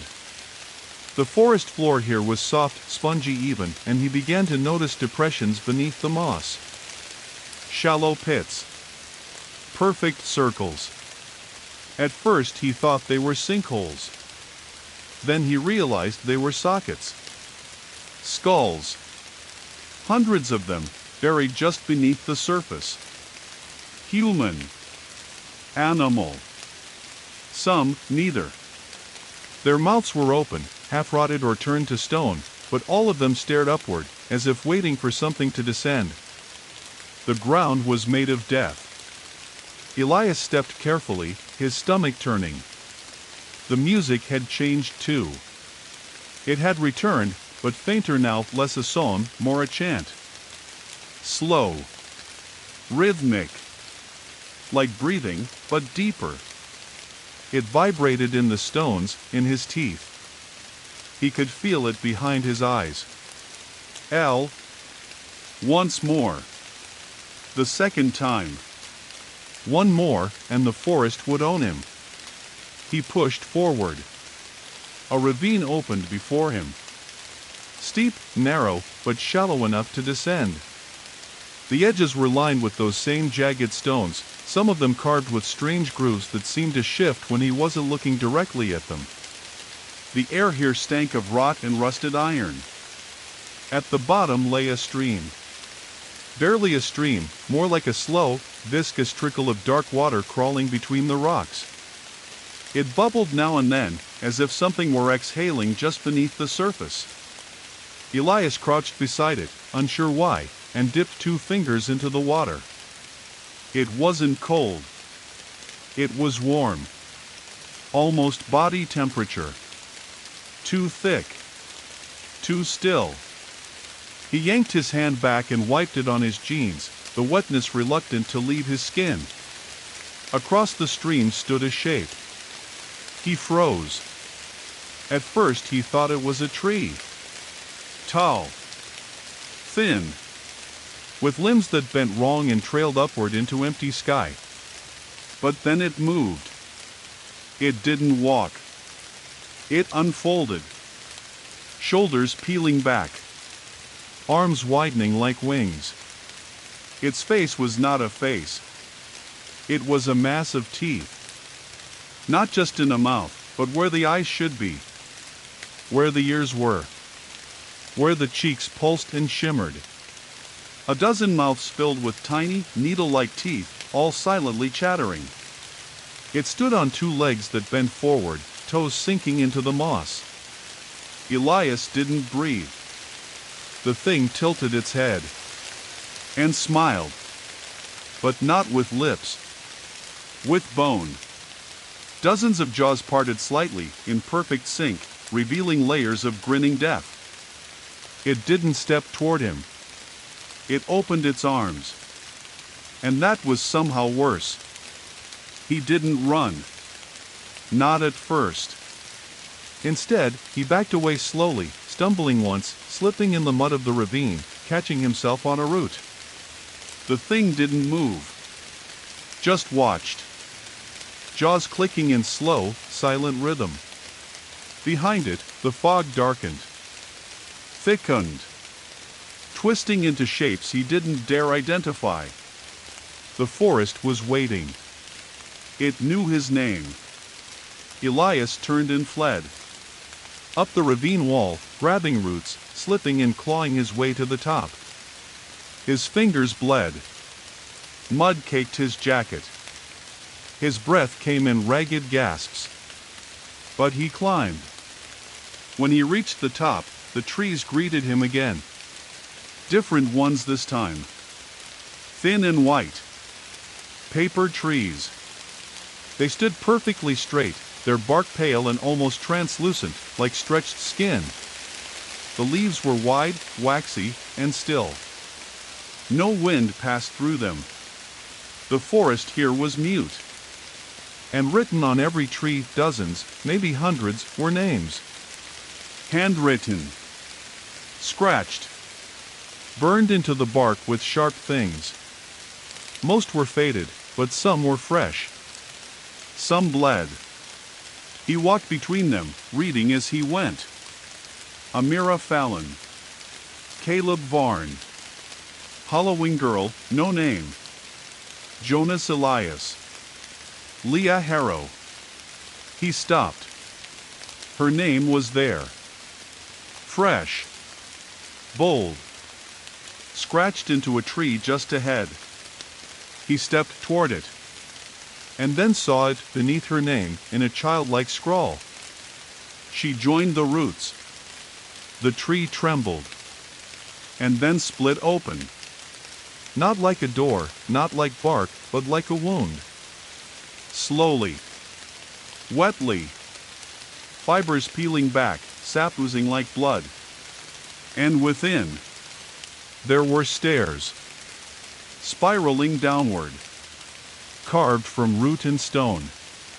Each step pulsing faintly with that same slow rhythm of breath he'd felt in the stream. Each wall lined with more names. Some upside down. Some backward. Some written in languages he didn't know. He should have turned back. But he stepped inside. The tree sealed behind him. Total darkness swallowed him whole. But he could still feel the stairs beneath his feet. Still hear the sound of the forest, remembering. And somewhere deep below, from beneath the roots of the world, the third voice began to rise. A whisper, beautiful and terrible. Elias. Darkness folded around Elias like cloth, thick, suffocating, total. The world within the hollow tree was more silence than space. The bark had sealed behind him without a sound, leaving no hint of the forest outside. He could no longer hear the wind. No fog moved in these walls. No sound of animals. Not even the gentle dripping of rain. Here, sound was devoured. He stood still at the threshold, afraid to breathe too loudly.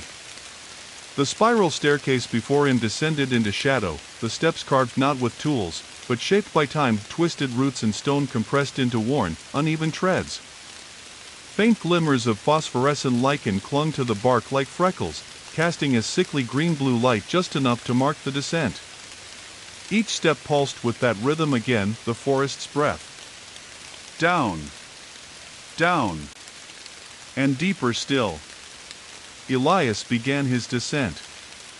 He couldn't tell how long he walked. Time was broken here, stretched and crumpled like wet paper. His only measurement came from the growing unease that bloomed in his chest. The deeper he went, the more the roots began to change. At first, they merely lined the walls. Then, they became part of them, pressed into the structure, groaning with slow shifts as if alive. He passed knots shaped like eyes, some of them open, some of them shut. Some blinked when he passed. Then came the mouths. Not symbolic ones, actual mouths. Split into the bark. Full-lipped, some rotted. Some stitched shut with strands of human hair. Others still moved. Whispering. Mumbling. Sucking at the air like infants. He didn't listen too closely. He couldn't. He remembered Leah's note. Don't let them sing your name. Even a whisper could count. Even a sound half heard. So he kept walking, faster now, one hand brushing the wall for balance, the other on the hilt of his knife. His boots squelched over patches of soft decay where roots bled a clear fluid that stank of ammonia and rust. Eventually, the tunnel widened. The staircase leveled off into a broad chamber, circular, the walls slick with moisture. The ceiling above was lost in black. In the center of the room, a great pit. It resembled a well, ringed in stone, choked with tendrils that drooped down into the abyss like ropes. The roots were thick, glistening, and moved slightly as if breathing. Around the pit's rim were 7 figures unmoving, kneeling in a perfect circle, heads bowed toward the opening. At first Elias thought they were statues. But their flesh was real. Human. Or once human. Each was covered in bark and moss, their skin cracked, their clothes tattered, remnants of past decades, campers, hunters, maybe even townsfolk from whatever Linden Hollow had been. Their hands were fused with the stone of the well, fingers embedded like tree roots into concrete. Some had moss where their mouths should be. Others wore expressions frozen in worship or horror. One had been a child. He stepped closer. The air was heavy here, moist, rich with the scent of rot and something deeper. Something metallic. Not blood. Memory. Like the smell of old coins soaked in rainwater. As he leaned forward, a whisper rose from the pit. Different this time. Not his name. But Leah's. Clear as breath on glass. Leo-Ea. Elias's knees buckled slightly. His hand gripped the edge of the well. That voice, it was hers. Or so perfectly copied that it fooled every part of him. But it was more than just sound. It was feeling. The sense of her voice. The particular way she always drew out the last vowel in his name. It was impossible to fake, wasn't it? He leaned closer. The roots shifted. Slowly. Gently. They curled upward. And from within the darkness below the pit, something began to rise. A shape. At first, it was just shadow. Then, a suggestion of limbs. Long, thin, ridged like insect exoskeleton. The figure climbed slowly, hand over hand, pulling itself up through the slick tangle of roots. Its body was neither solid nor fluid, always shifting slightly, like smoke with weight. When it reached the rim, it did not emerge. It stayed beneath, just its head rising into view. It had Leah's face. But wrong. The features were there, cheeks, eyes, lips, but there was no life in them. The eyes were glossy, unmoving. The skin was stretched, tight, like wet parchment. The mouth opened. And sang. Just a single note. But it was his name. The third time. Elias. And suddenly, the room changed. Every kneeling figure twitched. Their heads jerked. Some cracked backward with a horrible crunch. One reached upward with fused fingers, screaming a name that came out as a wet hiss. The bark that covered their bodies peeled away in strips. From beneath it, more mouths. More eyes. The chamber shook. Not with motion, but with memory. Visions crashed against Elias like waves. Leah running through a corridor of trees, breathless, bleeding. A group of children in 1920s clothing, standing around a fire, their eyes sewn shut. The town of Linden Hollow, thriving once, its people singing beneath a red moon. A tree with no leaves, growing from a pile of bones, its branches dipped in fire. Leah again, screaming, trapped in roots that grew from her own skin, whispering, "Don't look back, don't ever look back." Elias staggered back from the edge of the pit, his mind fracturing at the edges. The creature in the well reached up. And from beneath its Leah mask, more mouths bloomed. Dozens. All singing his name. Elias. Elias. Elias. He screamed. Not in terror, but in refusal. He pulled the knife from his belt and sliced across the palm of his left hand. The pain grounded him, sharpened his vision. Blood dripped onto the stone. The singing stopped. The mouths closed. The air stilled. And the creature in the pit recoiled slightly. Elias stared down at it, trembling, bleeding, panting. "I'm not yours," he whispered. I came here for her. The roots shifted. The mouths whispered again, softer this time. Then follow her trail. But not all of her came back. With that, the creature sank back into the pit, vanishing into the depths. The kneeling figures went still once more. Silence returned. Elias wrapped his hand in a strip of shirt and stood. Weak. Numb. But alive. A new tunnel opened across the chamber, the stone split by roots that receded slightly at his approach. They'd heard him. They'd let him through. And deep inside that passage, in a pocket of dry stone, lay another page from Leah's journal. He picked it up.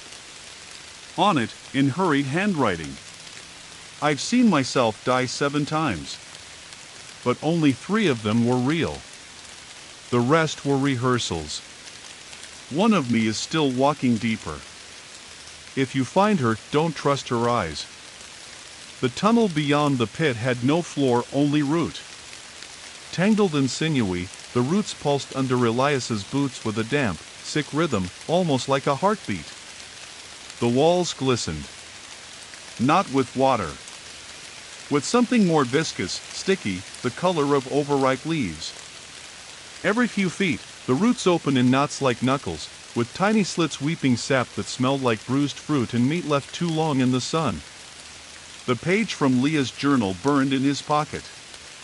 If you find her, don't trust her eyes. He pressed onward, into the dark.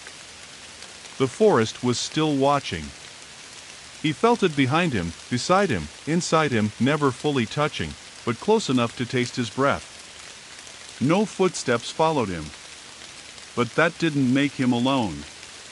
He passed through a narrow passage where the roots converged overhead into an arch, their tips joined in a grip that looked eerily like clasped hands.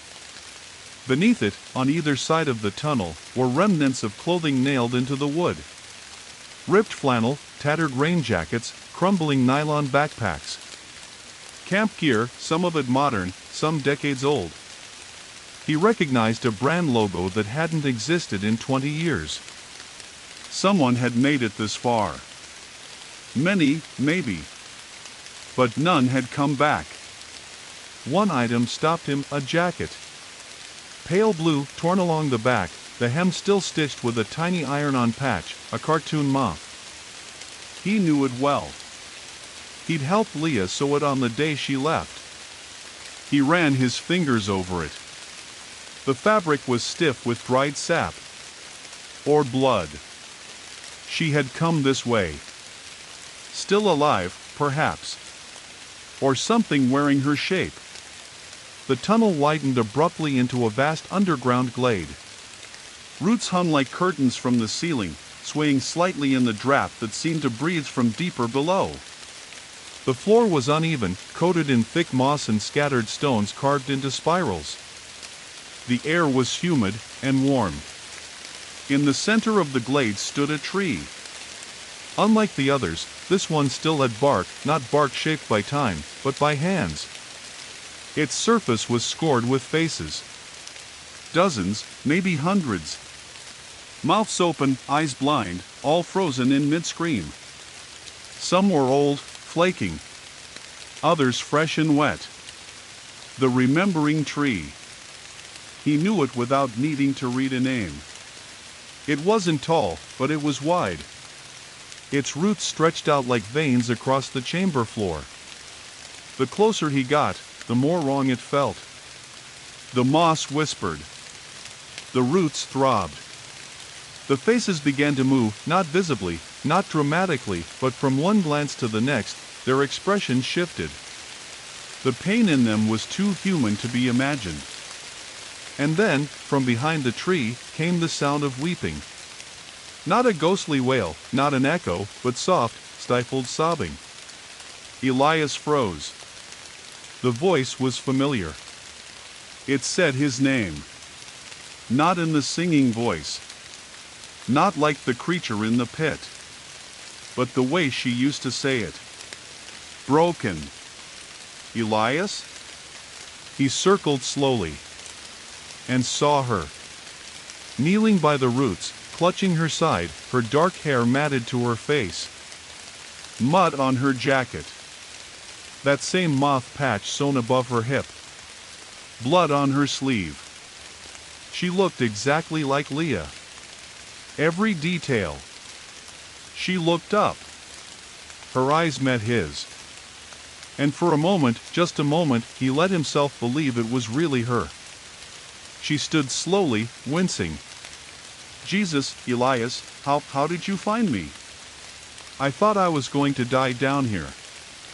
He didn't move. His sister, if it was her, stepped forward, one hand outstretched. He didn't take it. Her smile faltered. What's wrong? It's me. It's really me. He whispered, what did you write in your second notebook? She blinked. What? Your journal. Second one.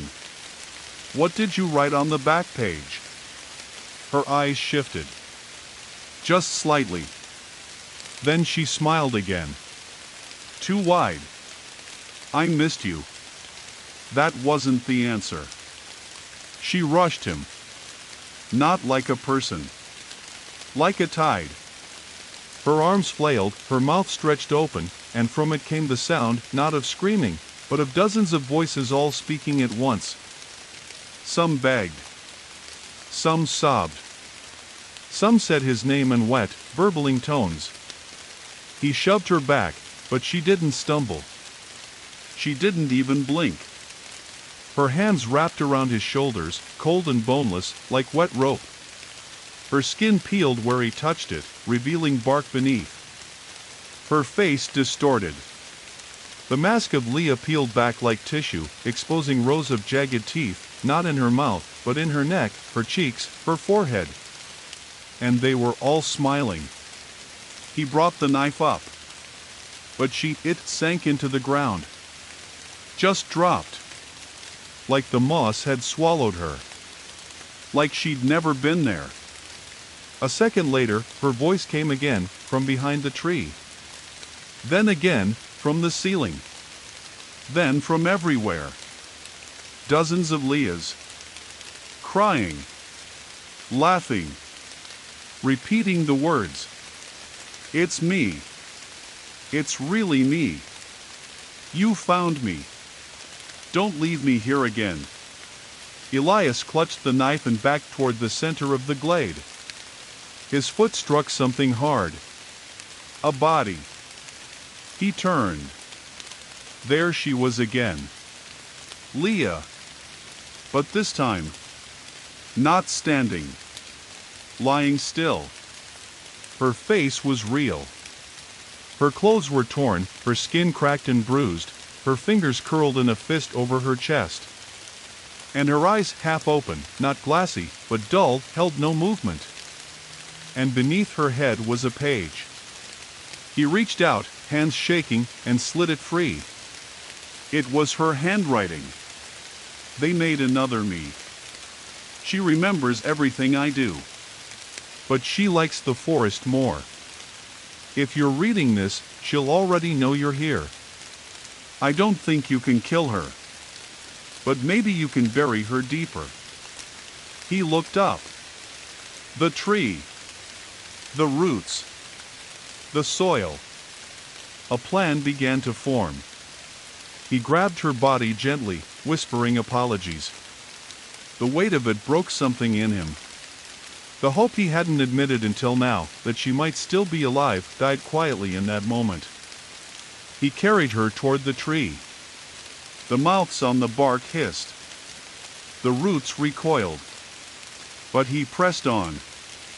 At the base of the remembering tree was a hollow. A wound. He laid her inside. And then he opened the bottle of accelerant from his pack. A stupid thing to carry on a long hike, but Leah had insisted. In case I need a fire fast, she'd said. Now it was going to do something else. He poured it over the roots. Over the mouth-ridden bark. Over the hollow. And lit the match. The scream that erupted from the tree was not a sound. It was a thought. A feeling that pierced through him like a nail through his skull. The fire clung to the bark like oil, sliding upward as the faces twisted and writhed. Above him, something shrieked. The false Leah, whatever she truly was, burst from the ceiling like falling wax, her form melting, collapsing, howling. She was on fire. And she didn't die quietly. She screamed with every voice she had stolen. Elias didn't wait. He ran. Out of the glade. Up the root path. Through tunnels slick with heat and ash and rot. The tree groaned behind him, tearing itself apart from within. Faces fell like fruit. Roots curled like fists. The forest screamed its memory into the dark, and something inside Elias broke as it remembered him and returned. He didn't stop. Not even when he saw sunlight leaking through a crack far ahead. He ran until the mist burned out of his lungs. Until the fog thinned. Until, at last, he stepped into pale, gray daylight and the silence of a waking world. The forest above ground had changed. Elias didn't realize it at first. The relief of escape numbed his senses. He gasped at the cold air, collapsed onto his knees in moss not shaped like lungs or mouths, and stared up at trees that didn't whisper. The sunlight, if it could still be called that, filtered through a pale canopy, its rays thin and lifeless, but still brighter than anything beneath the bark or in the hollow glade. He could breathe again. But the air wasn't right. It was too still. Too balanced. No sound. No birds. No insects. Not even the weightless patter of rain he'd grown used to. It was as if something were waiting. Watching. Holding the trees in place like pieces on a board. Elias stood slowly, dizzy, every muscle protesting. He turned to look behind him. There was no tree. No tunnel. No seam in the earth. Only a patch of soil, sunken and black, surrounded by a perfect circle of ash. A few scraps of burned bark still smoldered faintly. The wound had sealed. Buried deeper, just as Leah's final note had said. But something still lingered. Something he couldn't name. He limped forward. The landscape had shifted subtly, cruelly. Where he expected to find familiar trails, he found only new groves. The trees here were taller than before, their trunks smooth and silvery, their branches rising high and far from reach. The fog was thinner, but it moved strangely now, slow, careful, as if obeying something unseen. He passed a broken trail sign halfway sunk into the dirt. The letters had rotted off. Another landmark gone. He wasn't sure if this was the real world anymore, or if the forest had stretched. His thoughts circled endlessly, replaying what he'd seen. Leah, or what had once been her, now burned and buried. But if she was truly gone, why did he still feel her? Not in memory. In the earth. Like she was following him. The next clearing appeared abruptly. Not a meadow, but a circular void in the forest. The trees bent outward here, forming a kind of arena. The floor was hard-packed dirt, marked with spirals, no moss, no grass. And in the center was a single object. A wooden chair. Old. Ornate. Wrong. Elias approached it slowly. The wood was carved in swirling patterns that hurt to look at, lines that doubled back, shifted when he blinked. The legs weren't symmetrical. The backrest curled slightly inward, like a spine. Someone had left something on the seat. A mirror. Handheld, oval, framed in tarnished silver. The glass was perfect. Untouched. Elias picked it up carefully. And stared. It reflected the clearing, trees behind him, the ash around his boots, the strange circle of warped forest, but it did not reflect him. He wasn't there. No face. No body. Just the place. He tilted it.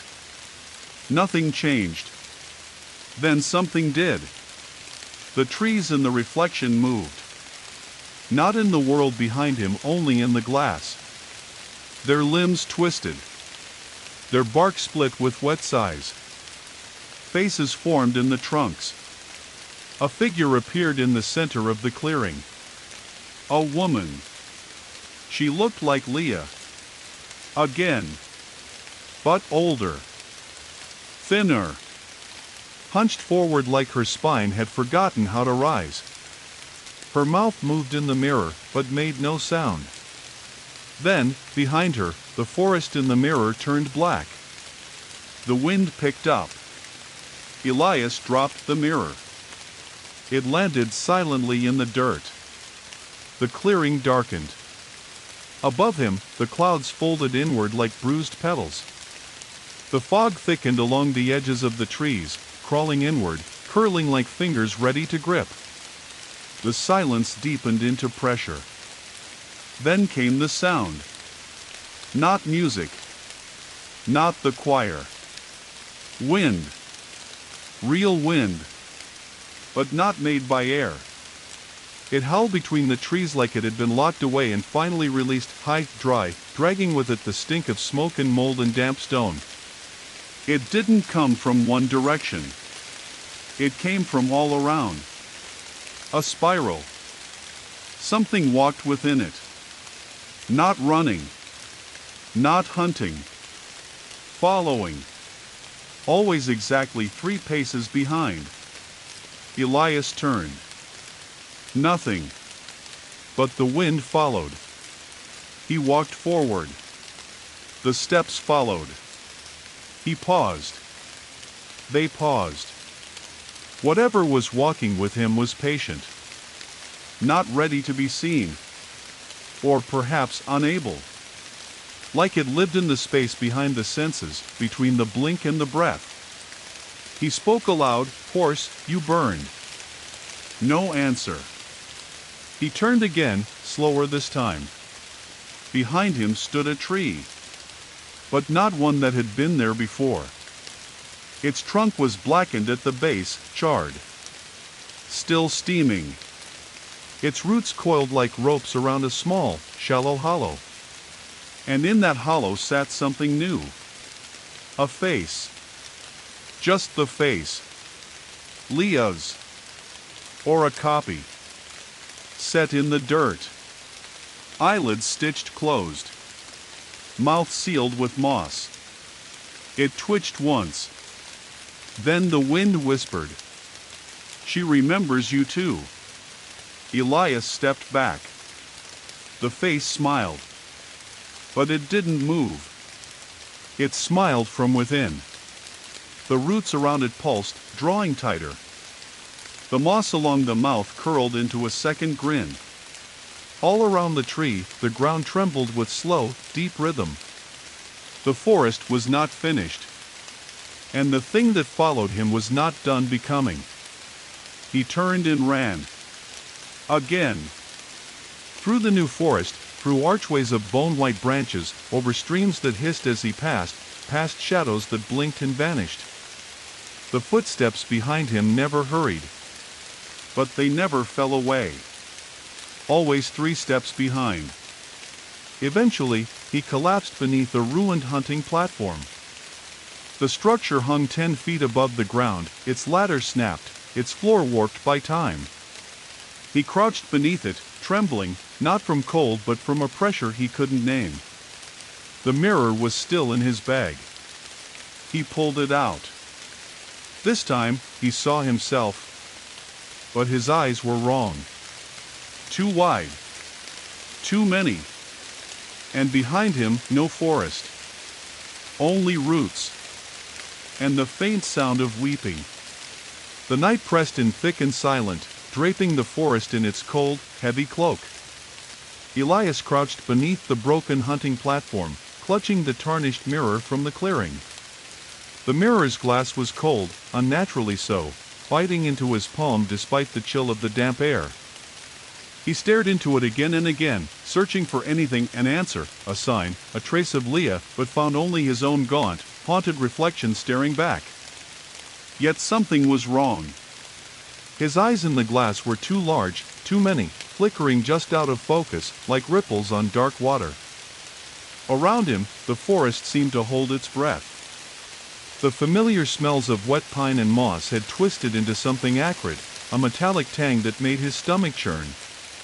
Somewhere beyond the trees, a faint rustling whispered a breath, or a sigh, or a predator stalking its prey. But Elias knew better. He was the prey. He slid the mirror back into his jacket and pressed his back against the rough bark of the platform's support post, eyes darting nervously among the shadows. He tried to steady his breath, to summon the calm he needed to keep moving, but every heartbeat felt like a hammer blow in his chest. The forest was watching.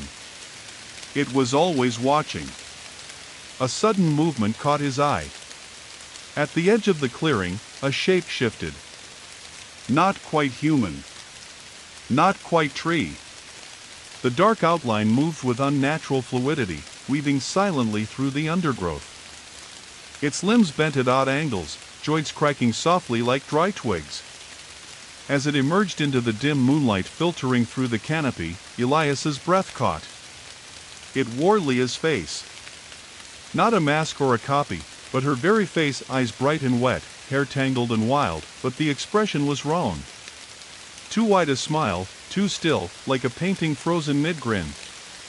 The thing's eyes locked on Elias's. And then they multiplied. The single face fractured into dozens, shimmering on the creature's twisted flesh, eyes blinking, mouths whispering, faces merging and peeling away like layers of bark. Elias stood, heart hammering, knife ready. The creature moved forward, limbs stretching and twisting, the moss and bark that coated its body twitching with something like anticipation. "Leah," he whispered. The creature's voice was a rasp, a chorus of breaths and echoes. "We are Leah. And we are many." It reached out. Its fingers split like roots, each tipped with sharp nails that gleamed wetly. Elias ducked and slashed, cutting through the thick bark like skin, but the creature barely flinched. It recoiled briefly, then advanced again. Behind Elias, the forest seemed to pulse. The trees bent closer, their branches intertwining, leaves whispering secrets he couldn't understand. Shadows stretched long and black, creeping toward him like living ink. He sprinted, knife flashing, dodging grasping limbs and snapping twigs. The creature's voices rose in a terrible harmony, singing a song of roots and memories, of names lost and found, of the forest reclaiming what was taken. "Leah! Leah," they chanted. Elias skidded to a stop near a moss-covered stone, an altar of sorts, carved with symbols he didn't recognize but felt deep in his bones. He turned, breathing hard. The creature halted at the edge of the clearing, its many faces watching, waiting. Suddenly, a sharp crack split the air. The creature shrieked, retreating into the shadows as a beam of pure white light pierced the darkness. A figure stepped into the clearing. Tall. Silent. Clad in worn leather and heavy boots. In one hand, a lantern burned with a steady flame. In the other, a blade etched with glowing runes. The figure's face was hidden beneath a hood. But Elias knew he had seen this presence before. Not here, but in the margins of Leah's writings. A watcher. A guide. A guardian of the lost. "Elias," the figure said, voice low and steady. "You cannot fight the forest alone." The creature hissed from the shadows. "She belongs to us." The figure lifted the lantern higher. "Not yet." Elias took a shaky step forward. Who are you?" The figure lowered the hood, revealing eyes sharp and pale, like shards of ice. "A keeper of balance." one who remembers the old ways. The forest seemed to lean in, listening. Leah is trapped, the keeper said. Split between what she was and what the forest made her. The remembering tree has rooted her soul to this place. To free her, you must journey beyond the veil. But beware, the forest's memory is a prison, and its teeth are endless. Elias swallowed. Where do I start? The keeper gestured to the dark tunnel behind the altar. Down. Deeper than you've gone. To the heart where the roots bleed. Will you come with me? The keepers shook their head. Your path is yours alone. But I will light the way. A warm glow spread from the lantern, pushing back shadows, revealing stairs carved into stone, spiraling down beyond the altar. Elias steeled himself. Then I'll follow. The descent was colder. The air grew thick with moisture and the scent of earth and decay. The steps were slick with moss and something else, something organic, pulsing faintly underfoot. The chanting rose again, faint and distant, like a breath on the wind. At the bottom, a cavern opened. Its walls were alive, covered in writhing roots that pulsed and twisted like veins. The floor was wet with dark liquid that shimmered unnaturally. The echoes of the choir filled the space, their voices mingling with a deeper, growling undertone. Elias's footsteps echoed as he moved forward, the lantern's flame flickering but never dying.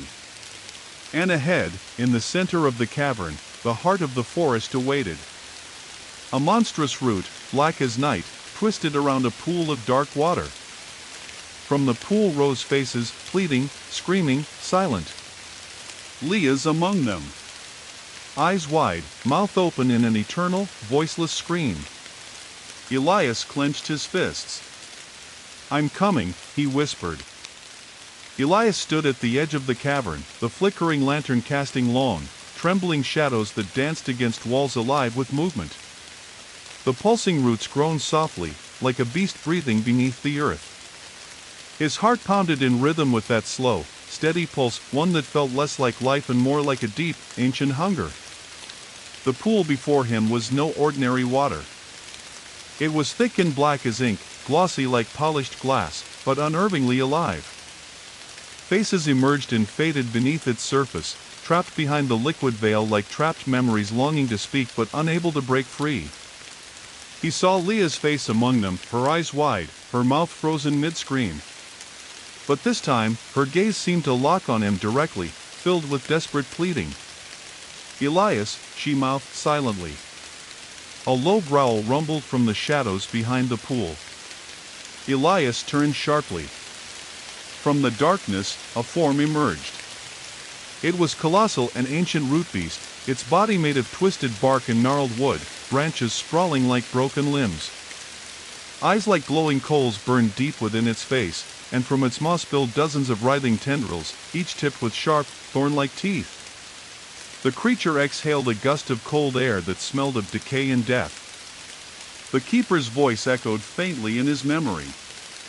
The forest's memory is a prison, and its teeth are endless. Elias raised his knife, feeling suddenly small, but determined. The root beast advanced slowly, each step sending tremors through the cavern floor.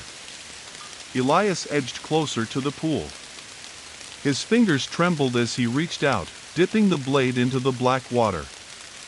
The surface rippled, and a shockwave of cold rushed through him, filling his mind with flashes, fragments of Leah's last moments, the forest's hunger, and something darker yet. A voice whispered from the depths of the pool, ancient and terrible. To free her, you must become the root. To sever the forest's grasp, you must drown in its memory. Elias pulled back, the water dripping from the blade like liquid night. The root beast lunged, tendrils snapping toward him. He dodged, slashing wildly, cutting into the creature's bark, drawing a spray of sap that smelled like iron. The cavern shook. Roots writhed, trying to ensnare him. He stabbed at the faces in the pool, at Leah, wishing his blade could cut through the curse itself. but the roots held fast. He felt the pull like invisible hands dragging him toward the black water. With a roar, he fought back, driving his knife deep into the beast's side. The creature shrieked, a sound like splintering wood and cracking stone. The pool rippled violently. Suddenly, the water surged upward, engulfing Elias in cold darkness. He sank beneath the surface. Time fractured. He floated in a void of black water and whispered memories. Visions flashed around him. Leah, running through the forest, bloodied and desperate. The remembering tree, twisted and screaming. Faces of those the forest had claimed, mouths open in silent screams. And a final, terrible truth. That the forest was not a place. It was a being. A living memory, feeding on souls to survive. Elias reached out with his mind, searching for Leah. Her face appeared, closer now. She reached toward him, but her fingers slipped through his grasp like smoke. "Don't give in," she whispered. "Fight the roots." Elias summoned every ounce of will. He kicked upward. He broke through the surface. Gasping, coughing, the cavern air heavy and stale. The root beast reeled back, wounded and howling. Elias scrambled to his feet, dragging himself from the pool. The keeper stepped forward from the shadows, raising the lantern high. The light flared, burning away the shadows and slowing the forest's pulse. "Your courage has broken the first bond," the keeper said. "But the forest's memory runs deeper still."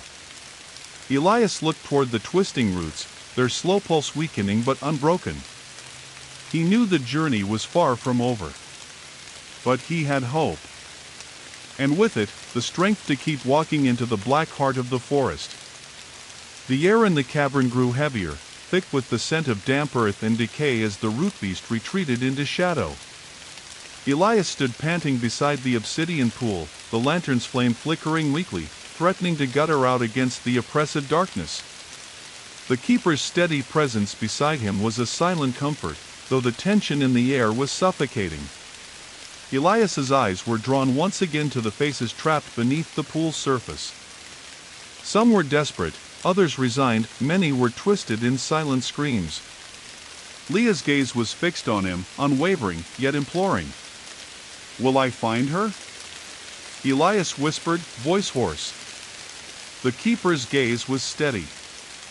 "You already have. But the forest does not release what it claims easily. Every step forward will force you deeper into its memory, and into its mind." A cold shiver ran down Elias's spine. He swallowed hard. How deep? The keeper glanced toward a narrow passageway branching off from the cavern's far end. It was narrower, winding downward, the walls dripping with a viscous black fluid that seemed to pulse with an unnatural life of its own. Deeper than you want to go. The roots twist and turn beneath the forest floor, a labyrinth of ancient memory and living soil. It's the place where the forest breathes and remembers. There, you will face the whispers beneath the soil. Elias's heart pounded. The thought of diving deeper into the unknown was terrifying, yet the ache in his chest to find Leah outweighed fear. He nodded. Together, they stepped toward the winding passage. The tunnel was suffocatingly tight, forcing Elias to brush his hands along the slick walls as he moved forward.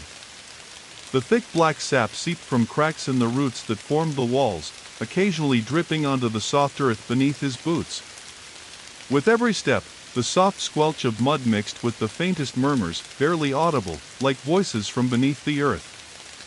Elias stopped, pressing his ear against the cold wall. The whispers grew clearer. At first, they were indecipherable murmurs, sighs, faint echoes of language long forgotten. But then words emerged, fractured and urgent. Remember. Help me. Lost, forgotten. His breath caught. The voices weren't just whispers. They were memories. lost souls entwined in the roots, desperate to be heard. The forest was alive with grief. Suddenly, the ground beneath him shifted. A low rumble echoed through the tunnel. Elias stumbled but caught himself on the wall. The black sap pulsed rapidly, thickening and bubbling like blood flowing through veins. A faint glow appeared ahead, a soft, eerie green radiance that illuminated the tunnel in sickly light. They entered a vast subterranean chamber. Its ceiling arched high above, dripping with roots that hung like stalactites. The floor was a tangled web of roots, some thick as tree trunks, some thin as fingers, all pulsating with the same slow heartbeat Elias had felt since entering the forest steps. In the center of the chamber lay a giant root, gnarled and twisted, wound around a large stone altar covered in runes. The altar seemed to throb with life. And on it was a single object. A small wooden box, intricately carved with spiraling patterns that shifted when viewed from different angles. The whispers converged here, swelling into a chorus that filled the chamber. Elias stepped forward cautiously. The keeper spoke softly, voice steady amidst the growing cacophony. "This is the root's heart, the memory of the forest made manifest. Inside that box lies the secret to freeing Leah and the others. But beware, the forest will not give it willingly." Elias reached out, his fingers trembling, and lifted the box from the altar. The whispers turned frantic. Voices layered over one another, pleading, threatening, crying out. The box grew warm in his hands. Suddenly, roots burst from the floor and walls, twisting like serpents, reaching toward him with thorned fingers. He stepped back, raising the lantern, its flame burning bright and strong. The roots recoiled. Elias's breath came fast. He opened the box. Inside lay a small, folded piece of parchment, worn and stained. He unfolded it carefully. Written in Leah's handwriting were the words, "To sever the root, you must bind the soul. To bind the soul, you must sacrifice the self." Elias stared at the words, trying to grasp their meaning. The chamber trembled. The whispers sharpened into screams. The roots writhed angrily, closing in. The forest demanded a price. Elias turned to the keeper. "What does it mean? What sacrifice?" The keeper's eyes were grave. "To save Leah, you may have to give up who you are. The forest does not take lightly its prisoners." Elias's gaze fell back to the box. The decision pressed on him like a weight. But his resolve hardened. He would pay the price. For her. The cavern's oppressive air thickened as Elias clutched the worn parchment, Leah's cryptic words haunting every corner of his mind. To sever the root, you must bind the soul. To bind the soul, you must sacrifice the self. Each phrase twisted like thorned vines, wrapping tightly around his thoughts. What did it truly mean to sacrifice himself? What price would he pay, and would it even save Leah, or merely condemn them both? The keeper stepped forward, their pale eyes reflecting the lantern's flickering flame. The binding is an ancient ritual, as old as the forest itself. It demands the willing surrender of one's identity to sever the chains of memory that trap souls like Leah's. You must offer a part of your essence, your past, your memories, or your very name, to break the root's hold. Elias swallowed hard. His memories were all he had left, the traces of his life before the forest swallowed Leah whole. Could he give them away? Could he erase the man he was to save the sister he loved? He closed his eyes and breathed deeply, steadying himself against the creeping dread. The chamber darkened as the whispers crescendoed into a maddening chorus, the root's pulsations quickening, responding to his wavering resolve. The air thickened with the scent of damp earth and decay, blending with the bitter tang of fear and hope. The keeper moved to the altar, tracing glowing runes carved deep into the stone, their light humming softly. "Place the parchment here, and call to the forest with all your will." It will test you." Elias obeyed, stepping forward and laying the parchment atop the altar. The roots writhed beneath his feet, sending shivers up his spine. He closed his eyes and whispered Leah's name, letting it roll off his tongue, sending it into the darkness like a beacon. The forest answered. Suddenly, the cavern shook violently. The roots surged upward, encircling Elias like living chains, thick and cold. They wound around his arms and legs, tightening gently but unyieldingly, anchoring him in place. The lantern's flame flickered wildly, casting frantic shadows. Voices erupted, a swirling maelstrom of memories and faces, voices of the lost souls entwined in the forest's memory. They spoke in unison, chanting ancient words Elias didn't understand, yet felt deep within his bones. The binding had begun.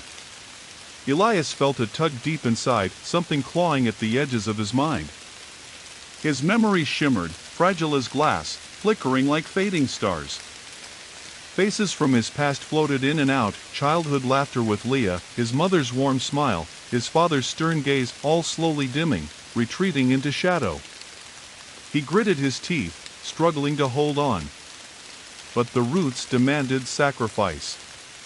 To break the roots' grasp on Leah, Elias had to give up pieces of himself. First came his name. He whispered it aloud, and the sound dissolved into the cavern's echo, swallowed by the roots. His identity began to blur.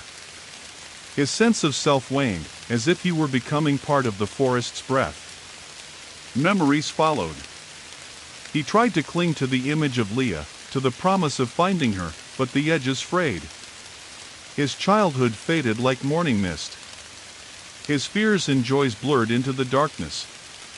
Yet beneath it all, a spark remained, his love for Leah, fierce and unyielding. The forest tested him. It reached into his mind, probing, searching for weaknesses. But Elias held firm. Hours, or was it days, passed in that suffocating embrace.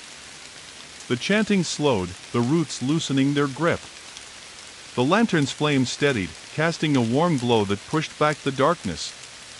The keeper stepped forward, nodding solemnly. "The binding is complete," they said. "You have given much, but the root's hold has weakened. Leah's soul is no longer tethered."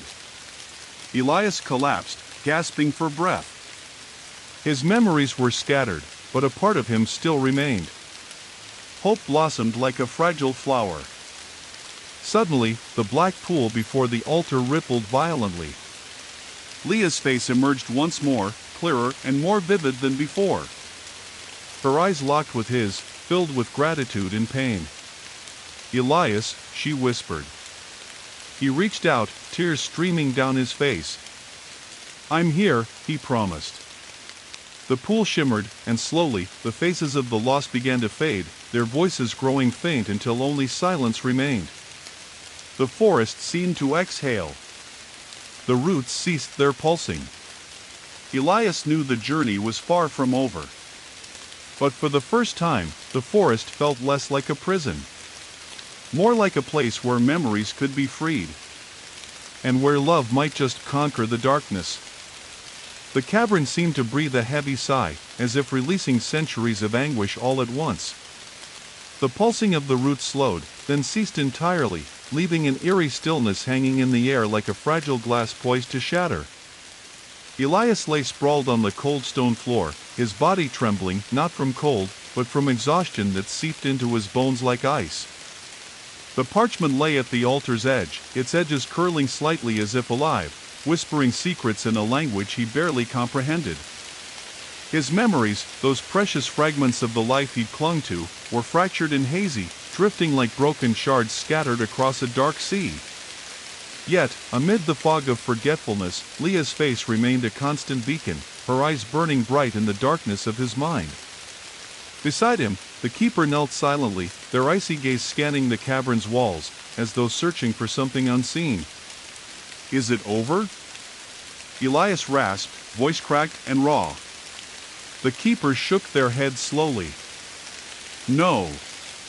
The binding has weakened the root's grasp on Leah's soul, but it has also torn the veil between this world and the forest's deeper darkness. The barriers that hold back what lies beneath are fragile now, shattered, even. Elias forced himself upright, muscles aching. What lies beneath? A shadow shifted behind the altar, something darker than the cavern's shadows, a presence cold and vast. The keeper's voice dropped to a whisper. The hollow root. The heart of the forest's corruption. It waits patiently beneath the veil, hungry and ancient. The sacrifice you made has awakened it. A sudden tremor shook the cavern floor. From the depths, a low rumble rose, growing louder, a sound like stone grinding against stone. Roots writhed angrily, bursting from cracks in the walls, twisting upward like serpents unleashed. The pool churned violently, black water surging over the altar's edge. Elias stumbled back, heart pounding. From the swirling depths, a form began to emerge. A monstrous shape, massive and grotesque. Limbs of twisted bark and dripping sap, eyes like burning coals, and a maw filled with gnashing roots. The hollow root. The forest's ancient heart made flesh and nightmare. It growled, a sound that vibrated through the cavern, rattling bones and shaking souls. Elias gripped his knife, feeling the weight of every sacrifice he'd made. He knew this was no longer just about saving Leah. This was about surviving the forest's hunger. The keeper stepped beside him, lantern held high. Together, we can seal the veil again. But it will demand everything. The hollow root advanced. The roots around it reached out, seeking to entangle, to claim. Elias lunged, slashing through the writhing limbs, sparks flying as steel met bark. The cavern exploded into chaos, light and shadow wrestling for dominance. He felt the forest's pull, the temptation to surrender, to become one with the roots, to forget everything. But he fought. For Leah. For himself. For the fragile hope of escape. The battle stretched on, relentless and unforgiving. The keeper's lantern blazed like a beacon, cutting through the darkness. Together, they carved a path through the ancient horror. Finally, with a desperate roar, Elias drove his blade into the hollow root's core. The creature howled, a sound like the forest dying. The roots convulsed, then began to retreat. The veil shimmered, sealing slowly as the cavern calmed. Elias collapsed, breath ragged, body spent. The keeper placed a hand on his shoulder. The forest remembers. But so do you. Elias looked up, eyes heavy but burning with resolve. The path ahead was still dark, but for the first time, the light seemed within reach. The cavern's oppressive silence pressed down as Elias struggled to catch his breath. The faint glow of the keeper's lantern illuminated the shattered remnants of the hollow root, now collapsing into the churning black pool. The forest's pulse had slowed to a whisper, but the weight of the battle lingered in the air like a heavy fog. Elias rose unsteadily, his body aching but his spirit burning with a fragile hope. He glanced toward the pool, where Leah's face now floated peacefully among the fading memories. Her eyes, though tired, shimmered with gratitude. "We have to leave this place," the keeper said quietly. "The forest's hold is weakening, but the roots still reach far and deep. The journey isn't over." Elias nodded, swallowing down the exhaustion threatening to consume him. He carefully folded the parchment, now blank except for the fading ink of Leah's final message, and tucked it safely away. They ascended the winding tunnel, the walls gradually brightening as they neared the surface. The air grew fresher, less suffocating. Yet, the forest above awaited them, still twisted, still hungry, and still watching. As they emerged into the pale, mist-shrouded daylight, Elias felt a shiver ripple through him. The trees here were scarred and silent. The usual chorus of birds and insects was absent, replaced by an eerie stillness that settled over the land like a heavy shroud. Ahead, the path split, one trail led deeper into the forest's heart, the other toward a distant ridge where faint smoke curled into the sky. "We should follow the smoke," Elias said, voice hoarse but resolute. "Maybe it's a sign of life. Or help." The keeper nodded. "Perhaps. But be wary. The forest can turn even a beacon of hope into a trap." They moved cautiously, stepping over twisted roots and fallen branches. The mist thickened, wrapping around them like cold fingers. Every step felt heavy, as if the forest itself sought to slow their progress. Suddenly, a rustle came from the underbrush. Elias froze, knife drawn. From the shadows emerged a figure, a woman, ragged and pale, her eyes wide with fear and relief. "Leah?" Elias whispered. She nodded weakly, stepping forward. "I was trapped," she said, voice trembling. "But you freed me." Elias embraced her, the weight of their ordeal momentarily lifting. But the forest was not done with them. From the trees came a chorus of whispers, growing louder, more insistent. Voices of the lost, voices of the rooted. And among them, a chilling promise.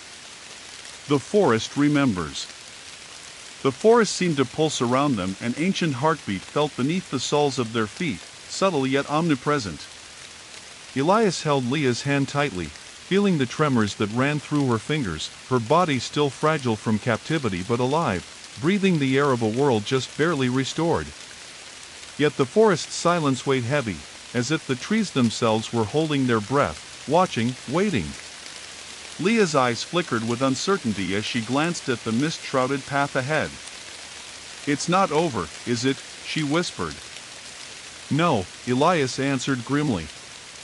"The forest may have released you, but it's far from done with us. We need to find a way out, or at least find the others who might still be trapped." The keeper, silent until now, nodded solemnly. "The path ahead leads through the Whispering Grove, an ancient place where the forest's voice is loudest. It is said to reveal truths, but also to twist them." The three moved cautiously toward the grove, the trees growing taller and closer together, their branches woven like a living tapestry that filtered the pale light into shifting patterns on the forest floor. Here, the mist thickened, curling like smoke, and the air was heavy with voices, soft, layered whispers that seemed to come from the trees themselves. As they entered, the whispers swelled, indistinct at first but gradually forming words, phrases, half-memories that clawed at the edges of their minds. "Remember the sacrifice. Who walks with the roots? Find the lost, find the broken."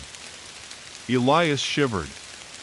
The grove was alive with the echoes of those who had passed, their stories tangled in the bark and leaves. Suddenly, the whispers coalesced into a singular, chilling voice, soft yet insistent. "Turn back, or join us, forever." Leah gasped, clutching Elias's arm. "We can't stop now," he said firmly, though his own heart thudded with fear. "We have to push through." The keeper raised the lantern higher, its warm light piercing the murky veil. Shadows flickered at the edges of their vision, figures glimpsed in the corner of the eye, shapes that vanished when looked at directly. The path twisted unnaturally, as if the grove itself sought to confuse and trap them. Roots snaked along the ground, rising up in ghostly shapes, hands, faces, reaching for them. Elias tightened his grip on his knife, muscles coiled for fight or flight. Deeper into the grove, the whispers grew louder, more urgent. Elias's thoughts were invaded by fragments of memories, not his own, but others' visions of people lost in the forest, trapped in endless cycles of hope and despair. He saw flashes of the keeper's past, lonely nights spent guarding the borders between worlds, endless battles against the forest's hunger. Leah's memories surfaced too, moments of joy and terror, laughter and tears, all intertwined with the forest's cruel grasp. The grove pressed in, voices weaving a tapestry of pain and longing. At the heart of the Whispering Grove, they found a massive tree, its trunk twisted and gnarled, roots sprawling like veins across the earth. Embedded in its bark was a hollow, glowing faintly with a pulsing blue light. This is the Soul Hollow, the keeper explained. The source of the forest's voice. It holds the memories and souls bound to this place. If we can release it, the forest's grip may finally break. Elias stepped forward, the lantern's glow reflecting in the hollow's shimmering light. Leah reached out, placing her hand gently against the bark. The whispers ceased.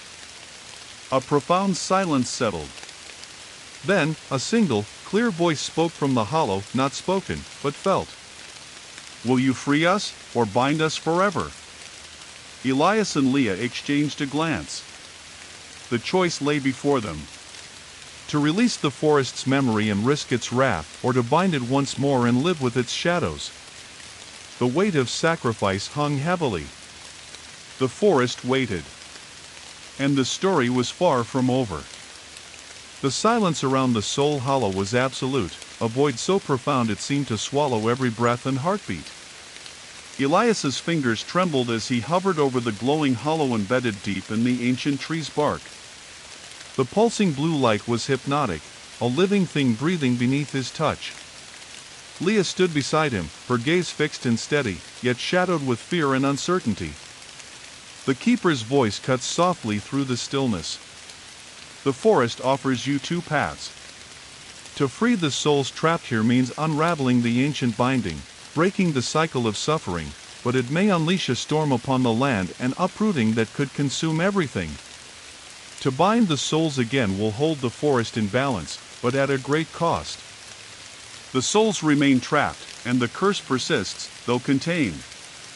Elias swallowed, heart heavy. The weight of choice crushed him.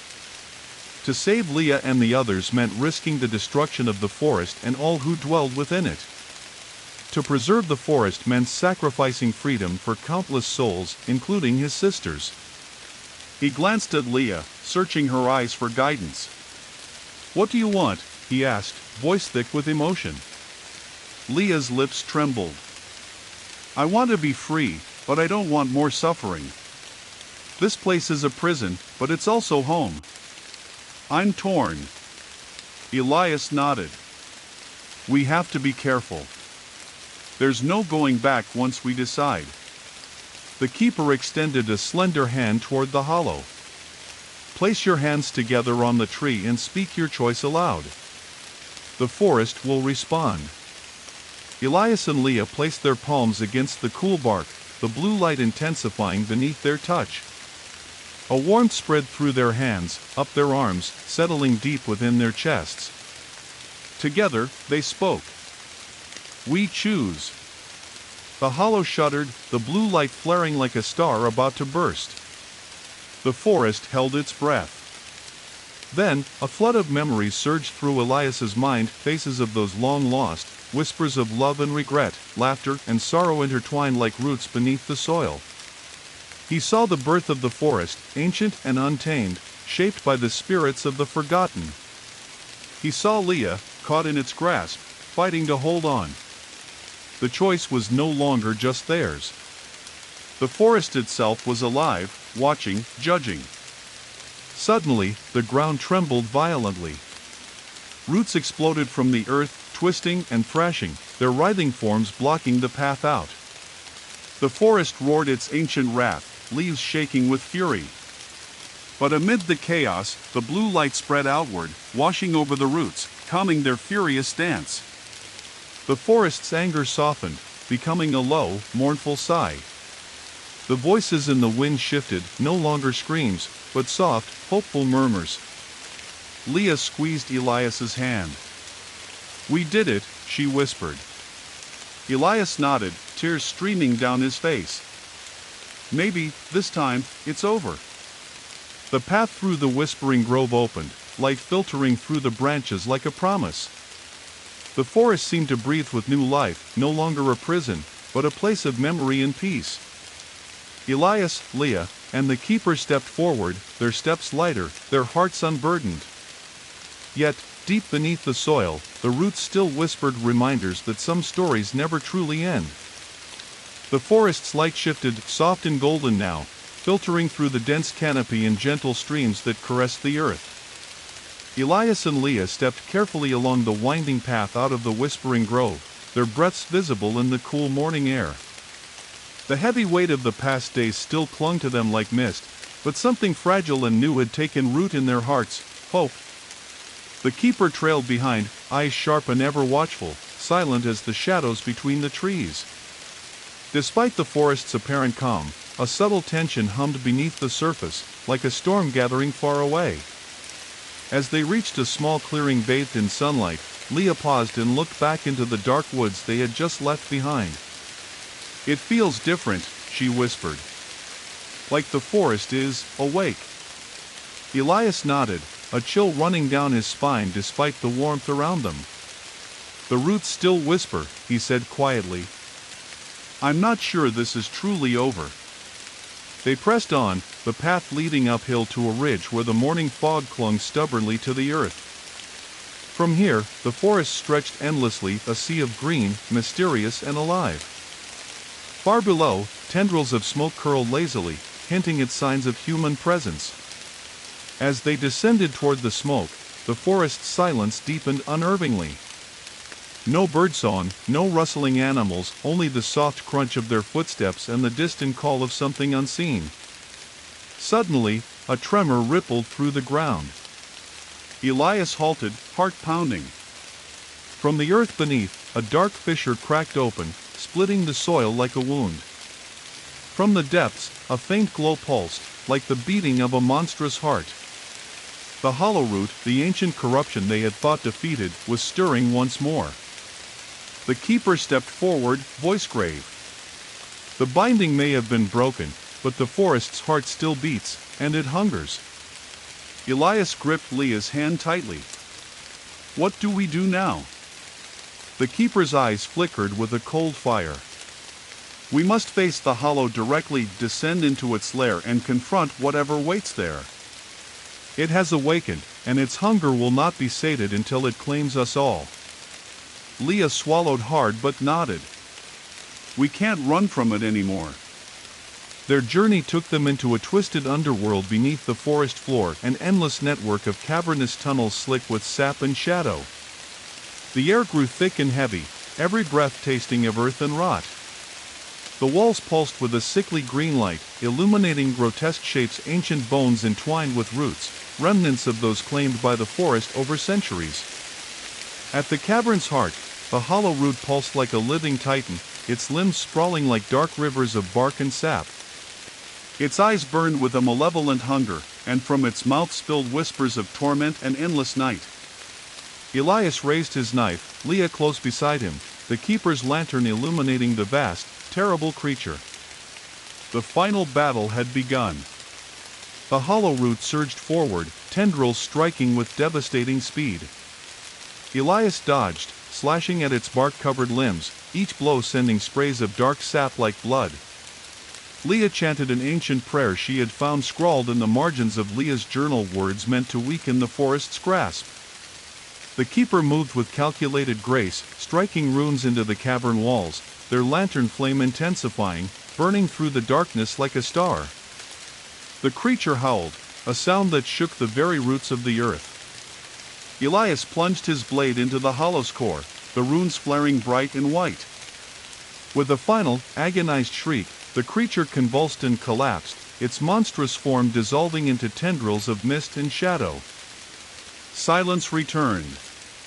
The forest seemed to exhale in relief. Leah collapsed into Elias's arms, tears streaming down her face.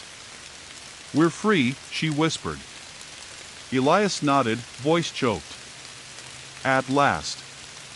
The keeper lowered their lantern, eyes reflecting a bittersweet victory. "The forest remembers," they said softly. "But its hunger is sated, for now." Above, the sun broke through the canopy, casting warm light on the forest floor. A new dawn. A fragile peace. And the promise of a story yet to be told. The dawn crept slowly through the dense canopy, casting dappled golden light on the scarred forest floor. The once oppressive shadows now felt softened, the heavy breath of the forest less suffocating. Yet the air was thick with an uneasy calm, as if the forest held its breath, waiting. Elias, Leah, and the keeper stood at the edge of the clearing where the hollow root had last writhed before fading into nothingness. The earth beneath their feet was cracked and raw, scars from the battle that had just transpired. For a moment, the forest was silent, save for the distant rustle of leaves in the breeze. But silence, Elias knew, was never truly peace in this place. As they began to move forward, the ground beneath them shifted slightly, an almost imperceptible tremor that sent a ripple through the soil. Elias stopped, kneeling to place his hand on the earth, feeling the faint pulse beneath his palm. The hollow's heart may be broken, the keeper murmured, but its echo lingers. It has imprinted itself on this land. The forest remembers everything, the pain, the fear, the sacrifice. And it will test us again. Leah's face was pale, her eyes scanning the shadows between the trees. How long until it tries again? The keeper shrugged, eyes narrowed. Could be days, months, or years. But the forest's hunger never truly sleeps. It waits for those who forget, for those who wander too far, for the careless. They pressed onward, the path winding through the still twisting trees, their branches creaking softly as if whispering warnings. The forest seemed to watch every leaf and twig alive with unseen eyes. Elias felt a cold prickle at the back of his neck, as if 1,000 gazes bore into him. Suddenly, a faint sound reached their ears, a distant echo, barely more than a breath. Elias froze. Leah and the keeper did the same. From the shadows emerged a figure, a young woman, disheveled and pale, her eyes wide with a haunted light. She staggered forward, clutching a small carved amulet. "I heard the voices," she whispered. "The forest, it's calling." Elias exchanged a wary glance with the keeper.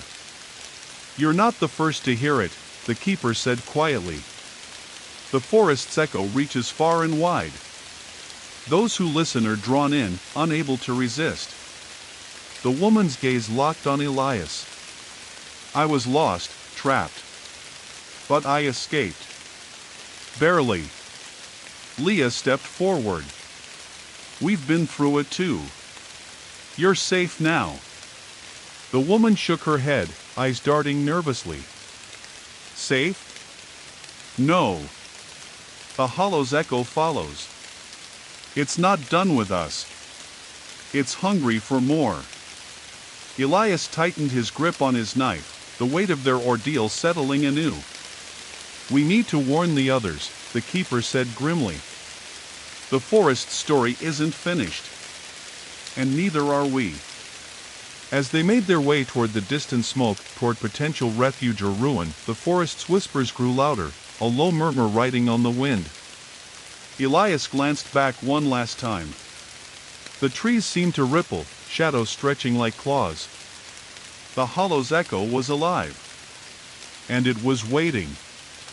The path ahead wound through a forest that felt both familiar and strangely alien. The trees stood like sentinels, their twisted limbs clawing at the heavy mist that clung stubbornly to the earth. Elias, Leah, the keeper, and the newly found woman moved cautiously, their senses sharpened by every shadow and whisper that seemed to flicker at the edge of sight. The woman, who introduced herself as Mara, carried the small carved amulet close to her chest. "It's an old charm," she explained in a hushed voice, "passed down by those who once tried to keep the forest's hunger at bay. It helps, but only for a while." Leah peered at the amulet, a ring of intertwined roots carved from bone, faintly glowing with an eerie green light. "What happened to you?" she asked gently. Mara's eyes darkened, haunted. "I was part of a group that tried to escape the forest long ago. We thought the binding ritual would free us all. But some of us were lost, taken by the roots, consumed by the memories. The forest didn't want to let us go." Their footsteps were muffled by the thick carpet of fallen leaves and moss. The silence between them was heavy, punctuated only by the distant calls of unseen creatures and the occasional crack of a brittle twig. The forest seemed to shift subtly around them, paths bending, trees seeming to close ranks as though trying to steer them away from something deeper. Suddenly, the air grew cold, unnaturally so, and a faint, mournful wail echoed through the trees. Elias gripped his knife tighter. "What was that?" Leah whispered. "The cries of the forgotten," the keeper replied. "Souls trapped in the forest's memory, yearning for release. The hollow's echo calls to them, pulling them deeper into its grasp." A low rustling stirred the shadows. Figures began to emerge, ghostly forms, translucent and shimmering like morning mist. Faces twisted in pain, eyes wide with fear and regret. They reached out with spectral hands, voices echoing in mournful chorus. "Help us! Free us!" Leah's breath hitched. "Those are the ones we couldn't save," she said, voice barely audible. Elias felt a chill creep through him as the spirits swirled around their feet, weaving between the trees. The keeper stepped forward, chanting softly in a language older than the forest itself. The ghosts hesitated, their forms flickering. But the hollow's pull was strong. The ground trembled, and roots burst from the earth like grasping hands, threatening to ensnare them. Elias slashed at the thick vines, fighting to keep the spirits and roots at bay. Mara held the amulet high, its green glow flaring, pushing back the darkness. Leah and the keeper joined hands, their voices rising in a desperate song that resonated with the forest's ancient magic. The wailing souls began to fade, drifting upward like leaves on the wind, freed from their torment for now. Breathing heavily, the group gathered themselves. "This forest is a web of pain and memory," the keeper said, voice grave. "Every soul caught here adds to its strength. We must tread carefully lest we become part of the forest's story." Leah looked at Elias, determination burning in her eyes. "We can't turn back. Not now." Elias nodded, feeling the weight of every lost soul pressing on his heart. The forest may hunger still, but so did they. The forest around them shifted uneasily as they moved deeper into the tangled woodlands beyond the whispering grove. The canopy thickened overhead, blotting out the already dim light and casting long, twisting shadows that stretched like dark fingers across the mossy ground. The air was thick with the scent of damp earth and decay, mingled with the faint metallic tang of blood. Elias felt the weight of the forest's gaze, ancient, watchful, and unyielding. Every step forward felt like trespassing on sacred ground, as if the trees themselves whispered warnings in a language just beyond comprehension.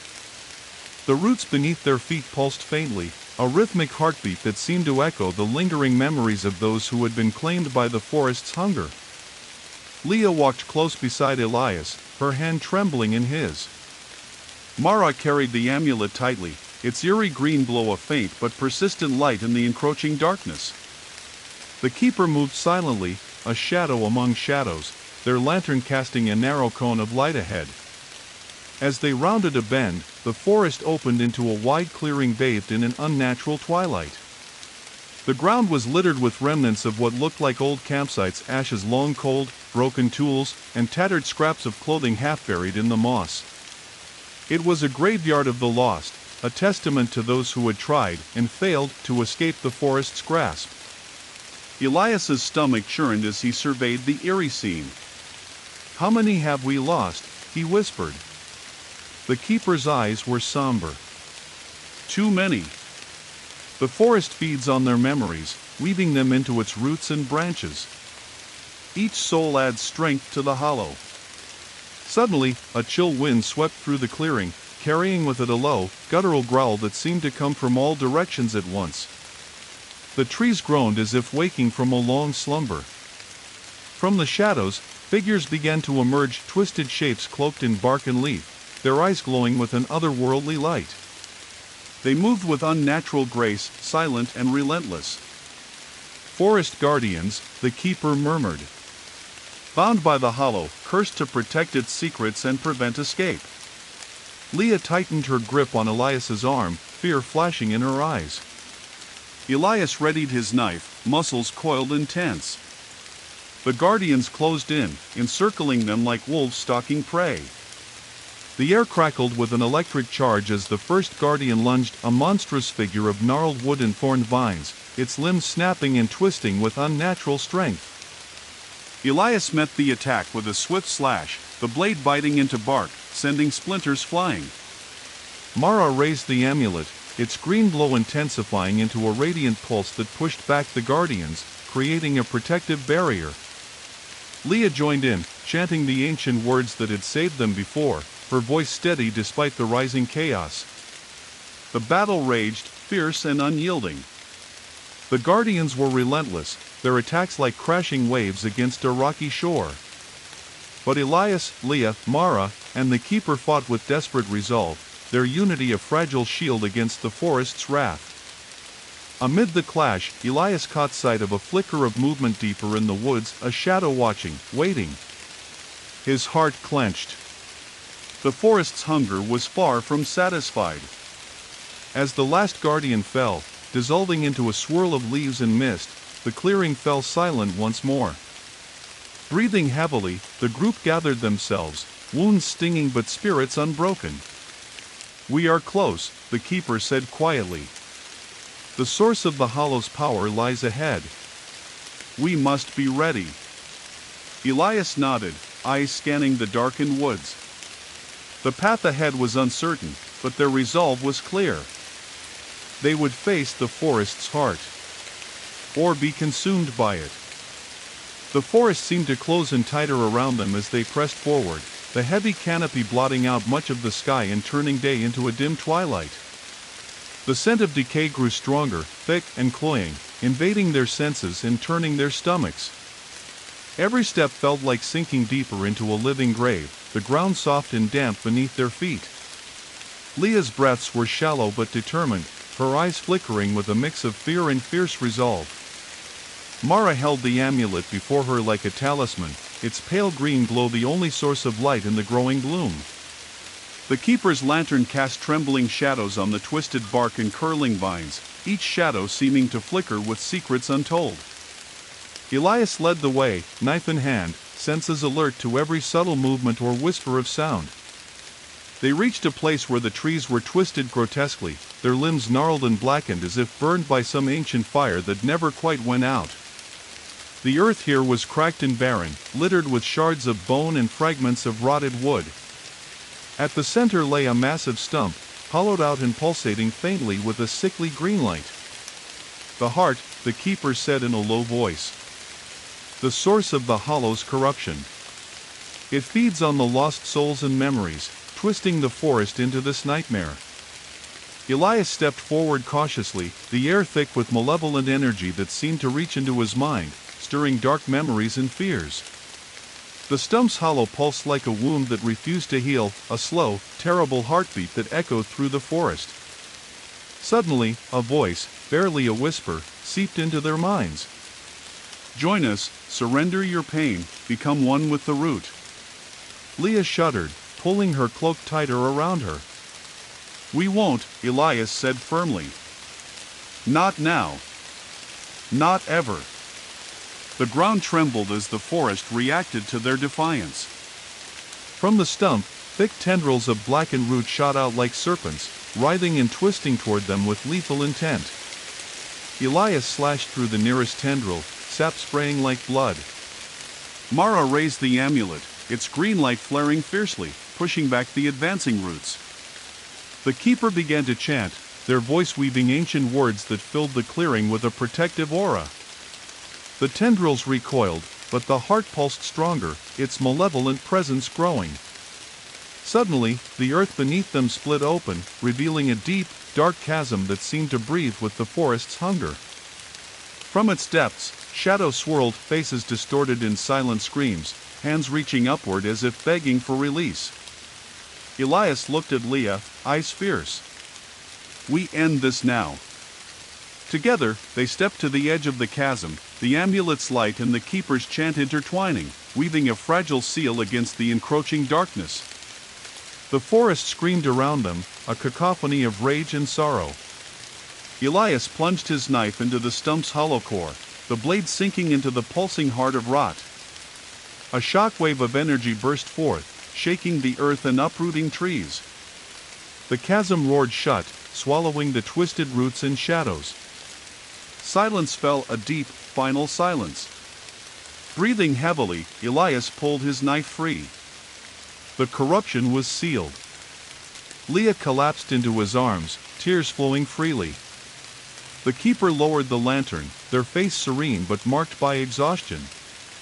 The forest breathes once more, they said. Freed from its deepest wound. Elias looked up, the first rays of dawn piercing through the canopy. Hope glimmered, fragile but unbroken. The first golden rays of dawn broke through the dense canopy, casting fractured patterns of light across the forest floor. The oppressive weight that had hung over the woods for so long had lifted slightly, replaced by an eerie stillness that seemed to hold its breath, as if the forest itself was cautious, uncertain of its newfound peace. Elias sat on a fallen log, his muscles trembling with exhaustion and adrenaline. Leah rested against him, eyes closed, still pale but breathing steadily. Mara stood nearby, fingers absent-mindedly tracing the carved amulet's edges, her face etched with a mixture of relief and sorrow. The keeper, ever vigilant, paced slowly, lantern casting flickering shadows that danced among the roots. The sealing of the hollow's heart had come at a great cost. Though the malevolent pulse had ceased, the forest remained scarred, its wounds visible in the twisted limbs and blackened earth that surrounded them. The echoes of lost souls still lingered in the air, whispers and faint cries carried on the wind, reminders that the battle was not without its sacrifices. Leah's eyes fluttered open, meeting Elias's gaze with a flicker of determination. "What happens now?" she asked softly. Elias exhaled slowly, fingers tightening around hers. "Now, we heal. We find a way out. And we make sure no one else falls into this nightmare." Mara nodded, stepping forward. "There's a village nearby, one of the last settlements untouched by the forest's corruption. If we reach it, maybe they can help us, or at least give us shelter." The keeper frowned. "The forest's influence may still reach that far. We must be cautious." As they prepared to move, the forest shifted once more. A breeze stirred the leaves, carrying a scent both familiar and foreign, earth and rain mixed with the faintest hint of smoke. The path ahead was uncertain, but the flickering light of human presence beckoned, a fragile hope in the heart of the wild. Their journey resumed, each step heavy but resolute. The forest watched silently, its breath slow and measured. But deep beneath the soil, unseen roots twined and writhed, reminders that some darkness never truly dies, only waits. And in the distance, the faintest murmur of voices rose on the wind. A warning. A promise. A beginning. The faint smoke curling above the treetops grew steadily stronger as Elias, Leah, Mara, and the keeper moved through the forest's tangled underbrush. Each step seemed to peel away layers of darkness, but a persistent tension clung to the air, a sense that the forest's reach was longer than the eye could see. The path opened onto a clearing where the village of hollow pines lay nestled in a hollowed basin. Simple wooden cabins dotted the landscape, smoke rising gently from their chimneys, mingling with the morning mist. Despite its humble appearance, a palpable sense of unease hung over the settlement, as if the villagers carried the weight of unseen burdens. Leah's gaze lingered on the children playing near a cracked well, their laughter faint and hollow. Elias exchanged a wary glance with Mara. "We've found them," Mara said softly. "Survivors. But they're trapped, like us." The villagers greeted them with wary eyes and tight smiles. Whispers of the hollow and the forest's hunger passed through hushed conversations as the group was led to the village elder, a stooped man with a weathered face and sharp, knowing eyes. "The forest doesn't just consume flesh," the elder said, voice rough with age. "It devours memories, hope, the very souls of those who linger too long. We've lived in its shadow for generations, guarding what little light we have left." Elias explained their journey, the battle with the hollow root, and the tentative sealing of the forest's heart. The elder nodded solemnly. You may have quelled the storm, but the forest's curse is deep-rooted. Its hunger will return, as it always does. That night, the village gathered around a large bonfire, its flames licking at the darkened sky. Stories of loss, survival, and hope were shared in low tones. The fire's warmth contrasted sharply with the cold weight pressing on their souls. Leah sat beside Elias, fingers entwined, their shared silence speaking volumes. Mara approached, holding the amulet close. "There's an old legend," she said quietly, "of a ritual to bind the forest's hunger forever. It requires sacrifice, willing hearts to tether the forest's darkness, to keep it from spreading." The keeper's eyes glinted in the firelight. A final choice. To protect many by binding the few. Elias felt the heavy burden settle anew. The fight was far from over, and the price was yet unknown. Outside the village, the forest loomed, silent, watchful, and patient. Roots pulsed beneath the earth, veins of darkness threading through the soil. The hollow may have been wounded, but its echo remained. And the forest whispered once more, a soft, haunting lullaby for those lost in its depths. The firelight flickered against the ancient timbers of hollow pines, casting long shadows that danced like restless spirits across the faces gathered around the village square. The air was thick with anticipation, fear, and the heavy weight of a decision that could alter the fate of all who lived in the forest's shadow. Elias sat beside Leah, their hands intertwined tightly, fingers cold but steady. Mara stood nearby, clutching the amulet, her face pale yet resolute. The keeper moved through the crowd, their eyes scanning the faces, young and old alike, all carrying the same haunted look of those who have seen too much darkness. The village elder's voice rang out, cutting through the murmurs. "Tonight, we face the forest's hunger with the courage of those willing to bind its curse once and for all. The ritual demands sacrifice, not just of flesh, but of memory, of identity. Those who offer themselves will become the forest's guardians, anchors to hold back the spreading rot." Elias's heart pounded. The choice was no longer his alone, it belonged to the village, to everyone who had suffered beneath the forest's grasp. Leah whispered, "We can't let more souls be lost." Mara nodded, stepping forward. "I'll do it. The amulet has bound me to this forest long enough. It's time to end this." The keeper's gaze met hers, a silent acknowledgement passing between them. One by one, villagers stepped forward, offering their hands, their memories, their will to the binding. The fire crackled higher, a living flame that seemed to reach toward the dark canopy overhead. The ritual began with ancient chants, voices rising in a haunting melody that intertwined with the forest's own whispered song. The earth trembled as roots emerged from the soil, weaving a circle of power around those who had volunteered. Elias felt a pull deep within his chest, a tug at his very soul, as if the forest itself reached inside him, seeking to claim what it had long desired. Leah's eyes shone with tears but also fierce determination. "We do this for all of us, so no one else gets lost." The chanting grew louder, the circle tightening, the air thick with raw energy. The roots rose higher, embracing the volunteers in a cocoon of living wood and sap, binding their memories and spirits to the forest's heart.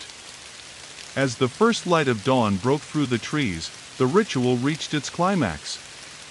The earth stilled, the roots weaving a delicate, powerful web that pulsed with life and shadow. The hunger had been bound, but at a price. The faces of those bound flickered like fading stars, their memories and identities woven into the very fabric of the forest. Leah rested her head on Elias's shoulder, exhaustion and relief washing over her. The keeper knelt beside the newly formed guardians, whispering a final blessing. The forest breathed differently now, quiet, watchful, tethered but alive. The villagers returned to their homes, their hearts heavy but hopeful. Elias and Leah stood together, looking out over hollow pines. "The story isn't over," Elias said softly. "But maybe, this time, we've bought some time."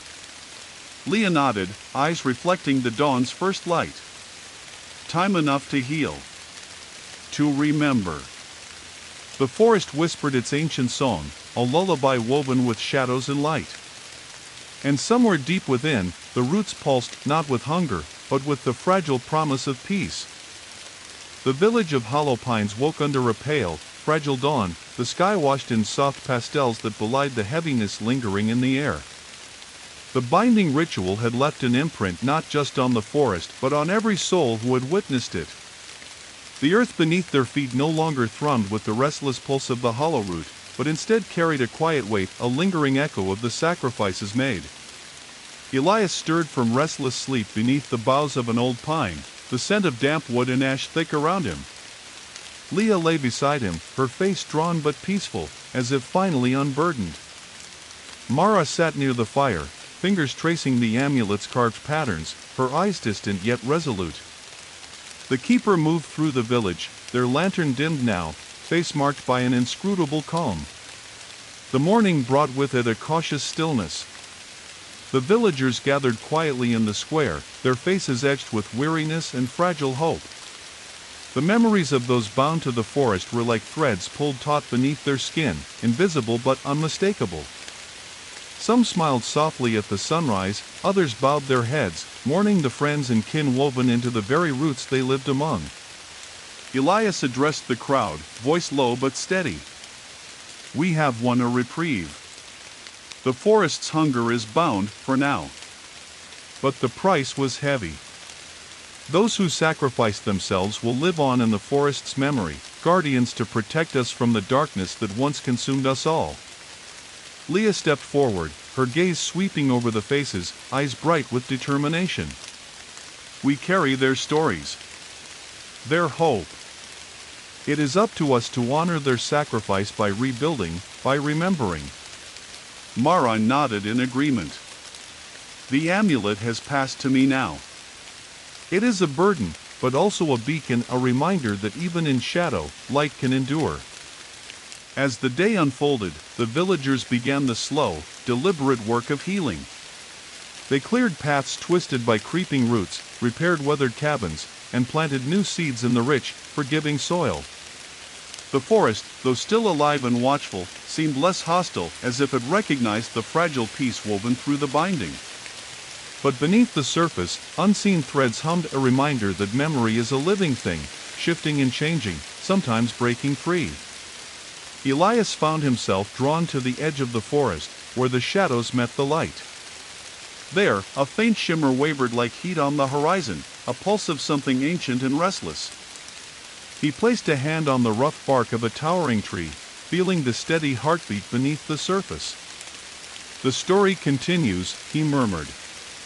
That night, as the village slept beneath a sky full of distant stars, the forest whispered its lullaby, a song of roots and rain, loss and hope, darkness and light. And in the depths, the amulet glowed softly, threads of memory weaving an endless story beneath the ash and fog. The days following the binding ritual at Hollow Pines stretched uneasily, each moment weighted by a mixture of fragile hope and lingering dread. The villagers went about their work with quiet determination, but the forest remained a looming presence, its branches whispering secrets just beyond comprehension, its shadows shifting with subtle malice. Elias found himself restless, drawn again and again to the boundary where village met forest. He walked beneath the heavy boughs, feeling the soft carpet of moss beneath his boots and the occasional brush of unseen movement in the undergrowth. The amulet hung around Mara's neck now, its pale green light flickering faintly in the dark. One evening, as the sun sank behind the trees and the forest's breath grew colder, Elias heard a distant murmur, soft, like voices carried on the wind. He paused, straining to listen. The sound seemed to seep from the earth itself, a chorus of whispers tangled in root and stone.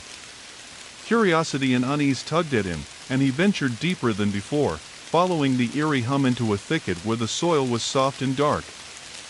There, beneath a gnarled oak, he discovered a hollow, a small cavern entwined with roots and glowing faintly with an otherworldly light. From within came flickers of shadow and glimpses of faces, ghostly echoes of the souls bound in the ritual, their memories lingering like faded photographs. Leah joined him silently, eyes wide with a mixture of awe and sorrow. "They're still here," she whispered. "Living beneath the roots, caught between worlds." The keeper appeared at their side, lantern raised high. The binding tethered their spirits, but it did not sever their connection to this world, the keeper explained. "They are watchers now, guardians and prisoners intertwined. Their echoes ripple through the forest, warning us of dangers yet unseen." As they spoke, a sudden tremor shook the earth, and the hollow's glow intensified. Shadows coalesced, shifting into shapes both familiar and strange, faces of those long lost, reaching out in silent plea. Elias stepped forward, voice steady despite the chill creeping down his spine. "We hear you. We remember." Leah laid her hand on his shoulder, strength passing between them. The keeper began a low chant, weaving words older than the forest itself, their voice a bridge between realms. Slowly, the shadows softened, faces relaxing into peaceful expressions as the hollow's light pulsed gently, a heartbeat of remembrance. But the forest's depths held more secrets still. As they retreated from the hollow, Elias felt the faintest tug at his heart, a reminder that memory is never truly still, and the roots beneath hollow pines hid stories yet untold. The forest whispered around them, a living tapestry of shadows and light, loss and hope. And beneath the ashen fog, the echoes beneath the roots sang their endless song. The days grew shorter, and the mists thickened, curling like ghostly fingers around the edges of hollow pines. A chilling quiet had settled over the village, broken only by the occasional rustle of leaves or distant howl of creatures lurking beyond sight. The forest, once a distant threat, had become an omnipresent shadow hanging over every breath, every thought. Elias, Leah, Mara, and the keeper gathered near the edge of the village, eyes fixed on the dense line of trees that seemed to pulse with an otherworldly life. The amulet hung heavy around Mara's neck, its faint green glow a steady beacon in the gloom. "We have touched the forest's memory," the keeper said softly, voice barely above the whispering wind. "But there is a veil between our world and the next, thin and fragile. It grows thinner as the forest's hunger fades, but the boundary between life and death remains perilous." Leah shivered, pulling her cloak tighter. "What lies beyond that veil?" The keeper's gaze darkened. "Shadows. Lost souls seeking rest. And something else. Something ancient, older than the forest itself. It watches. It waits." Elias felt the weight of those words settle deep within him, a cold knot tightening his chest. The forest was alive with memories, yes, but also with secrets far darker than they had imagined. Suddenly, a figure emerged from the tree-line, tall and silent, cloaked in shifting shadows. The air grew thick with cold, and the world seemed to hold its breath. The stranger's eyes glowed faintly beneath the hood, reflecting the dying light. Without a word, they extended a hand, pale, almost translucent. Mara stepped forward cautiously, clutching the amulet. "Who are you?" The figure's voice was a sibilant whisper, like wind through dead leaves. "A guardian of the veil. I am here because the forest's binding is weakening. The boundary fades, and the shadows stir." Elias tightened his grip on Leah's hand. "What must we do?" The guardian's gaze swept over them, cold and piercing. "To mend the veil, you must journey beyond the forest's edge into the realm where echoes dwell. You will face memories made flesh and shadows born of fear. Only by confronting the past can the future be secured." Leah swallowed hard. "And if we fail?" The guardian's lips curled in a grim smile. "Then the forest will reclaim all. The living and the dead will be one. And the ash will never settle." As the figure vanished into the mist, the wind carried a low, mournful song, the forest's lament, woven from centuries of pain and loss. Elias looked at Leah, determination flaring in his eyes. "We have to go. We have to face whatever waits beyond." Mara nodded, the amulet's glow pulsing in time with her heartbeat. The keeper raised their lantern, ready to lead the way. Together, they stepped into the shadows beyond the veil, where memories and darkness entwined. The forest watched silently as they disappeared into the mist, the veil trembling like a fragile breath on the cusp of dawn. And beneath the ashen fog, the story deepened, an endless dance between light and shadow, life and death. The moment Elias, Leah, Mara, and the keeper stepped beyond the edge of hollow pines, the world shifted beneath their feet.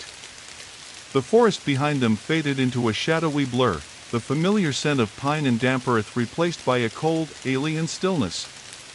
The air here was thick with something intangible, the weight of memories trapped between worlds, heavy and unyielding, pressing against their skin like a second, invisible layer. Before them stretched a landscape not quite real, a liminal place where time folded back on itself and echoes of the past flickered like dying embers. The ground beneath was a patchwork of cracked soil and tangled roots that glowed faintly, veins of green and black pulsing like a heartbeat, a living map of all the souls the forest had claimed and forgotten. Leah shivered, pulling her cloak tighter as a cold wind whispered voices she couldn't fully hear. "Where are we?" she asked, her voice trembling. The keeper, who walked with measured steps, responded without looking back. "This is the veil, the thin boundary between our world and the realm of echoes. Here, memories take shape and fears become flesh. Few living have ever walked its paths and returned unchanged." Mara tightened her grip on the amulet, its pale glow intensifying. "We have no choice. The forest's hunger was bound, but its roots still run deep. To truly heal, we must face what lies beyond." Elias nodded, swallowing the knot of dread tightening his throat. "Then we face it together." They moved forward cautiously, their footsteps silent against the soft, glowing earth. Around them, shapes flickered at the edge of vision, wisps of smoke, fragments of forgotten moments, and the shadowy outlines of long-gone souls. Some appeared as children laughing beneath sunlit trees, others as weeping figures trapped in endless twilight. The veil was a gallery of memories, both beautiful and terrible, bound together by threads of sorrow and longing. Suddenly, the ground beneath Leah trembled. From the earth, a figure rose, translucent and shimmering, yet horrifyingly real. It was a woman, her face contorted in anguish, eyes wide with terror. Her mouth opened in a silent scream, reaching out with hands that dissolved into mist. Leah staggered back, heart pounding. "What is that?" The keeper stepped forward, chanting softly. "A memory bound in pain, trapped between worlds. It seeks release but cannot find peace." Elias grasped Leah's arm, steadying her. "We have to help it move on." They began the ritual the keeper taught them, voices weaving ancient words that shimmered like threads of light, unraveling the sorrow binding the spirit. The anguished figure dissolved into a cascade of glowing motes that drifted upward and vanished. But the moment of relief was fleeting. From the shadows behind, another form emerged, a dark, twisted echo of a man, eyes hollow and filled with rage. His steps shattered the fragile light, and he lunged forward with unnatural speed. Elias met him head-on, blade flashing in the dim glow.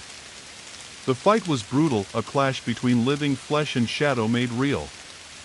The echo struck with desperate fury, fueled by decades of torment and bitterness.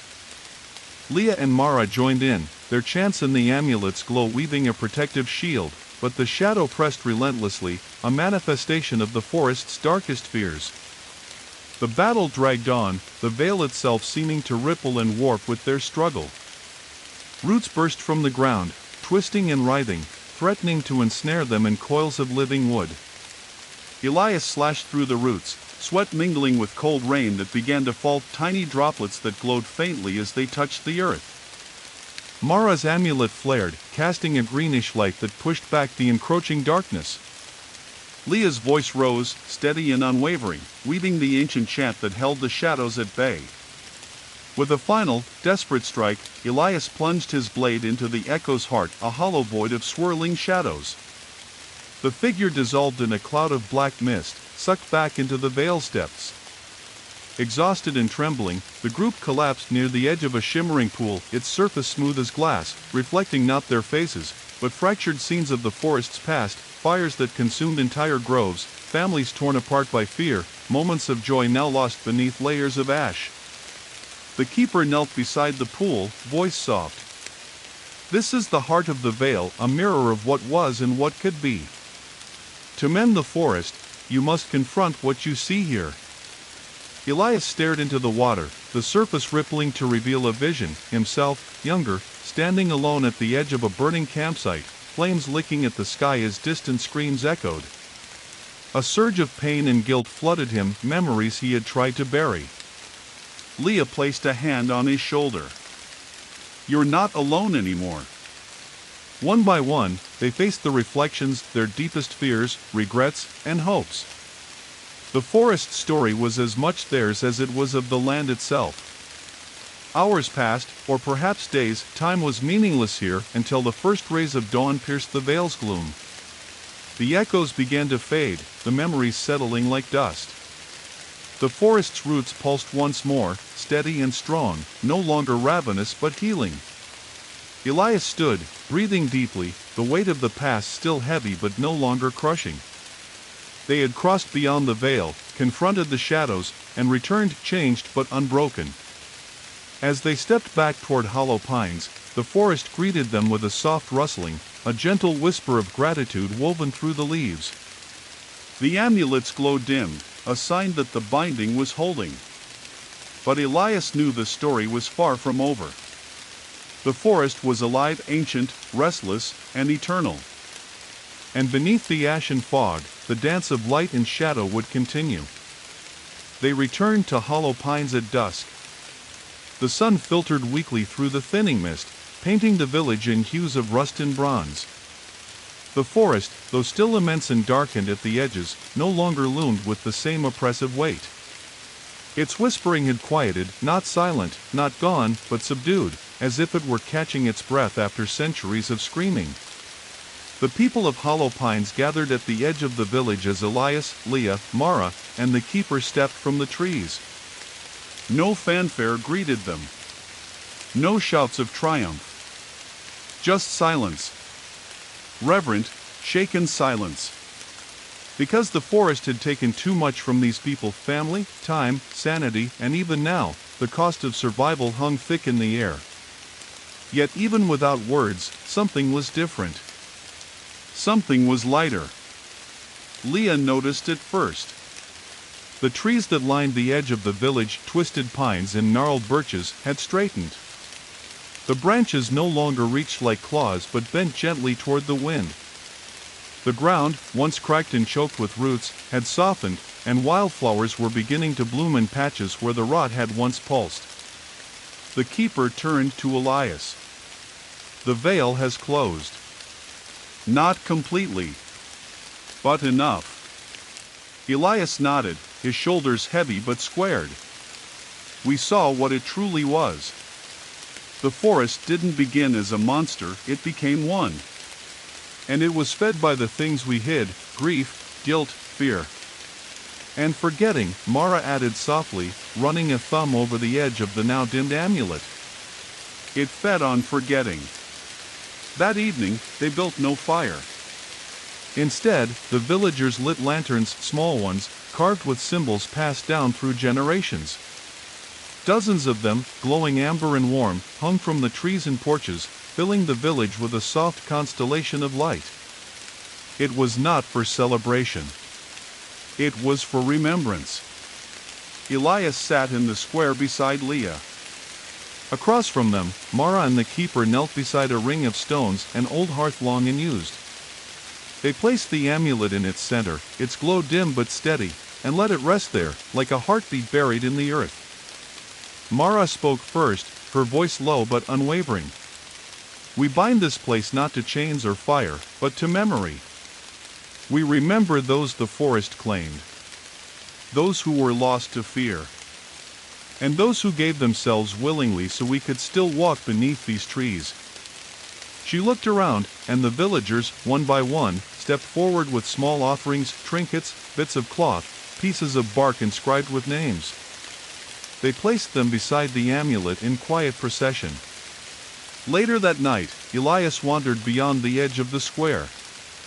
The forest's edge was gentler now, as though exhaling for the first time in centuries. The ever-present fog had lifted just enough that he could see the moon filtering through the canopy. The silence here was not empty but expectant, like the hush before rain or the moment just before a child's breath. Leah joined him, and for a while, they said nothing. Finally, she broke the stillness. "Do you think it's over?" Elias shook his head. "Not over. But changed. The forest remembers us now, and we remember it. That may be enough." They stood there together, listening to the soft rustle of leaves. But beneath the peace, Elias felt something deeper, like a thread still tugging gently beneath the surface. Not danger, but legacy. At dawn, they prepared to leave hollow pines behind. The keeper would remain, choosing to live among the trees that had once threatened to consume them. Mara stayed too, not because she had no home, but because she had become part of the forest story now, its memory keeper, its steward. Elias and Leah packed lightly. They had no destination, only the knowledge that something had changed in them, something that could not be undone. They would walk the borderlands, speak to those who still lived near the old woods, help them remember, before forgetting made them vulnerable once again. As they passed beyond the old stone markers that once warned travelers from entering the cursed forest, Elias turned back one last time. The trees stood silent. Still. And from somewhere far behind, a wind stirred the ashes, scattering them into the light. 2 months had passed since the forest had quieted. Elias and Leah had not wandered far, though they had told the villagers they would move on. Their feet never carried them beyond the hills surrounding hollow pines. Something unspoken had held them near. It wasn't obligation, or even fear. It was gravity. The forest, though subdued, was not done with them. And deep down, they had never truly left. They made a modest camp near the old hunter's trail, just within sight of the tallest trees. Each morning, they watched the mist rise through the boughs and curl across the valley. The scent of damp leaves, moss, and old ash still lingered in the air. Each night, they lit a small fire, not out of need, but out of habit. There was comfort in flame. In the quiet crackle that masked the whispers that sometimes still came on the wind. The forest had grown quieter, yes. But not silent. And silence, they'd learned, was not always a mercy. It was on the 63rd morning that the fog refused to lift. The sun rose behind a veil so dense and still that light struggled to pierce it. The air was unusually dry, no dew on the grass, no moisture on the bark. Even the birds had gone quiet.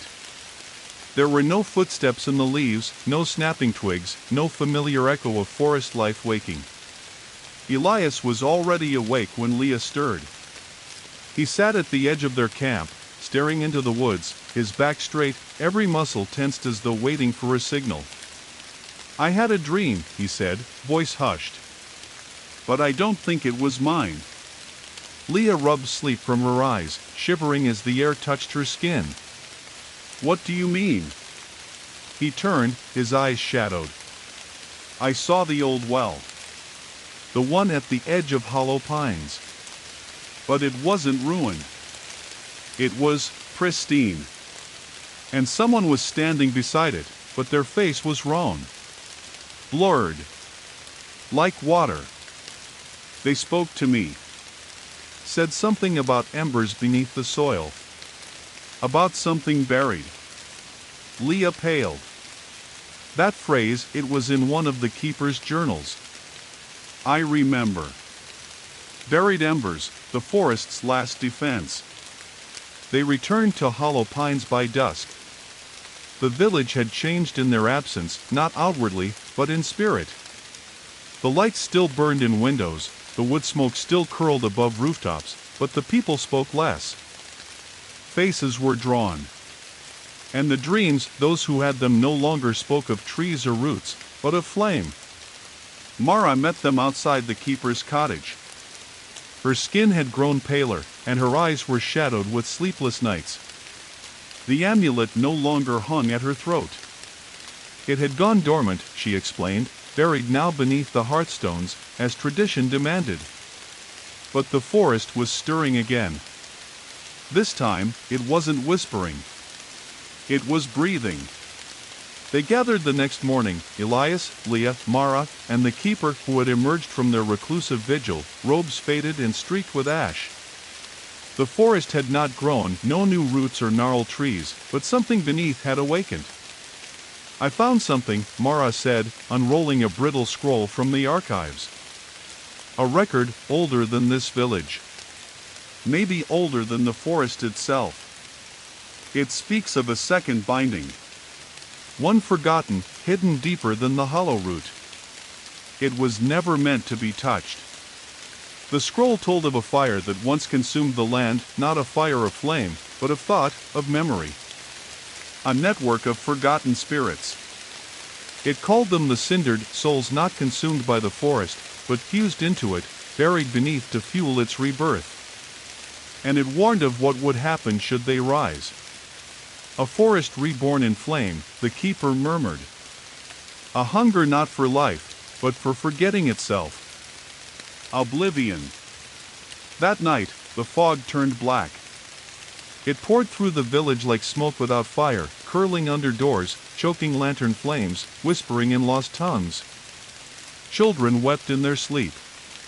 The wells overflowed with brackish water. The trees bent inward, forming unnatural arches above the old paths. Leah woke choking, eyes burning. The fire had gone out. Elias stood beside the embers, ash in his hands, staring at a glowing line etched across the soil, a sigil, pulsing with faint orange light. Mara ran to them breathless, a smear of soot across her cheek. They're rising. From beneath. The cindered. The binding held them dormant, but the weakening of the hollow, it's allowed them to stir. The keeper nodded grimly. We must go to the place beneath the well. The old cistern. That's where the first embers were buried. If the seal breaks, there will be no forest left to save. No memory left to hold. And so they prepared again to descend into forgotten darkness. Only this time, it was not the forest they feared. It was what the forest had tried to forget. And what might be remembered too late. The well stood at the far edge of hollow pines, older than any structure in the village, forgotten by all but the most careful record keepers. Moss covered its stone lip, and thorny vines choked the base, curling like fingers over the cold stones. The bucket and rope had long since rotted away.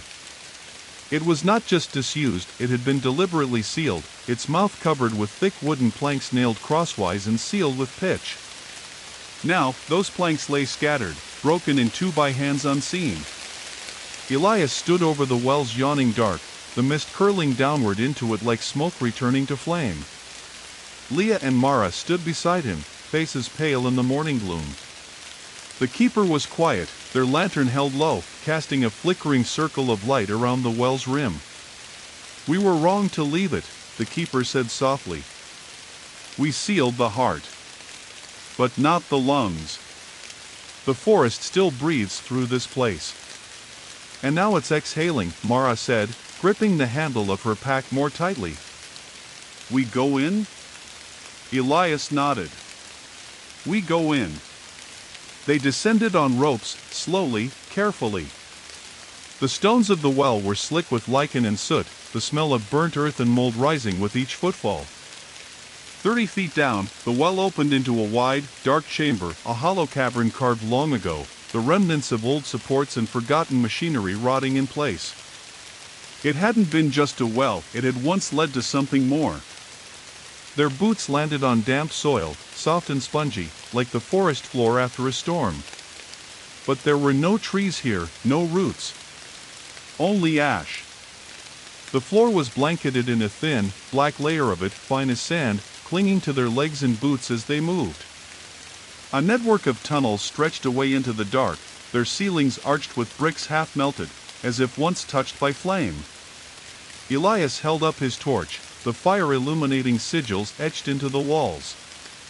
They were older than any language the keeper had seen in their texts. Circular markings, like solar flares, repeated again and again. Burn patterns radiated from them, scorched stone, melted iron. "These are fire marks," Mara said, running her hand just above the surface. "Not from natural flame. Something was seated here, burned into the very memory of the stone." The keeper touched a symbol with gloved fingers. "These are not warnings. These are instructions." This place wasn't just a burial ground, it was a forge. The cindered weren't buried here. They were made here, Elias whispered. They followed the path deeper, the tunnels winding and descending, the air growing warmer with each step. The walls began to shimmer faintly, like embers in a hearth, pulsing dimly in the black. At a bend in the passage, they heard it, a low, mournful hum, like wind through hollow pipes, or 1,000 distant voices singing a single, ancient note. It vibrated in their bones, made their teeth ache. They stepped into a massive chamber where the ceiling soared into shadow. The walls were scorched smooth. At the center stood a circle of standing stones, monoliths wrapped in blackened roots. Between them, the air shimmered, a heat haze rippling above a circular pit where no light touched. The sigils burned brightest here. Elias approached the stone slowly, his voice caught in his throat. "This is the kiln." Leah frowned. "A place of fire?" The keeper stepped beside him. "A place of forgetting." Memories were burned here, torn from souls and turned to ash. The forest grew from it. It remembers everything because this place forgets everything. Suddenly, the heat intensified. The embers along the walls flared. From the pit, a figure rose. It was made of smoke and coal, its shape ever-shifting, part human, part something else. A voice came not from its mouth, but from everywhere at once. "You returned." The figure coalesced into a form that resembled Elias, an older version, eyes hollow, body cracked with ember lines. Its voice was not cruel, but tired. "You sealed the forest, but you did not understand. You silenced its pain, but not its fire." Elias stepped forward, heart pounding. "What are you?" The figure tilted its head. "I am what you left behind. All of you. Your grief. Your fear. Your guilt. You didn't kill the hollow root. You fed it. We are its breath. Its heat. We rise when forgetting is too deep. And Hollow Pines has forgotten too much." The chamber shook. From the pit, tendrils of flame emerged, arcing along the roots. The standing stones cracked, the symbols glowing bright orange. One by one, ash-formed figures stepped into the chamber, faceless shapes of old villagers, long dead, now hollowed by fire. Leah drew back, whispering a chant under her breath. Mara reached for the amulet at her neck, but it gave no light. The keeper stood firm, lifting the lantern, and spoke in a tongue older than speech, sounds that were rhythm, not meaning. The figures halted, swaying. Elias felt it then, a memory he had never lived. Running through a burning forest. A child in his arms. Screaming for help that never came. The fire was not from outside, it was from within. It had always been. He understood. The forest didn't just feed on memory, it tried to contain it. To protect itself from what had happened before. And now the kiln wanted to relight what it had once extinguished. Elias stepped into the center of the circle. "I remember," he said. "I remember what was lost. And I won't forget it again." The figures turned toward him. The heat surged.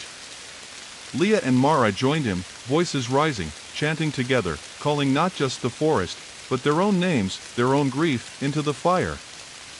The ash swirled violently. The kiln trembled. And from the pit, the embers began to cool. When the silence fell, it was deafening. The figures faded, the roots uncoiled, and the stones began to crumble, reduced to black sand.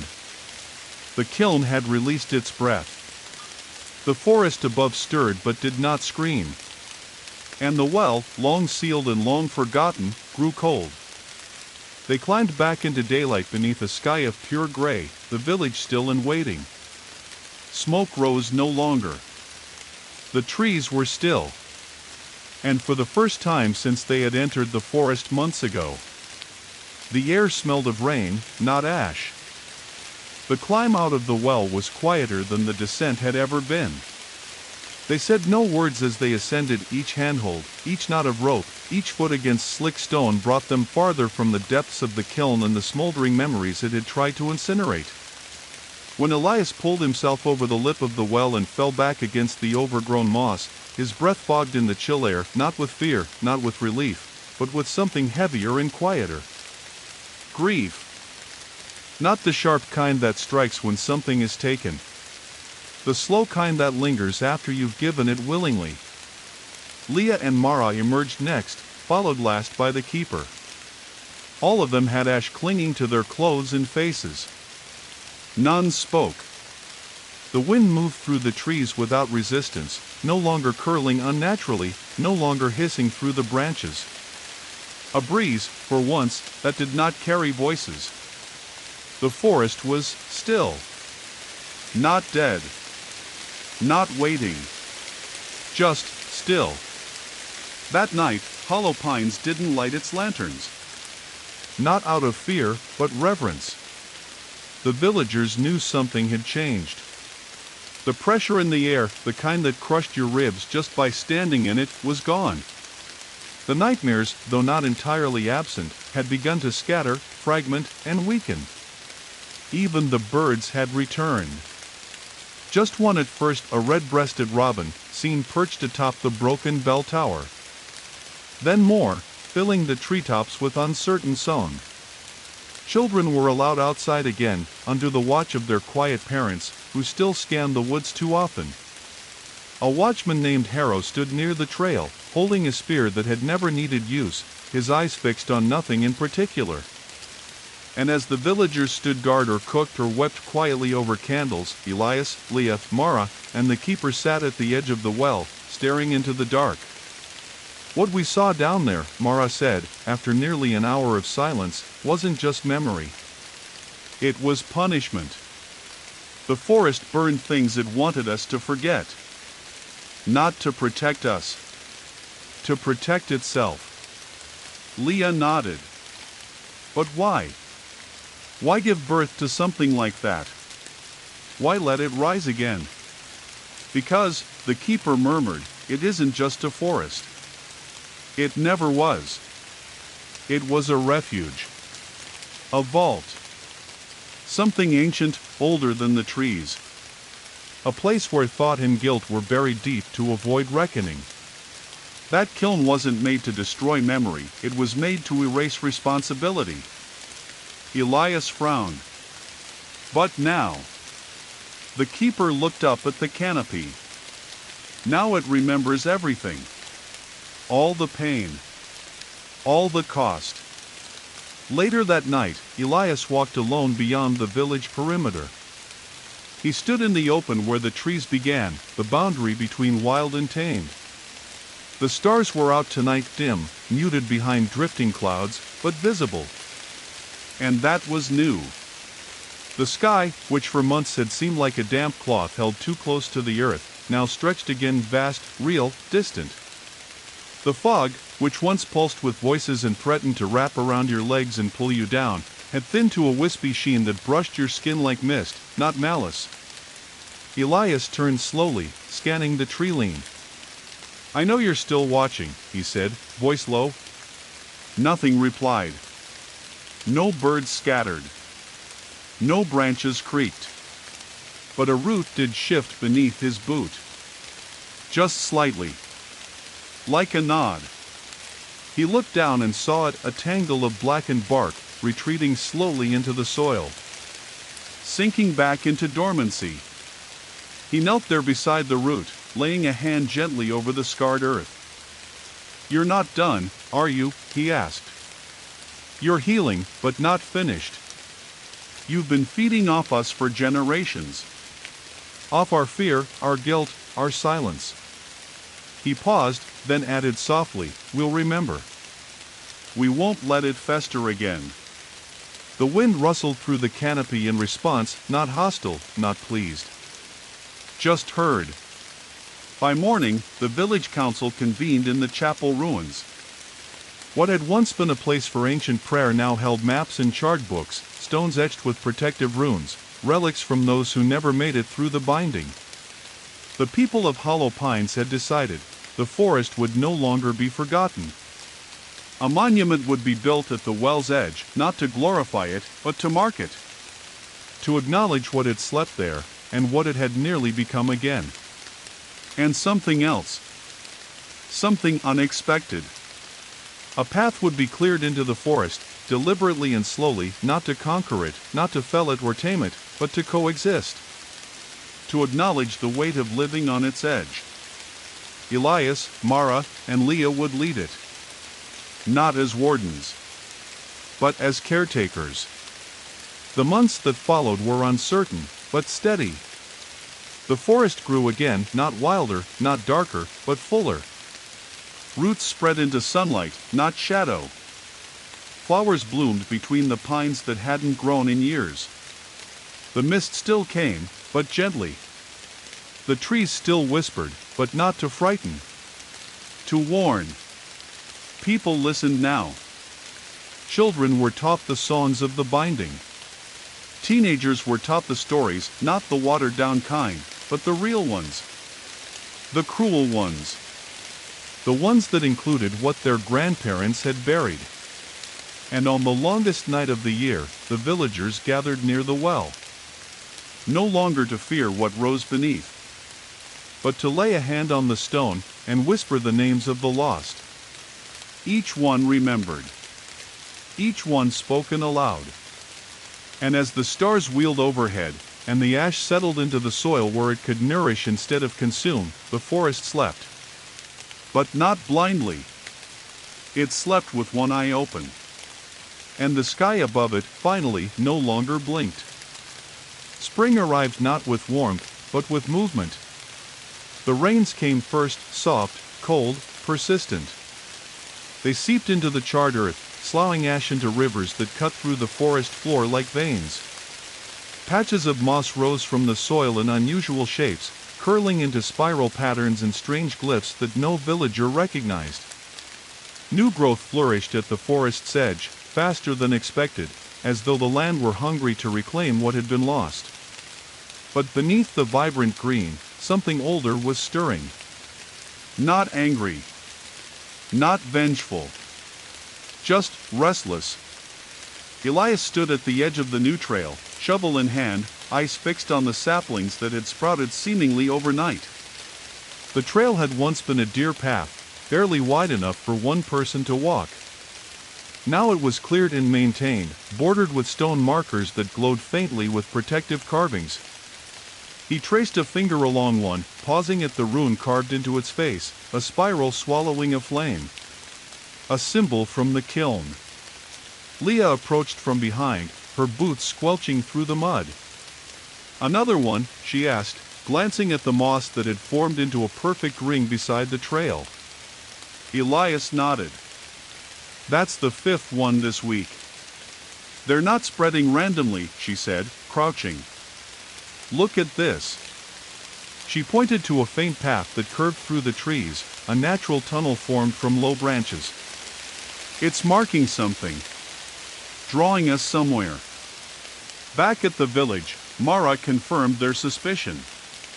Using old maps and faded forest lore collected by the keeper, she laid out a series of points, each one where the moss glyphs had appeared. When connected, they formed a rough oval around hollow pines, a spiral beginning to coil inward. "It's a path," she said. "But it isn't meant for us. It's old. Pre-human. The forest is remembering its shape. Something buried in the folds of its own mind." The keeper, who had said little since the kiln, spoke with a voice like dry leaves. "There is a place beneath trees and above memory. A place that was sealed before the binding. Even the forest fears it." Leah frowned. "Why is it rising now?" The keeper looked toward the window. "Because we've healed the wound. But the infection was never removed." That night, the dreams returned. Elias saw the forest through another's eyes, tall trees bending over a stone circle, their branches trembling not from wind but from breath. The ground was soft, covered in moss that pulsed like skin. In the center, a hole. Deep. Circular. Its walls lined with something organic, wet. A voice from below, ancient and childlike all at once, whispered a single word. "Remember." He woke drenched in sweat, the fire burned down to embers. Across the room, Leah stirred, muttering in her sleep. And on the windowsill, a small sprig of green moss had formed a perfect spiral. The next day, they followed the moss path. The spiral wound deeper into the woods than any map accounted for, leading them through sections of forest that should not have existed, groves with trees older than any in the region, leaves that shimmered faintly in the dull light, and birds that watched in silence, eyes unblinking. The deeper they went, the quieter it became. Even their own breaths sounded distant. They moved through a stretch where the fog hung thick and motionless, as if suspended in glass. It clung to their clothes, their hair, even their thoughts. Time bent strangely, hours felt like moments, and moments like whole lifetimes. Elias swore he remembered his own childhood in a flash of sunlight through the leaves, and then it was gone. Mara stopped abruptly. Ahead of them stood a tree unlike any they had seen. Tall and impossibly wide, its bark was silver gray and marked with the same spiral symbols etched into the moss. Its roots extended outward in patterns that formed natural steps. And at its base, a hollow. A doorway. They stood before it in silence. Elias knelt beside the opening. The air that drifted from within was cold and dry, but not lifeless. It smelled of cedar, wet stone, and something else. Something like memory. Mara reached into her satchel and withdrew a cloth bundle. Inside was the amulet. Dim, its green light barely perceptible, like a dying star. She placed it at the root threshold. The amulet pulsed once. Then again. And from within the tree, something stirred. A sound. Not a growl. Not a moan. A breath. Drawn in, slow and curious. The forest was not reacting. It was waiting. Inside the hollow, the walls shimmered with veins of living wood, light running through them like blood. The corridor narrowed, twisted, then opened into a circular chamber. In the center stood a stone altar, half swallowed by bark, and above it floated a seed. Not made of plant, but of glass and smoke and something ancient. The seed pulsed, and each of them felt something inside themselves unlock. A memory they did not own. A voice they'd never heard. You opened the kiln. You burned away the rot. But the fire has roots. The chamber darkened. The moss at their feet writhed, rising into tendrils. Elias stepped forward. What are you? The voice did not answer with words. Instead, the seed cracked. And from it poured smoke thick and black and alive. It rushed over them, through them, not burning, but feeling. It was not a monster. It was a soul. Broken. Forgotten. Banished. the true hunger of the forest. Not rage, but longing. When the smoke cleared, they stood in the clearing once more. The doorway was gone. The spiral tree now just a tree. The moss glyphs had faded. And the forest? It exhaled. Back in Hollow Pines, the people noticed the change. A stillness deeper than any before. Not deathly, not ominous. Just peace. Something old had been remembered, and had chosen, for now, to sleep. But they knew better than to forget it again. The monument at the well was rededicated, not just to those lost, but to the forest itself. Its grief, its memory, its mercy. And beyond the clearing, where no path led, a single spiral continued to bloom in the moss, watched silently by trees that had outlived history. Weeks passed. The forest had gone still again, not with the weight of dread, but with something even more profound. Reverence. The trees no longer moaned beneath unseen winds, and the fog that once bled through Hollow Pines at dusk now rolled gently, more like breath than omen. People moved more freely now, past the edge of the old boundary. Children dared to chase deer through the clearing where the spiral tree had stood, though the tree itself, once marked with veins of light and memory, now appeared just like the rest. Yet no one lingered near it too long. They felt it, even if they didn't speak of it.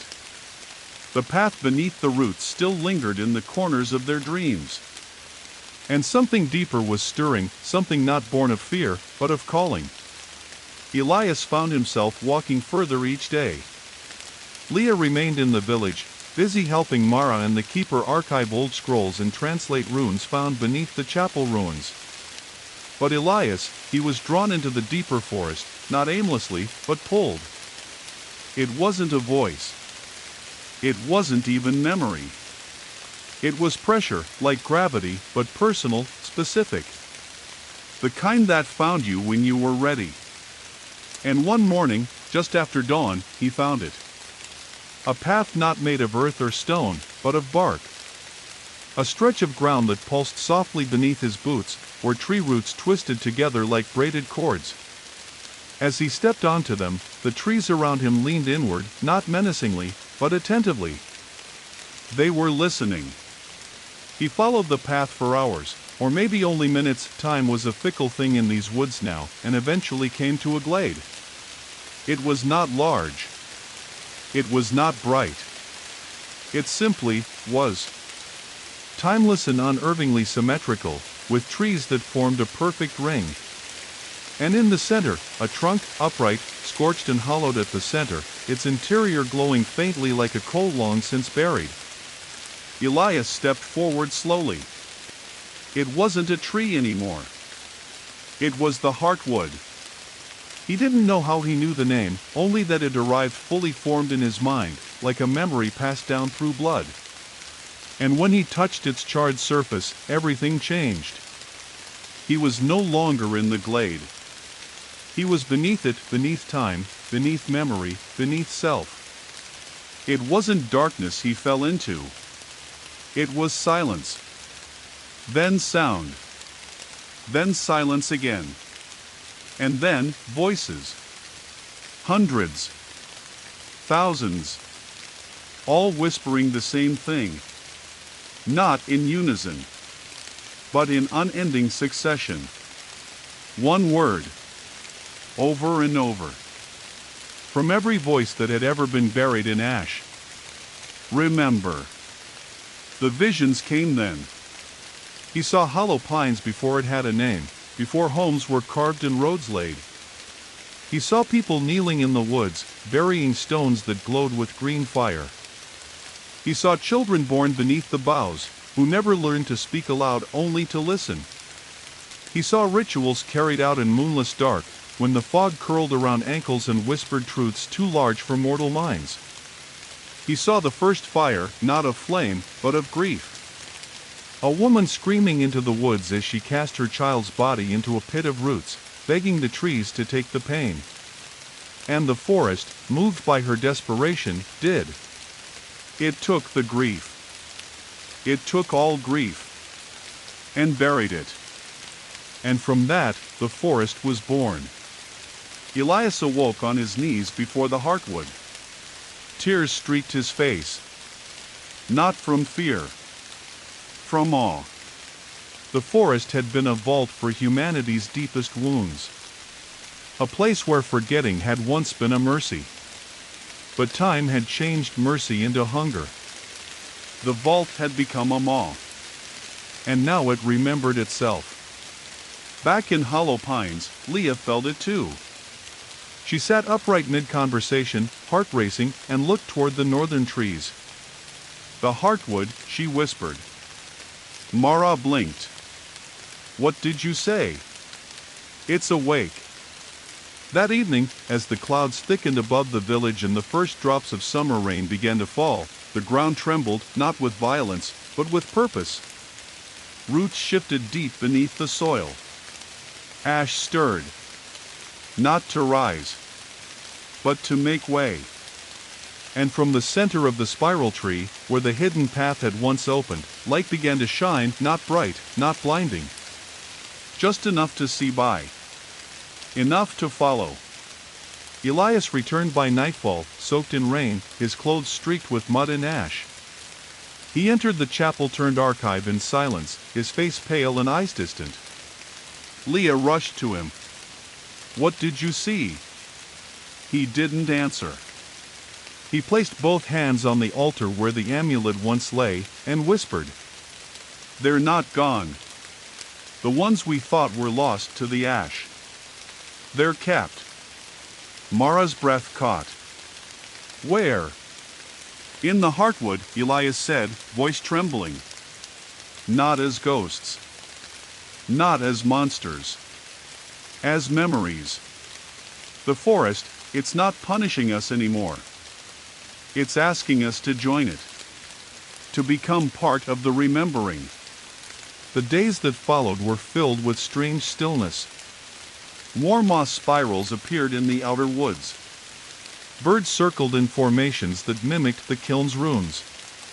And one morning, at the well's edge, a child was found standing barefoot, holding a green-stained stone that pulsed faintly with warmth. She claimed she had not taken it. She said the forest gave it back. That night, Elias, Leah, Mara, and the keeper gathered again at the heartwood glade. They did not chant. They did not light fire. They sat in silence. And as the trees leaned closer, and the rain fell in slow, steady rhythm, they did what the forest had begged of them for centuries. They remembered. And they listened. Because sometimes, healing isn't the silencing of pain. It's giving it roots. So it can become something else. The villagers began to dream in unison. It started with the children. Every morning, the youngest would speak of a figure seen beneath the trees, a woman of white bark and black eyes, her arms covered in green runes that pulsed like breath. She never spoke. She never moved. She only watched from beneath the spiral tree, as if guarding something unspeakably precious. Some called her the memory wife. Others, she who waits. But to Elias, the image struck deeper.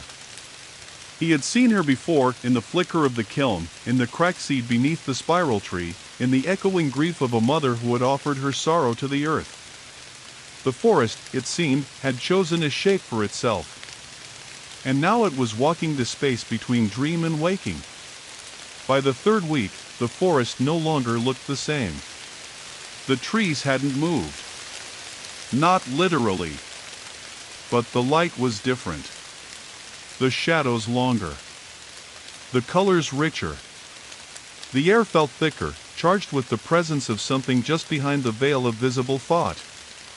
The moss spirals grew bolder, their ridges higher, the lines straighter, more deliberate.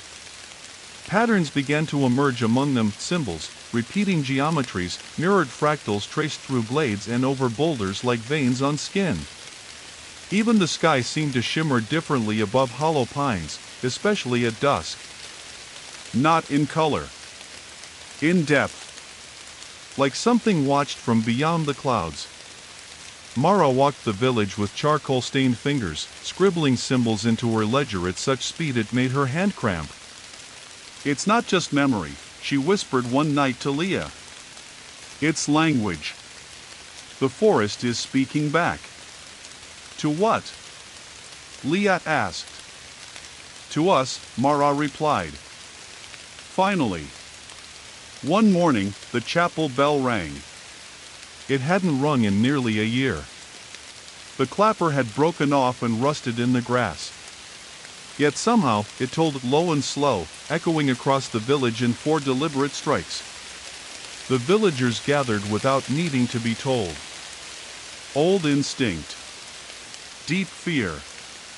But no smoke rose from the forest. No ash choked the fields.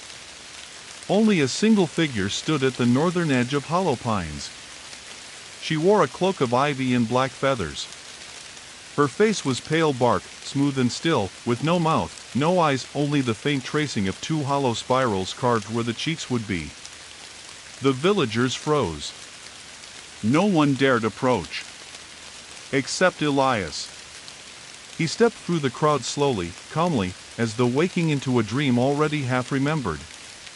He moved until he stood just beyond the spiral boundary stones, only a few paces from her. She tilted her head.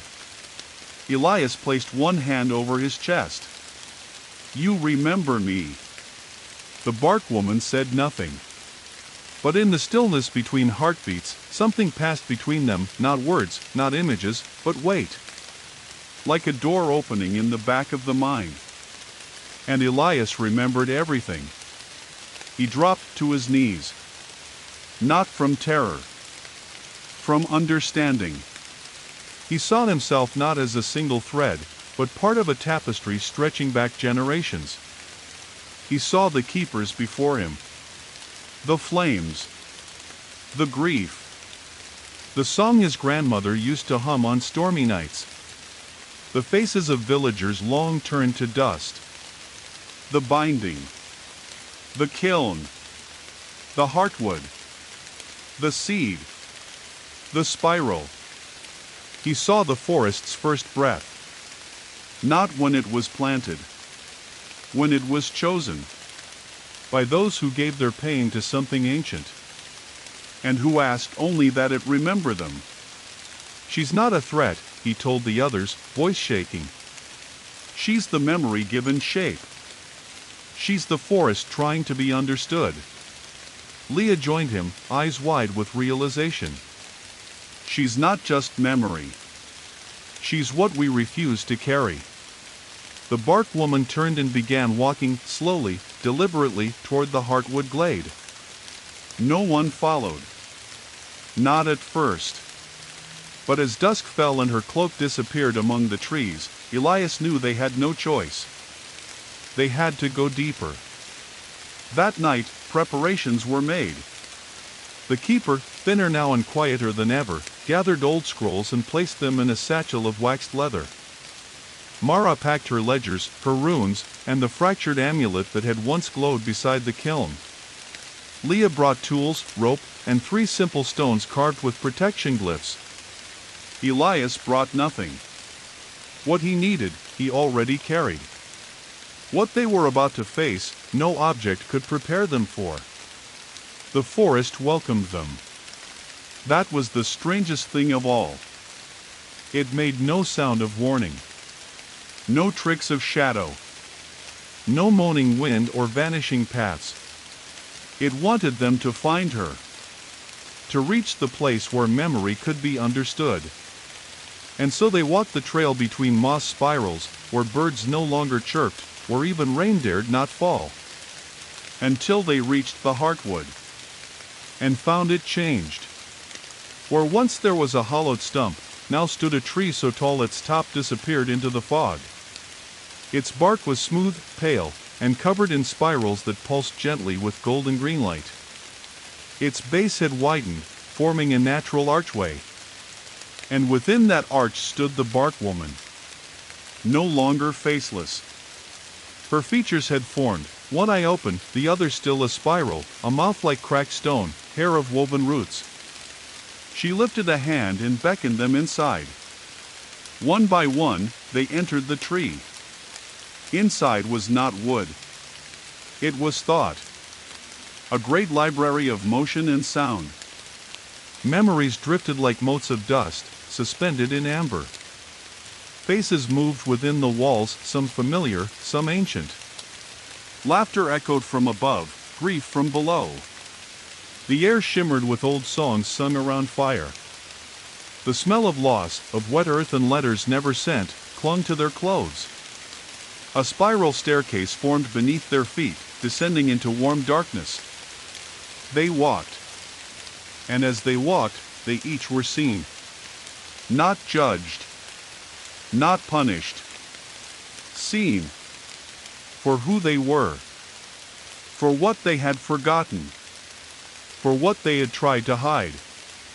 The chamber at the bottom of the tree was circular. At its center stood a shallow pool of still water. Above it, the bark woman placed a finger to her lips. And the pool rippled. Not with water. With names. Names whispered in dozens of voices at once.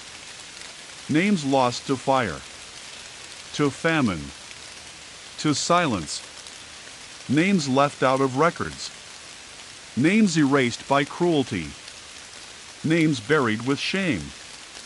And then, their own names.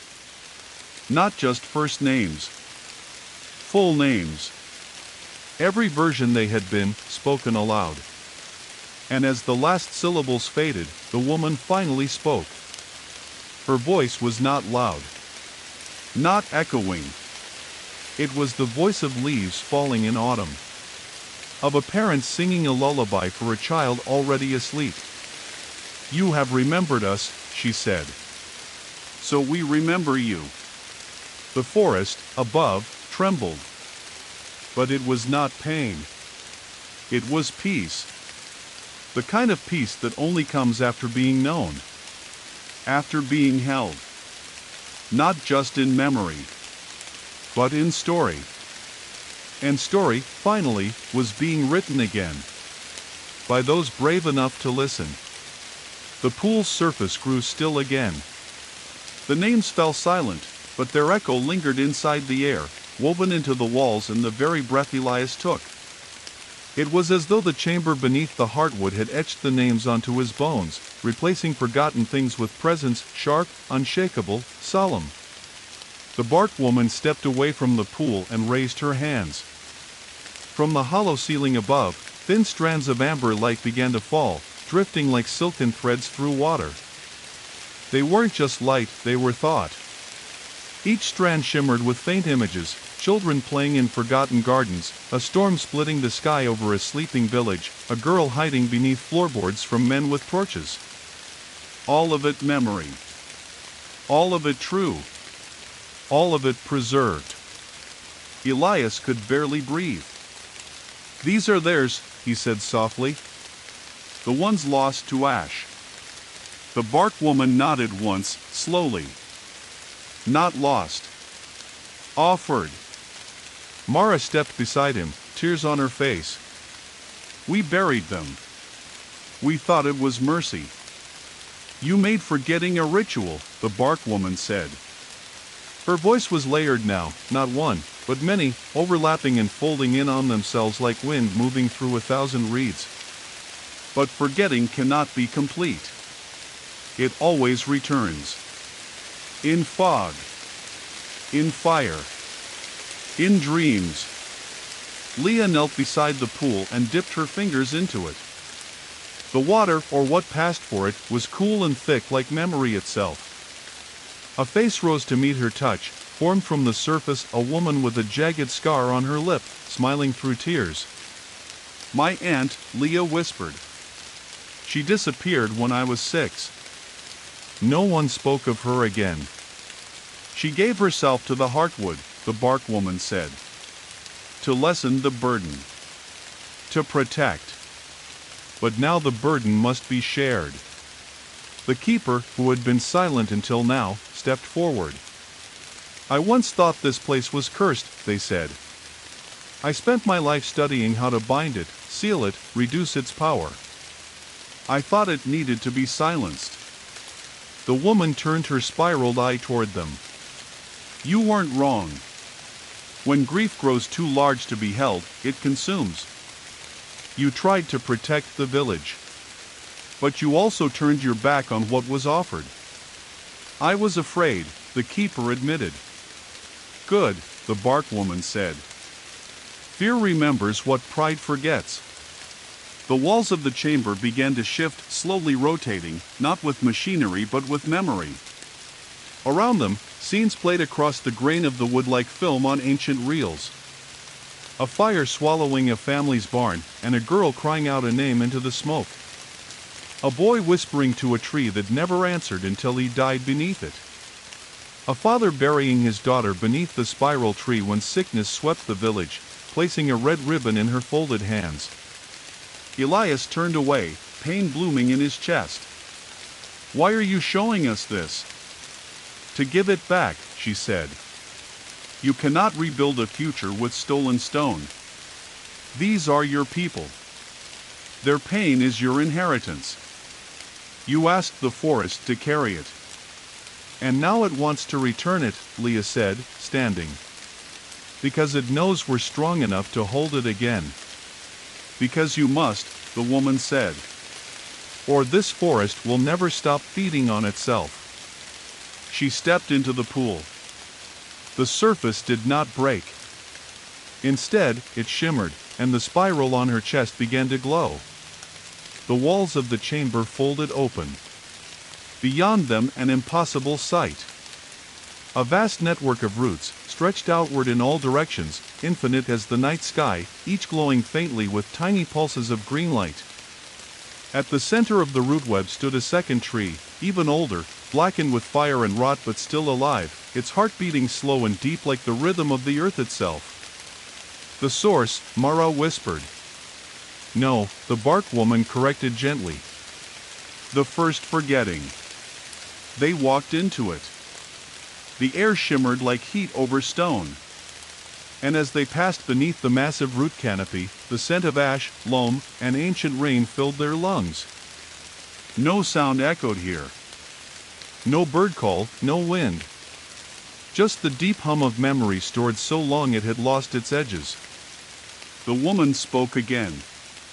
This is where the grief first took root. When humans first asked to be freed of remembering. They gave their stories to the forest. The forest accepted. But over time, the grief became too much. It warped the roots. It burned itself into the soil. And the forest forgot why it had agreed in the first place. She turned to Elias. You reminded it. The black tree in the center began to crack. Not destructively, but like a seed hatching. Splits formed in the bark, and from each came streams of light, white, then green, then amber. The roots trembled. And in one great sigh of windless air, the rot lifted. It peeled from the roots like old skin, rose into the chamber above, and dispersed. The tree, once charred, now shone. Its trunk still bore scars, but they gleamed like glass. Its branches no longer dripped with decay, but hummed. The source had remembered what it once was. Not a vessel for forgetting, but a keeper of grief. A witness. They emerged into the surface world the next morning. The villagers, who had waited along the edge of the forest with torches burning low and faces drawn with worry, stared in stunned silence. Behind the returning four, the trees stood tall and unmoving. The fog was gone. Completely. The sky above was cloudless. Birdsong echoed freely through the branches. And above the chapel's shattered bell tower, the bark woman stood once more, no longer faceless. No longer hidden. Watching. Waiting. Holding. Elias turned to the people of Hollow Pines and said what needed to be said. There is no curse here. There is no monster. There never was. We gave our grief to the forest because we didn't know how to carry it. And it took it for us willingly. He looked up at the trees. But it's done now. It remembers everything. And now it asks us to do the same. A new monument was built beside the spiral tree. Not made of stone or ash, but of wood. Names were carved into it, not just the lost, but the forgotten, the erased, the hidden. And each season, the villagers gathered at its base to speak aloud a new name, one found in records or remembered by an elder or dreamed by a child. And every time they did, the forest listened. In time, the bark woman faded from view. She was never seen again in the flesh. But she walked in dreams. In the hush before storms. In the scent of moss after rain. She had become not a warning, but a companion. A memory not to be buried, but to be loved. The rains returned in early autumn, not the haunting, ash-thickened downpours that once fell with whispers and dread, but a softer kind. Persistent, cool, and rhythmic. It washed through hollow pines and curtains, steady and calm, pooling beneath the monument by the spiral tree. There, names carved into the wood glistened like veins beneath the surface of water. A week after the return from the Heartwood, the village had changed. Not in layout. Not in size. In weight. You could feel it when you walked the narrow lanes. The silence was no longer fearful. It was reflective. The shadows didn't seem longer than they should be. The fog, when it drifted in from the glens, no longer spoke in hungry breath, but hummed with the kind of deep quiet you get in libraries and cathedrals. The kind where old things wait to be read. The spiral moss still grew in some places, though smaller now, less like symbols and more like fading fingerprints. A reminder, not a warning. Leah stood at the edge of the field one afternoon, where trees met grass. Her eyes were on the forest, but her thoughts were far beyond. In her hand she held a small stone, one she'd carried for years. A river stone, rubbed smooth by generations, with a single faded glyph scratched into its side. It was her father's. He'd vanished when she was young, swallowed by the forest one night after a long silence and a final argument that never resolved. She never knew if he had fallen to madness, or been claimed by the kiln. Now she knew neither. He had given himself to the forest. Not as a sacrifice. As a memory. She knelt by the new monument and placed the stone at its base. "I remember you now," she whispered. "Not just your absence, but you." A breeze swept past her, slow and sweet-smelling, and the pine branches above bent with it, not violently. Gently. As though they bowed in agreement. Meanwhile, Elias and Mara had gone to the edge of the forest, where the roots still pulsed faintly in the soil. They carried with them the fractured amulet, the once powerful artifact that had glowed so fiercely beside the kiln's edge, now dim and cracked like an old tooth. They buried it at the foot of the spiral tree, wrapped in cloth, surrounded by wildflowers and blackened ash. Not as a relic to forget, but as an offering. A reminder that some tools serve their time, and then deserve peace. The forest accepted it. They felt it in the air, a loosening. Like a hand unclenching. But it was the keeper who first noticed the new change. They had taken to walking alone each dusk, back and forth between the well and the Heartwood glade. Their steps were measured, ritualistic, a kind of meditative pacing. One night, while walking this path, they noticed something they hadn't seen before. Another spiral. But this one wasn't moss. It was carved into stone. A perfectly etched spiral, not rough or worn, but sharp, new. And beside it, 3 smaller spirals, overlapping, forming a triad. They knelt before it and placed their palm to the stone. The cold rushed up their arm. Not painful, but insistent. they closed their eyes and saw. They were beneath the heartwood again. Only now, it was older. The chamber was cracked and veined with golden roots. Faces stared from the walls, not frightening, not ghostly. Observant. Kind. And the bark woman stood in the pool once more. "You remember more now," she said. "You carry more than you once could." The keeper nodded. "But there's more still, isn't there? A part even the forest hesitates to hold." She tilted her head. "There is one memory not yet returned." He swallowed. "What is it?" Her hand rose. And from the water stepped a child. Small. Hair damp with ash. Eyes wide with unknowing. "I don't remember him," the keeper whispered. "I don't." "You do," she said. "You buried him too deep. 4 years." Tears burned behind their eyes. "He died when the kiln first opened, didn't he?" The night the others ran. He ran toward it. "Not in fear," she said. "In hope." And the keeper collapsed. Years of silence tore loose from their throat like thunder. The scream that followed was not of fear or rage, but release, the cry of something finally allowed to be real. The forest held the sound without echo. They woke lying at the base of the spiral stone. Moss had begun to grow along its side. And beside it, a new carving now shone. A child, hand extended. Smiling. Back in Hollow Pines, a new structure was being built, not a building, but a circle. A ring of tall wood beams around the spiral tree, open to the sky, with benches and paths leading to it from every edge of the village. They called it the Remembering Hollow. Not a church. Not a shrine. A space for quiet. 4 names. 4 memory. Each week, a new villager stepped forward to place an item, a ribbon, a photo, a coin, a shoelace, a piece of paper with a single sentence written in shaking ink. 1 memory each. Offered. And received. One night, during the first frost of the season, the sky above Hollow Pines flared.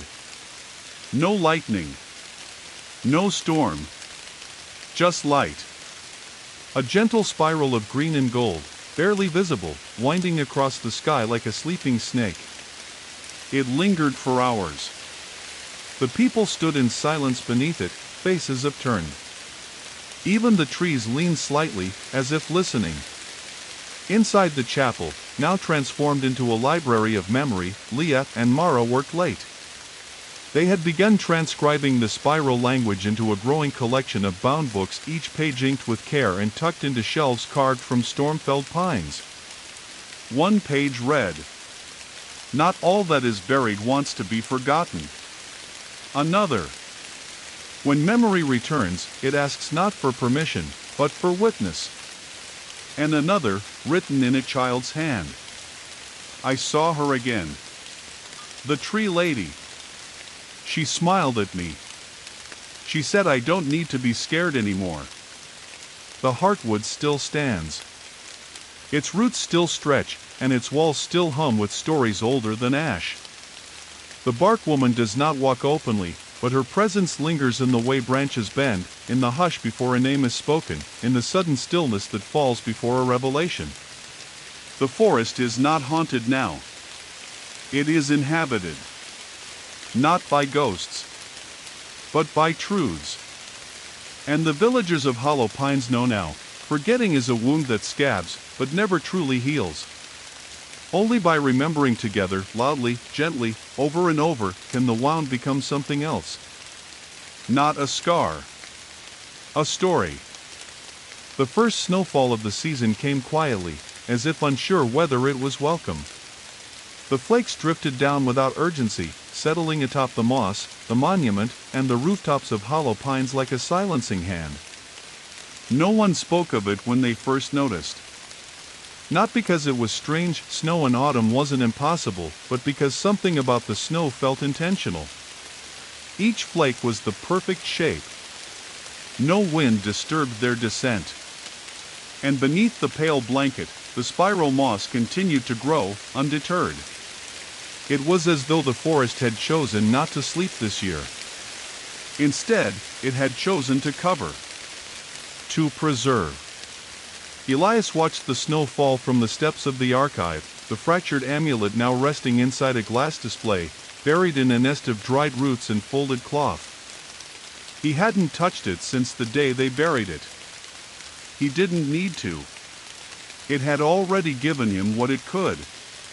But that morning, something gnawed at him. A quiet insistence that pulled at his ribs. Not quite fear. Not quite curiosity. An invitation. It was Leah who said the words first, when she emerged beside him wrapped in her mother's old wool coat. "I think it wants to show us the rest." He nodded. That afternoon, Elias, Leah, Mara, and the keeper gathered again at the heartwood. The ground around the base of the great spiral-marked tree was untouched by snow. It steamed gently, warm despite the cold, like the heat of a hearthstone pulled from coals. No sign of the bark woman. But she had never needed to appear for them to know she was watching. Elias placed his hand against the wood, and the tree groaned a low, ancient creaking, like the shifting of the world's shoulder. A seam opened at its roots. A stairway, once more. But this time, they did not descend. They rose. The staircase spiraled upward, wrapping around the inner trunk of the heartwood. Its walls shimmered with resin and bark woven together in unnatural patterns, some symmetrical, others warped like old dreams half remembered. The higher they climbed, the lighter the air became. By the time they reached the landing, the air was thin and silver, humming with a frequency they couldn't hear, only feel. At the top, a chamber awaited them. It wasn't large. But it was infinite. They stood in a dome of wood and light, open to the sky above, though no stars shone. Instead, the sky swirled like water, deep green, soft gold, streaks of pale blue. The sky beneath the roots. That's what Mara called it the moment they stepped in. She didn't know why, only that it was right. And in the center of the room stood something impossible. A mirror. But it didn't show reflections. It showed versions. Each of them stood before it, and saw not themselves, but the selves they had forgotten. Moments unchosen. Paths never taken. Each memory made real for a breath. Leah saw herself as a child, sitting at her father's knee, tracing runes into stone. His voice in her ear, "The forest speaks in spirals, little flame." Never in lines. Tears welled and fell. "I forgot this," she whispered. "I let it go." "You didn't let it go," Elias said. "The forest held it until you were ready." The mirror began to shimmer. And from it emerged not an image, but a path. A silver cord, stretching from the mirror's center and spiraling outward through the floor, through the walls, through time itself. The bark woman appeared again, not physically, but in the light. Her spiral eye glowed above the mirror, not as a face but a presence, watching with neither judgment nor joy. Only witness. "This is the thread," the presence said. "The one uncut." "The one we chose?" Mara asked. "The one you wove," came the reply. "Grief does not erase the thread. It only ties knots into it. Your line is whole. And now, you may walk it."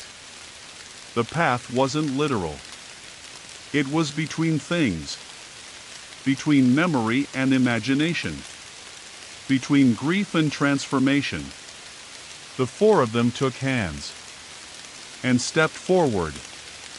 They walked through moments of the forest's history that no record had held. The first offering, an elder laying his wife's ashes in the crook of two roots, whispering her name to the dark, and hearing it whispered back by leaves. The beginning of the binding, a circle of women carving spirals into their palms, leading into the soil, and asking the earth to carry what they could not. The first forgetting, a mother sobbing beside a fog-covered pond, unable to hold her son's name in her mouth, giving it to the water instead. Each step brought new weight. But none of it was crushing. Because each memory, each sorrow, was shared. And for the first time in centuries, it was enough. When they emerged from the path, they were not above the heartwood anymore.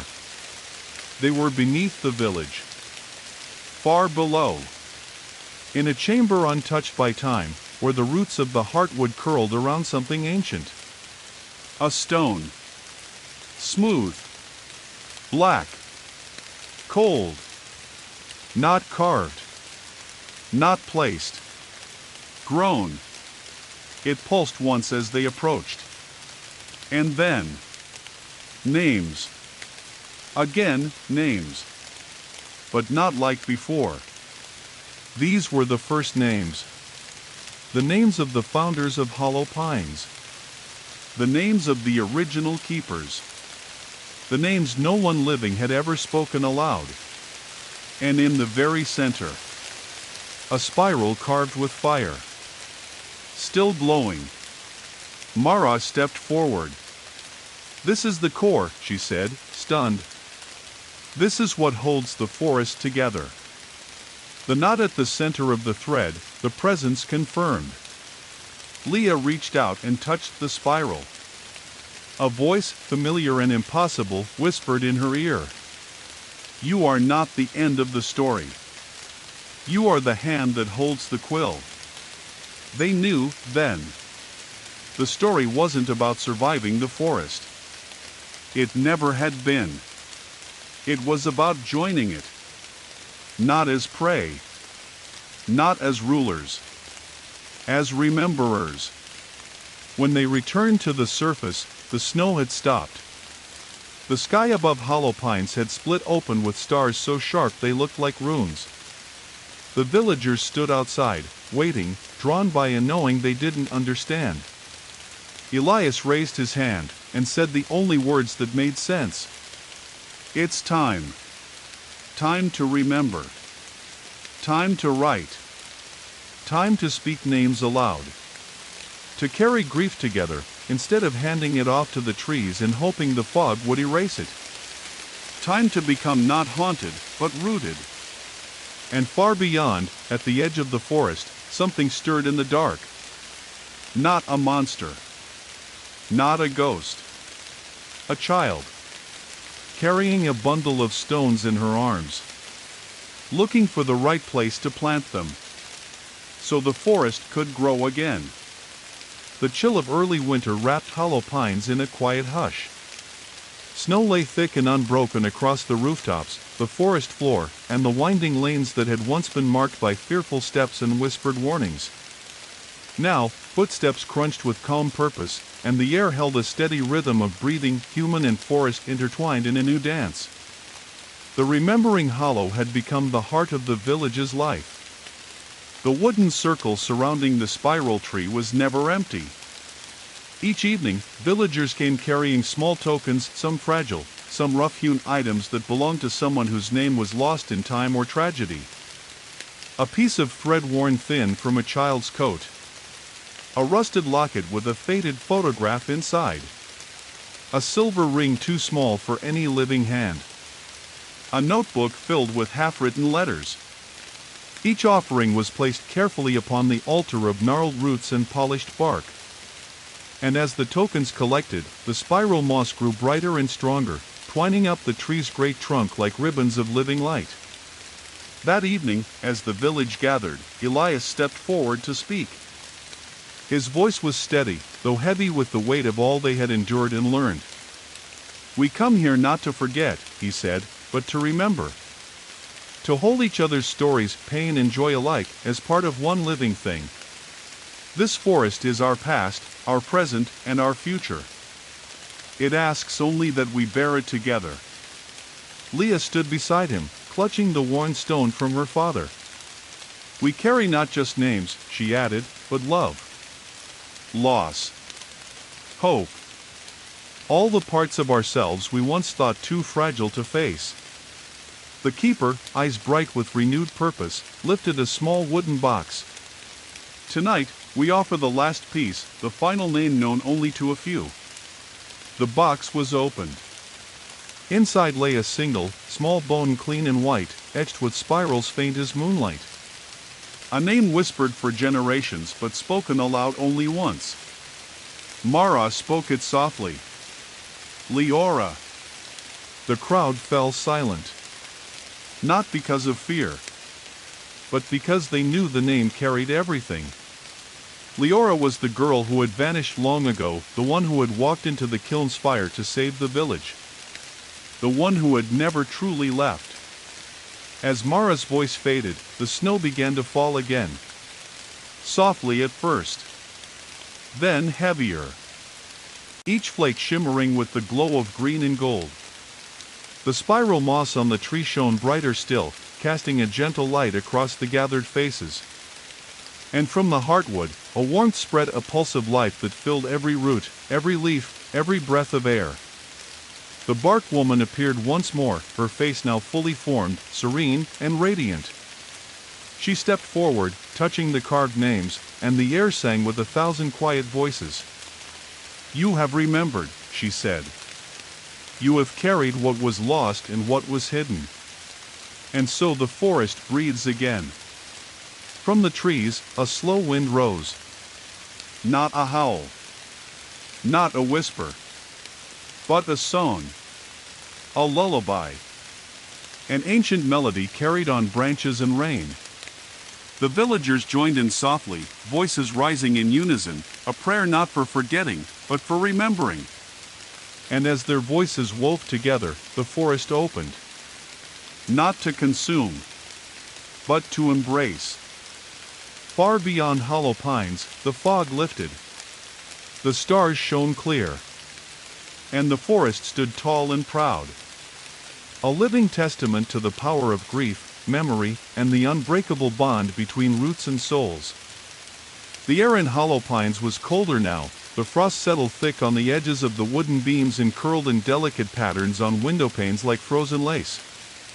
But the cold no longer bit like a warning, it was a balm, a quiet hush that pressed down gently, wrapping the village in a momentary stillness before the slow stir of life continued anew. Inside the remembering hollow, the village's growing sanctuary, firelight flickered in the early evening as villagers gathered once again. The circle of beams, now adorned with ribbons and carvings, hummed softly beneath the thick blankets of snow. On the benches, the tokens of memory lay like treasures, a shattered compass, a fragment of an old diary, a pair of worn boots, all silent but speaking volumes. Elias stood at the center, his breath misting in the cold air.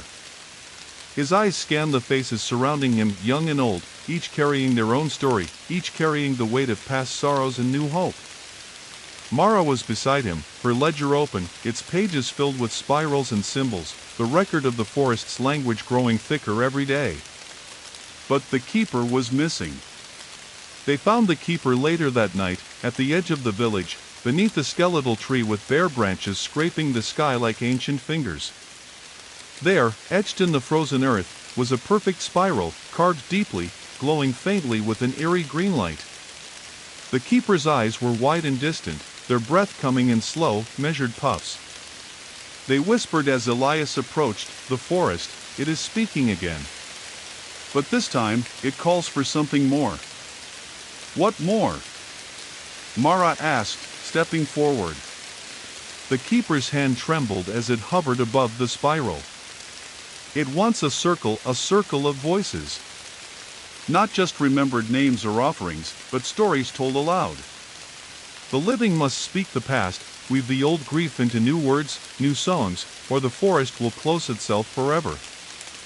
Elias nodded slowly, understanding the gravity. The past had been carried quietly, solemnly, but now it demanded presence. Life. The next evening, the villagers gathered inside the chapel, converted into a warm, echoing hall lined with ancient pine. They sat in a great circle, the spiral tree's tokens piled high in the center, a mountain of memory. One by one, they began to speak. Stories of sorrow. Stories of love. Stories of darkness swallowed by light. A grandmother recounted the night her son never came home, swallowed by the kiln's flame but alive forever in her heart. A young boy spoke of a dog that had vanished into the mist, never to return, but whose bark he still heard in his dreams. Leah told of her father's last words, a rune whispered into the cold night, a plea that now sang in the heartwood's roots. Each voice wove into the next, a tapestry of pain and hope, layered thick like the forest's soil. Outside, the spiral moss shimmered in response. The bark woman appeared once more, her form flickering between shadow and light, listening with hollow spirals for eyes. When the last story was told, she raised her hand and the chapel filled with a soft glow, as if the air itself had been set aflame, not with destruction but with renewal. The tokens at the center stirred, glowing faintly, releasing a gentle warmth that spread through every soul present. The forest hears, she said. And it remembers because you speak. The past cannot be buried. It must live with you. In you. Through you. That night, the village dreamed together. Not fragmented nightmares, but a shared vision. A circle of trees, their branches intertwined above, roots below tangled into one great knot. Within the circle, a fire burned warm and bright, fed not by wood or ash, but by stories. Faces appeared in the flames, old friends, lost family, silent ancestors. They spoke, laughed, wept. And the villagers listened. When dawn came, the fog was gone, replaced by crisp clarity and a sky so bright it almost seemed to pulse with life. From then on, Hollow Pines lived with a new rhythm. A rhythm of telling. Of remembering aloud. Of embracing the shadows to find the light beneath. The Remembering Hollow became not just a place of silent offerings, but a whispering circle, a living heartbeat in the forest's chest. And the bark woman? She no longer needed to appear. Because the forest had become their voice. Winter deepened over Hollow Pines, wrapping the village in long nights and quiet mornings gilded with frost. The forest seemed to hold its breath beneath the heavy snow, its limbs heavy but unbroken, waiting for the slow pulse of spring to coax it back to life. Within the village, a transformation was underway. The old ways, the silence, the hiding, the weight of grief swallowed whole, had begun to unravel, replaced by something fragile and bright, the willingness to remember, to speak, to carry together. Elias stood by the spiral tree one icy morning, watching the first faint hints of green moss poke through the snow at its base. His breath clouded the crisp air, and in his palm, he held a small wooden box, the one the keeper had entrusted to him weeks before. It was worn and rough, carved with delicate spirals and leaf motifs, but sealed tight with a simple knot. Inside was something the village had never seen before, a seed. Not any seed, but one blackened and shriveled, pulsing faintly with the same deep glow as the heartwood itself. This, Mara said, approaching him quietly, is the seed beneath the ash. She explained that it had been found buried deep in the roots beneath the kiln ruins, an ancient remnant of the forest's earliest promise, a symbol of rebirth waiting patiently beneath the scars of fire. The villagers gathered again in the Remembering Hollow, their breath steaming in the cold air as Elias presented the seed atop a bed of moss and fallen leaves. "We have carried grief for too long," Elias said. "But grief is not an end. It is the soil in which new life takes root. This seed is our hope, a promise that even beneath ashes, beneath loss, something can grow." Leah stepped forward with a small knife carved from bone and gently sliced open the seed's dark shell. From within, a faint light spilled out, soft and steady, like a heartbeat. As the light spread, the spiral tree shimmered, its bark pulsing in rhythm. That night, a storm swept over Hollow Pines, fierce and wild, shaking the forest with thunder and wind that rattled every windowpane. But the village remained calm, huddled around fires and stories, the seed's light glowing softly in the center of the remembering hollow. Amid the storm, a single sapling burst from the earth beside the spiral tree. It was small and fragile, its slender limbs coated with glistening frost, but its bark held the same spiraled patterns, glowing faintly in the darkness. The bark woman appeared, her form delicate and shimmering, as if woven from mist and moonlight. She knelt beside the sapling, her hands tracing the spirals. "This is the seed beneath the ash," she whispered, "the forest's gift to those who choose to carry memory not as burden, but as life." In the weeks that followed, the sapling grew quickly, feeding from the shared stories, the tokens of memory, and the community's renewed courage.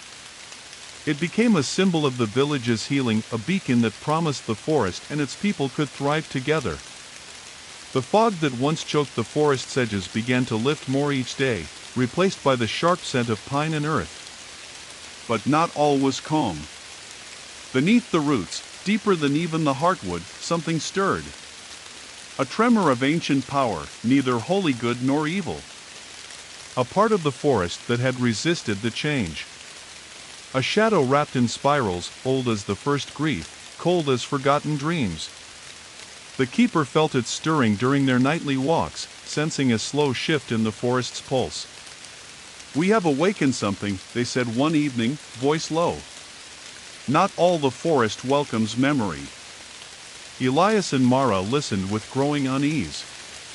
The forest was alive, yes, but alive meant change, growth, and sometimes resistance. The seed beneath the ash was a beginning. But beginnings are fragile. One night, as the village slept, the sapling's light flickered. Branches trembled. And from the shadows emerged a figure. Not the bark woman. Not human. A shape woven of roots and cold fire, its eyes glowing with sorrow and anger. It whispered in a voice like wind through dead leaves. "Remember me." The forest had kept all its memories. Not only those offered willingly, but those buried deep, twisted by fear, regret, and silence. The journey was far from over. The night the shadow emerged, the village of hollow pines lay beneath a sky mottled with stars, the air crisp and sharp as broken glass. The sapling by the spiral tree flickered weakly, its glow dimming in the face of an unseen presence that slithered beneath the earth, coiling around roots like a serpent of darkness. Inside the remembering hollow, a sudden chill swept through the circle of villagers. Some shivered despite the warmth of the fires, others looked uneasily toward the forest's edge where shadows seemed to thicken unnaturally. Elias sat with Mara and Leah, exchanging worried glances. The keeper, recently returned from a long vigil beneath the heartwood, stepped into the light with a grave expression. "It has awakened," the keeper whispered. Not just a memory, but the forest's own fear, the grief it could not bear to hold, twisted into something else. "It calls itself the rootshade." The rootshade was unlike anything they had known. A living shadow, half root, half flame, wrapped in spirals of blackened ash and glimmering with cold fire. Its eyes were deep pits of hollow sorrow, reflecting the countless forgotten pain buried beneath the forest floor. The rootshade was born when the first ashes fell, the keeper explained.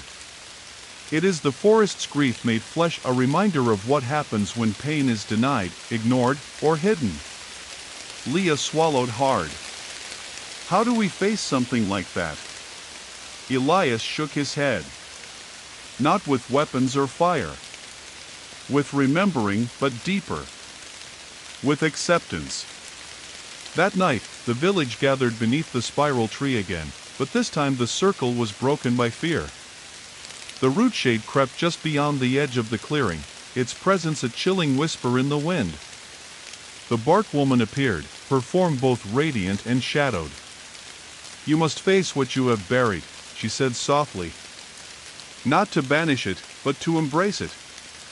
Mara stepped forward, carrying an ancient tome filled with spiral scripts and stories long forgotten. "We will speak its name," Mara declared, "and tell its story." One by one, the villagers began to speak aloud the deepest, darkest griefs they had hidden, not just their own, but those of their ancestors. Stories of loss unspoken, fears never named, regrets swallowed by silence. With every word, the root shade drew closer, its form growing less solid, more flickering, until it hovered just beyond the light, watching. Elias's voice rang out clear, steady. We do not reject you, root shade. We see you. We remember you. You are part of us. The bark woman's spiral eye shone bright. The root shade's flames flickered, then slowed. Slowly, the shadow began to change. Not vanish. Not fade. But transform. Its blackened ash cracked, revealing beneath it roots of shining silver and veins of warm amber light. It stretched out limbs like branches reaching toward the sky. And with a voice like rustling leaves, it whispered, I am grief. I am memory. I am the part you forgot to carry. The root shade knelt beside the sapling, touching its glowing bark with hands that were no longer shadow but root and light. A pulse ran through the forest, deep, steady, and strong. The villagers felt it in their chests, in their bones. The forest was healing. But it would always hold darkness and light together. From that night, the Remembering Hollow became a place not just of remembrance, but of reconciliation. The root shade was welcomed as a guardian, a reminder that grief, even when shadowed and heavy, was never truly separate from life. Leah, Elias, Mara, and the keeper took their place as the village's new keepers of memory, watching, listening, telling the stories that wove together the living forest and its people. And far beyond the village, the forest breathed deep and slow. The spiral tree's light pulsed in time with the earth itself. A promise made not to forget, but to remember always. Winter's grip slowly loosened as the village of hollow pines moved through the slow turning of the year. Snow melted, revealing a quilt of frost-hardened earth and patches of green, early shoots brave enough to break through the cold. The forest breathed again, deep and slow, as if recovering from a long-held breath beneath the ashen fog. The Remembering Hollow stood at the village's heart, alive with the hum of shared stories and fresh offerings. Its beams, once bare, now bore carved spirals and names, a living testament to the bond between people and forest, past and present. Yet the shadow of the root shade lingered still, not as a threat, but as a presence woven into the fabric of life, a reminder of the depths beneath surface light. One dawn, Leah woke to a strange silence. No birdsong. No rustling wind. Only the heavy stillness of something waiting. Pulling her coat tight, she stepped outside. The village was wrapped in mist thicker than ever before, blanketing everything in a muted gray veil. It pressed close, clinging like a breath held too long. She followed the spiral tree's glowing light, which pulsed faintly through the fog like a heartbeat guiding her steps. At the edge of the forest, the mist thickened into a wall, translucent yet impenetrable. Beyond it, the trees stood motionless, their branches silhouetted like ancient spires. Leah felt the pull of the forest's breath, the space between moments, the quiet pause before something new unfolds. Back in the village, Elias and Mara gathered the others. The forest is calling us, Elias said, voice steady but heavy with meaning. There is something beyond the fog. Something it wants us to see. The keeper nodded. The breath between the leaves.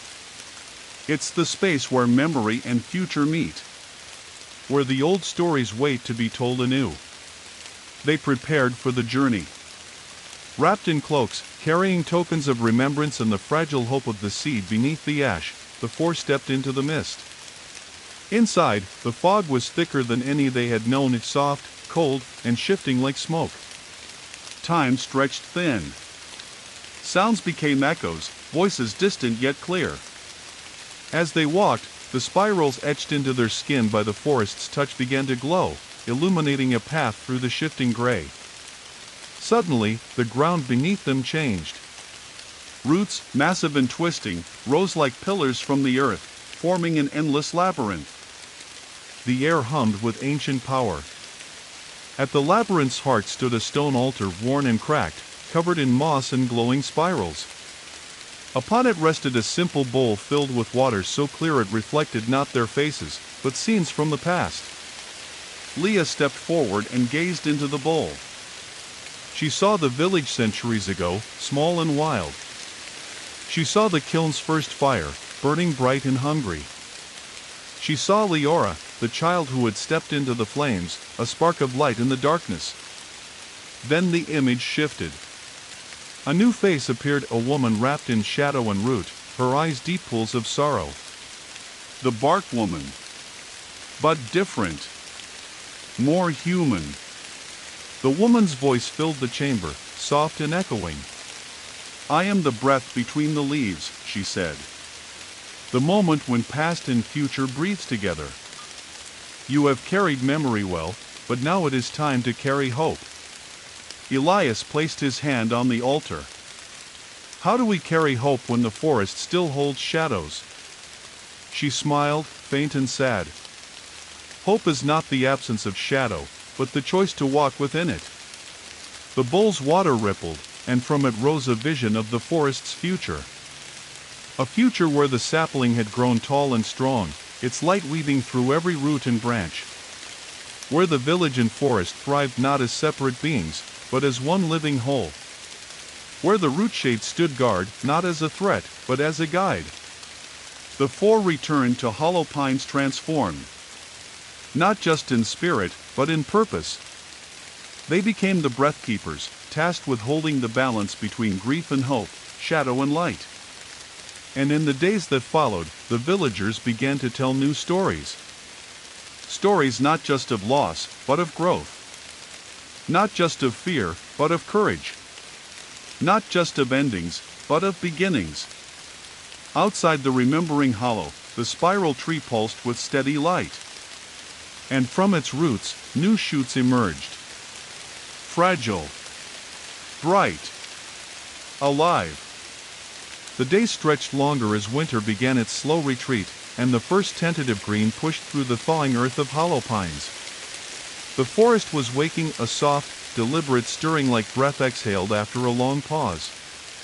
The village itself felt different, lighter somehow, though the weight of what had been endured still rested beneath every step. The remembering hollow pulsed softly in the heart of the village, a beacon of memory and hope.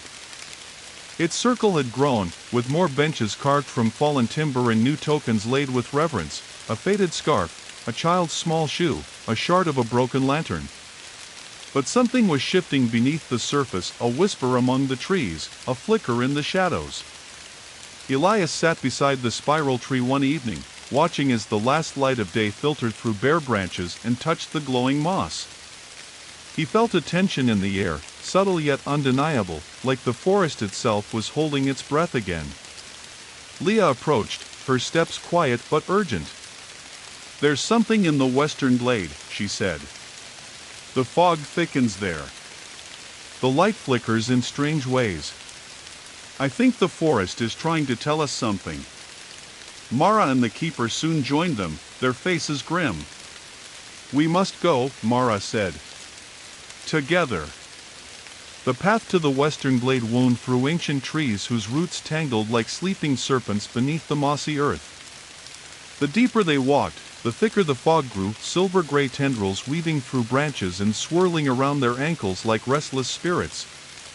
When they reached the clearing, a veil of quiet shadows hung low, as if the light itself hesitated to enter. At the center, a ring of stones circled a shallow pit, from which faint wisps of smoke curled upward, scenting the air with earth and something old, something lost. Leah knelt beside the pit and brushed away dead leaves, revealing symbols carved into the stones, spirals within spirals, knots unbroken by time. The keeper traced a finger along the carvings. These are the marks of the silent circle, they said softly. A group who once guarded the deepest secrets of the forest. They believed that some stories must never be spoken aloud. Elias frowned. But our journey has been about bringing stories into the light. The keeper nodded slowly. Yes. But the silent circle's silence was a shield, born of fear and sorrow. The forest still carries their weight. As they stood in the glade, the fog thickened further, swirling into shapes, faces, hands, glimpses of shadowy figures bound by invisible chains. The bark woman appeared, her presence serene yet somber. "Not all shadows yearn for light," she said. "Some dwell in the quiet spaces between breath and thought." The silent circle remains, guarding memories too painful to release. Mara stepped forward. "We cannot carry what we do not face. How do we honor their silence while healing their wounds?" The bark woman's spiral eye glowed brighter. "By weaving silence and speech together. By listening not just with ears, but with hearts." They formed a new circle around the pit, hands joined, breathing slowly in unison. Leah began a soft chant, an ancient melody learned from the forest itself. One by one, the others joined, voices rising in a gentle wave that filled the clearing. The fog began to lift, revealing not empty shadows but faces, ancestors, keepers, children lost to time. Tears fell, voices trembled, but the circle held strong. The silent circle was not broken. It was embraced. When the song ended, the veil of shadows dissolved into mist, carrying away sorrow but leaving peace. The pit glowed faintly, and from it grew a single white flower, the first bloom of spring, delicate and pure. Leah smiled through tears. "A promise." Elias nodded. "That even silence can sing." Back in the village, the remembering hollow welcomed the new season with open arms. The spiral trees' glow grew steady and warm. And the people of Hollow Pines learned that healing is not just the telling of stories, but the honoring of silences. The forest breathed deep. The village listened. And together, they walked forward, carrying the past, the present, and the quiet shadows between. Spring advanced with the slow certainty of a whispered promise, unfurling like new leaves upon the ancient limbs of the forest. Hollow Pines breathed anew beneath skies that warmed with tentative sunlight and carried the songs of returning birds. The snow was gone, the frost melted into the earth, and the sapling by the spiral tree had grown taller, its slender branches stretching towards the light like a hopeful prayer. Yet, beneath the surface, beneath roots, soil, and memory, echoes stirred. Old whispers, once quiet, began to ripple through the stones and shadows. A pulse that carried the weight of forgotten voices, waiting to be heard. One morning, Mara woke to a strange sensation, a vibration, low and rhythmic, humming beneath the floorboards of her home. It was subtle but insistent, like a heartbeat echoing through stone. She gathered Elias, Leah, and the keeper without delay. "It's coming from beneath the village," she said, voice taut with urgency. "Something ancient, something restless." Together, they followed the pulse, tracing it down a forgotten, well-worn path beneath hollow pines, through tunnels carved long ago by those who walked the forest before. The air grew cooler and heavier as they descended into an underground cavern, lit only by faint phosphorescent moss clinging to damp stone walls. The pulse grew stronger, vibrating through the very ground beneath their feet. In the cavern's center lay a massive stone slab, etched with spirals and symbols matching those on the heartwood in tokens in the remembering hollow. The slab was cracked, one edge lifted slightly as if disturbed recently. Elias reached out and pressed his palm against the cold surface. A shiver ran through him, not from cold, but from recognition, as if the stone held a living memory. Leah circled the slab, her fingers tracing the carved spirals. "This is a threshold," she whispered. "Between what was buried and what seeks to be remembered." The keeper nodded gravely. "It is the echo chamber of the forest, the place where lost voices are held." Suddenly, the ground trembled beneath them. From the lifted edge of the slab, a soft glow pulsed, and a faint whisper filled the cavern. Voices. Thousands of them, soft, overlapping, weaving stories of joy, sorrow, sacrifice, and hope. The four stood together, breath caught, as the echoes of the past unfurled around them like a living tapestry. The bark woman appeared above the slab, her form radiant and shifting, woven from light and shadow. "Each voice is a seed," she said, carrying a story. "The forest has held them in silence, but they long to grow, to live again in memory and in song." Mara stepped forward. "How do we help them grow without losing ourselves?" The bark woman's eyes spiraled brighter. "By listening deeply, with your whole being. By becoming the soil in which their stories can take root." Over the coming days, the village worked to build a new sanctuary above the cavern, a place where voices could be shared freely. Walls were carved with spirals and symbols of protection and growth, benches arranged in a great circle around the place where the slab had once rested. At night, villagers gathered to share stories, whispered, sung, shouted, and wept over each tale, a thread weaving the community closer to the forest and to each other. Leah found herself telling the story of the bark woman's first appearance, the spiral eye that had watched them all, and the promise carried in the seed beneath the ash. Elias spoke of the root shade, not as a monster, but as a guardian born of grief's deepest shadows. One evening, as the fire crackled low, a child stepped forward. She held a small stone, a smooth, black pebble etched with a single spiral. "I found this by the heartwood," she said shyly. "Is it a seed?" The keeper smiled, gently taking the stone. "Not just a seed," they said. "A promise. That stories are never truly lost. That even the smallest voice can grow into something mighty." As the night deepened, the echoes beneath the stone pulsed softly, a living heartbeat beneath the village. And the forest listened. The days lengthened, and the warmth of spring seeped slowly into hollow pines, coaxing life from the earth and shadows alike. The forest shimmered with renewed energy, its ancient limbs stretching toward the sky as if eager to greet the sun once more. Yet beneath the surface, a subtle pulse thrummed, a rhythm both old and new, weaving through roots tangled deep beneath the village and far into the wild beyond. In the heart of the village, the new sanctuary stood as a living testament to memory and hope, a place where stories were spoken aloud, weaving the threads of past and present into a living tapestry. The walls, carved with spirals and symbols that glowed faintly in the dusk, whispered the secrets of the forest itself. Elias, Leah, Mara, and the keeper gathered in the sanctuary's great circle, the flickering light of a fire casting dancing shadows on their faces. The air was heavy with expectation, the silence deep and charged. "The forest's pulse grows stronger," Mara said, tracing her finger along the spiraled carvings. "The echoes beneath the stone are calling us to something greater, a gathering." Leah's eyes narrowed thoughtfully. "A gathering of what?" The keeper's gaze was steady.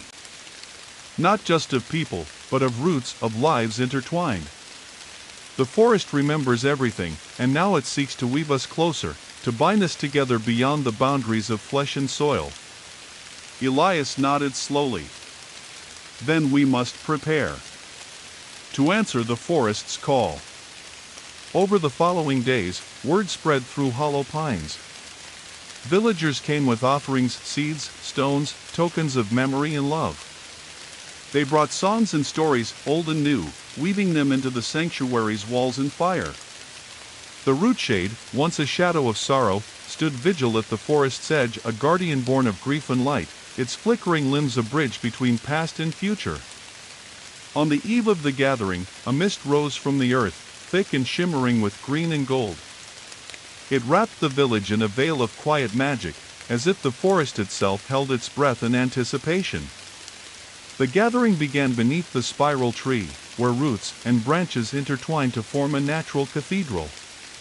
Villagers, old and young, stood shoulder to shoulder, their hands joined in a great circle that pulsed with the life of the forest. The bark woman appeared, her eyes spiraling with light, a presence both gentle and fierce. She spoke in a voice like rustling leaves. "Tonight, the forest invites you to remember not just your own stories, but those of the earth itself, the roots that bind us all. You are the keepers of this bond, the living thread between what has been and what will be. One by one, villagers stepped forward to share their stories aloud, tales of love and loss, of hope and fear, of fire and renewal. Their voices rose in a chorus that echoed through the trees, weaving a tapestry of sound and memory that shimmered with ancient power. Leah told of her father's final runes, a plea that had guided them through shadow. Mara sang the melody of the breath between the leaves, a song learned from the forest's own whispers. Elias spoke the names of the lost, a litany of remembrance that wrapped the circle in light. As the stories flowed, the ground beneath the spiral tree began to tremble gently, and from the earth rose new roots, thick, strong, and radiant with light. They wove through the circle, binding the villagers together in a living embrace. The root shade stepped forward, its flames shifting to warm amber as it merged with the new growth, becoming part of the forest's breath. The bark woman raised her hands, and the spiral tree's glow intensified, bathing the clearing in golden light. In that moment, the bond was sealed. The forest and the village were no longer separate. They were one living thing, bound by roots and stories, by grief and hope, by shadow and light. The gathering became a new beginning, a promise that no story would be forgotten, no grief left to fester in silence. As dawn broke over hollow pines, the villagers returned to their homes, their hearts heavy and light all at once. The forest pulsed with life beneath their feet, a rhythm that promised growth, healing, and the eternal breath between the leaves. And in the quiet moments before sleep, the spiral tree's light shimmered softly, watching, remembering, and waiting. The days stretched toward summer, the sun lingering longer in the sky as hollow pines blossomed into a vibrant tapestry of greens, golds, and wildflowers. The forest had awakened fully from its slumber, alive with the hum of insects, the chorus of birdsong, and the quiet rustle of leaves stirred by a gentle breeze. The village, too, thrived beneath the canopy, its people woven tightly into the breath of the woods, their lives threaded through roots and stories that spiraled like the carvings on the great tree. Yet, beneath the vibrant surface, a new pulse thrummed, a subtle vibration that wound through the earth like veins of light and shadow intertwined. Leah sat quietly by the spiral tree, her hands resting gently on the rough bark that had become a constant presence in her life. The tree's glow pulsed in rhythm with her heartbeat, a soft thrum that echoed deep within the forest's core. She closed her eyes and listened, letting the whispers of the wind and the distant calls of unseen creatures wash over her. A sudden shiver ran through the air, and Leah opened her eyes to see a faint shimmer tracing along the roots, a delicate network of glowing lines weaving beneath the soil. It was as if the forest's veins had come alive, carrying not sap, but memory and life itself. Elias approached, drawn by the faint glow. "The veins," he murmured, kneeling beside Leah. "They carry the forest's breath, the pulse of all living things beneath the soil." Mara arrived with the keeper, their faces lit by wonder and a hint of unease. "This is new," Mara said softly. "The forest is opening itself to us more than ever before. But such openness brings vulnerability." The keeper nodded. "The veins are the lifeblood of the forest's memory and power. To touch them is to touch the soul of the land." Determined to understand, the four set out on a journey deep into the heartwood, following the glowing veins as they twisted and turned beneath the forest floor. The air grew thick with the scent of earth and growing things, the silence around them deepening into a sacred stillness. They arrived at an ancient clearing, where the roots of the spiral tree spread wide and deep, intertwining with other colossal trees whose ages stretched beyond memory. Here, the veins pulsed brightest, casting a gentle, otherworldly light on the moss-covered stones and fallen leaves.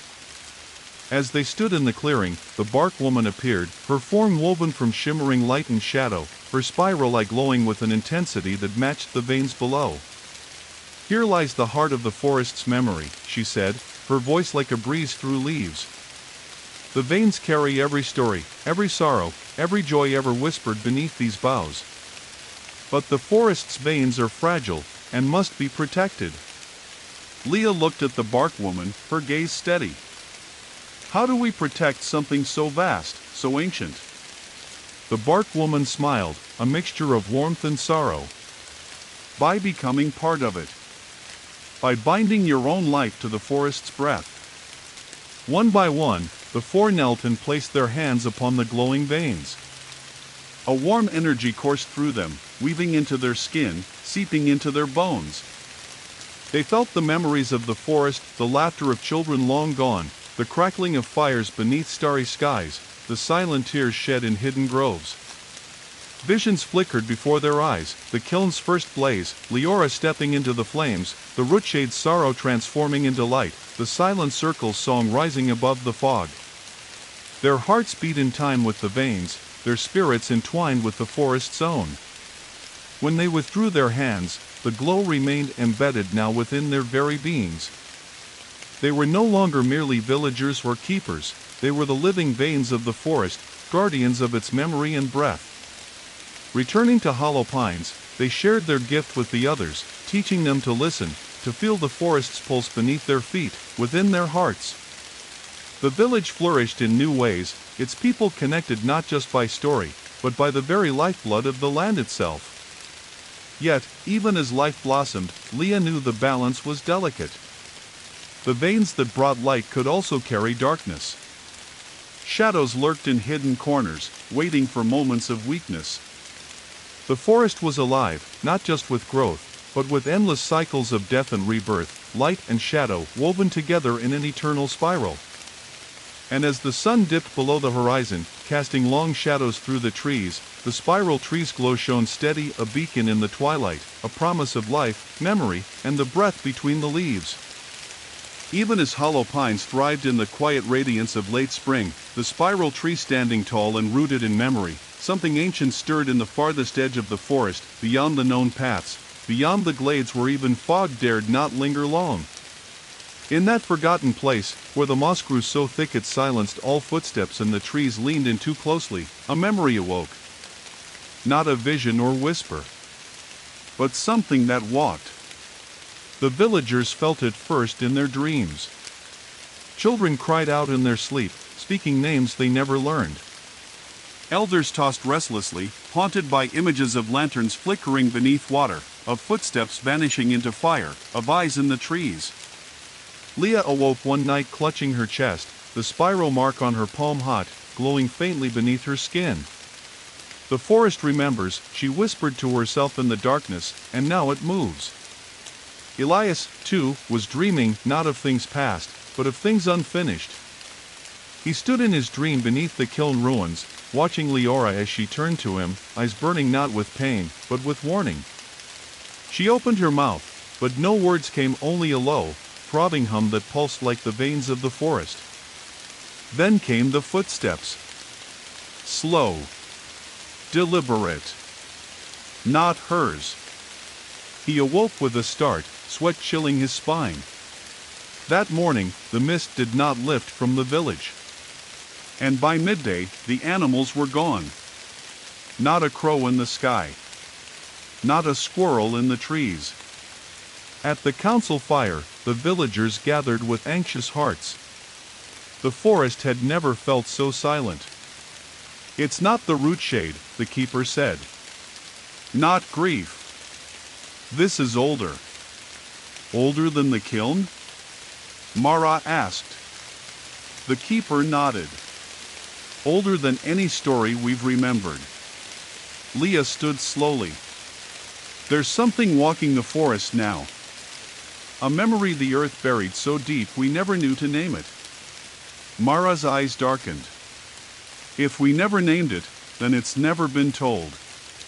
They followed the glow of the forest veins into the deep wood, where even the bark woman's presence thinned. The light grew dimmer. The fog thicker, not like before. This was heavy, almost oily, like the weight of time itself pressing down. And then they saw it. Standing in a ring of trees so tightly woven they touched at the canopy was a figure.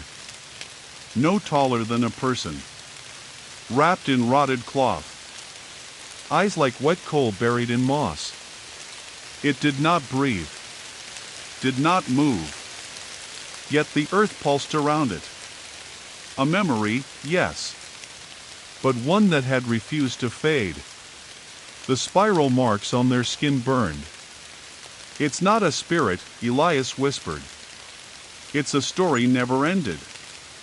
The figure tilted its head, as if hearing something. The cloth over its mouth shifted, revealing no mouth beneath, only bark, worn smooth, hollowed by centuries of wind and rain. The keeper stepped forward and raised a hand. We are not here to bury you. The figure tilted its head again. We are here to finish you. In that moment, the air split, not with sound, but with story. The ground beneath them cracked open like an old wound, revealing a staircase of stone spiraling downward into a forgotten chamber. They descended together. Each step brought visions of ancient fires lit not to burn, but to seal. Of chants whispered in haste.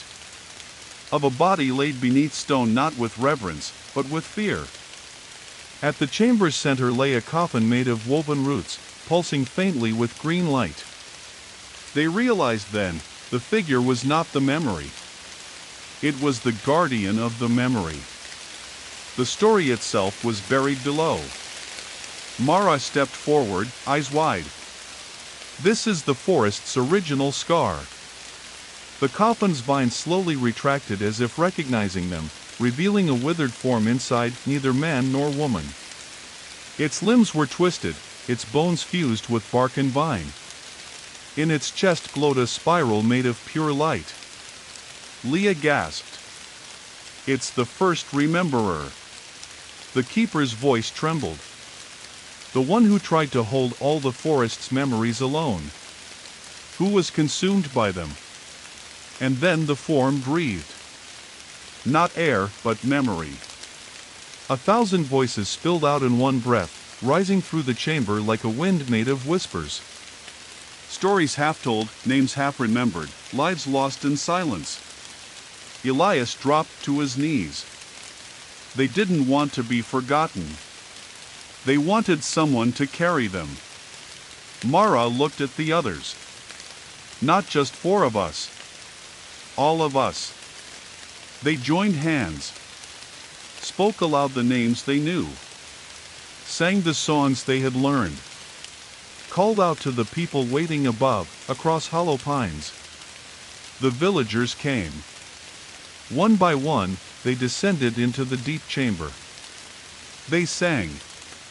They cried. They remembered. And the first rememberer smiled. The spiral light in their chest pulsed once, then faded. Their body crumbled into dust and roots, feeding the earth. The figure in the forest bowed its head, and vanished into mist. The old wound was closed. But the memory remained. Now, it walked in them. The fog lifted from hollow pines that evening. For the first time in generations, the stars glowed fully through the forest canopy, and the spiral tree stood in full bloom, its branches heavy with glowing leaves that hummed like lullabies. A wind passed through the trees, not cold, not fearful. Just the forest breathing. Alive. Awake. At peace. The forest no longer whispered. It spoke. Softly, yes, through the rustling of leaves, the hush of wind over moss, the creak of bark stretching toward the stars, but with clarity, and with purpose. The fog that had once hung thick over hollow pines, stifling and lost, had now become something gentle, something sacred. It swirled not to conceal, but to cradle. Like breath. Like memory. The villagers moved more slowly now, not from fear or age, but with reverence. Each footstep was a note in a song, each gesture an echo of story. The forest had given them more than safety or life, it had entrusted them with its soul. And they had accepted. On the first morning of the new moon, the spiral tree bloomed. It had never done that before. Leaves, once etched with quiet veins of glowing silver, now shimmered with gentle amber light, soft as candle flame. From its branches hung strands of golden moss, curling in spirals, swaying to a wind that seemed to breathe from the earth itself. At its base, the sapling that had grown from the seed beneath the ash stood tall, its bark woven with silver and black, a balance, not a battle, of light and shadow. Leah stood before the tree in silence, her hand resting on the trunk, feeling the warm thrum within. The spiral on her palm glowed brighter. Not burning. Resonating. She turned to the others, who had gathered quietly, Elias with the roots of the forest still glowing faintly under his skin, Mara with runes newly etched around her wrist by dreams she no longer feared, the keeper with eyes that reflected moonlight even in darkness. "This is not an ending," Leah said softly. "It's a doorway. The spiral leads on." The bark woman stepped forward then, no longer alone. With her came echoes, shapes woven of fog and bark, of ash and new growth, of stories remembered and ones still waiting. "They are the ones who came before," she said, her spiral eye gentle. "Those who watched, who wept, who waited. You have called them home." The villagers did not flinch. They stepped forward and welcomed them, these figures of memory and shadow, who had once haunted and now returned not as ghosts but as kin. Together, they formed a circle. And the spiral tree pulsed in the center of it all, steady as a heartbeat. That night, the village held the final gathering, not out of need, but out of gratitude. Fires were lit, songs were sung and new melodies drawn from both the forest's breath and human voices intertwined. Children danced barefoot in the moss, tracing spirals with sticks and stones. Elders sat with tears in their eyes, not from sadness, but from something deeper, a recognition that they had lived to see the pain of generations transformed into light. Leah stood before them all and opened the book of names. The first page had only one word. "Listen." She began to read. Names of the lost. Of those who came before. Of those who carried the weight in silence. And then, the names of the ones who would carry it forward, not alone, not as burden, but as guardians of a sacred bond between story and soil. When the reading was done, silence fell, not empty, but full. Full of everything that had been, and everything yet to be. The spiral tree released a single seed. It drifted gently on the wind, glowing faintly, spiraling as it fell.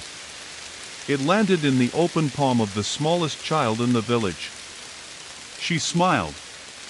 The bark woman knelt beside her, whispering something only the child could hear. And then, slowly, the bark woman began to dissolve into light, into wind, into the forest's breath. But her spiral remained, etched into the ground, into the bark, into the hearts of all who stood there. Leah, Elias, Mara, and the keeper climbed the path to the edge of the village the next morning. The air was crisp, the fog barely a memory. "Where will you go?" Leah asked the keeper. They smiled faintly. "I'll go where the roots are shallow, where the forest still sleeps. It's time to wake others." Mara turned to Elias. "And us?" "We stay," he said. "We tend. We listen." They stood in silence, letting the forest speak. It said nothing and everything. Years passed, but the forest never forgot. The village remained, not untouched, but alive. It grew. Changed. Children were born beneath the spiral tree, and old stories were told anew with every breath. The fog returned now and then, but never to haunt. Only to remind that stories never end. They spiral. One day, a traveler came from a distant land, guided only by a dream of a glowing tree and voices in the mist. She found hollow pines waiting, quiet, warm, alive. She stayed. And in time, she too bore the spiral mark. Not as a sign of ownership, but as a promise. That even the quietest voices would be heard. That even the heaviest shadows would be carried. That even ashes, when remembered, could bloom. In the heart of the forest, beneath a sky where stars spiraled like seeds in the wind, the tree stood. Still. Strong. Shining. A forest beyond sleep.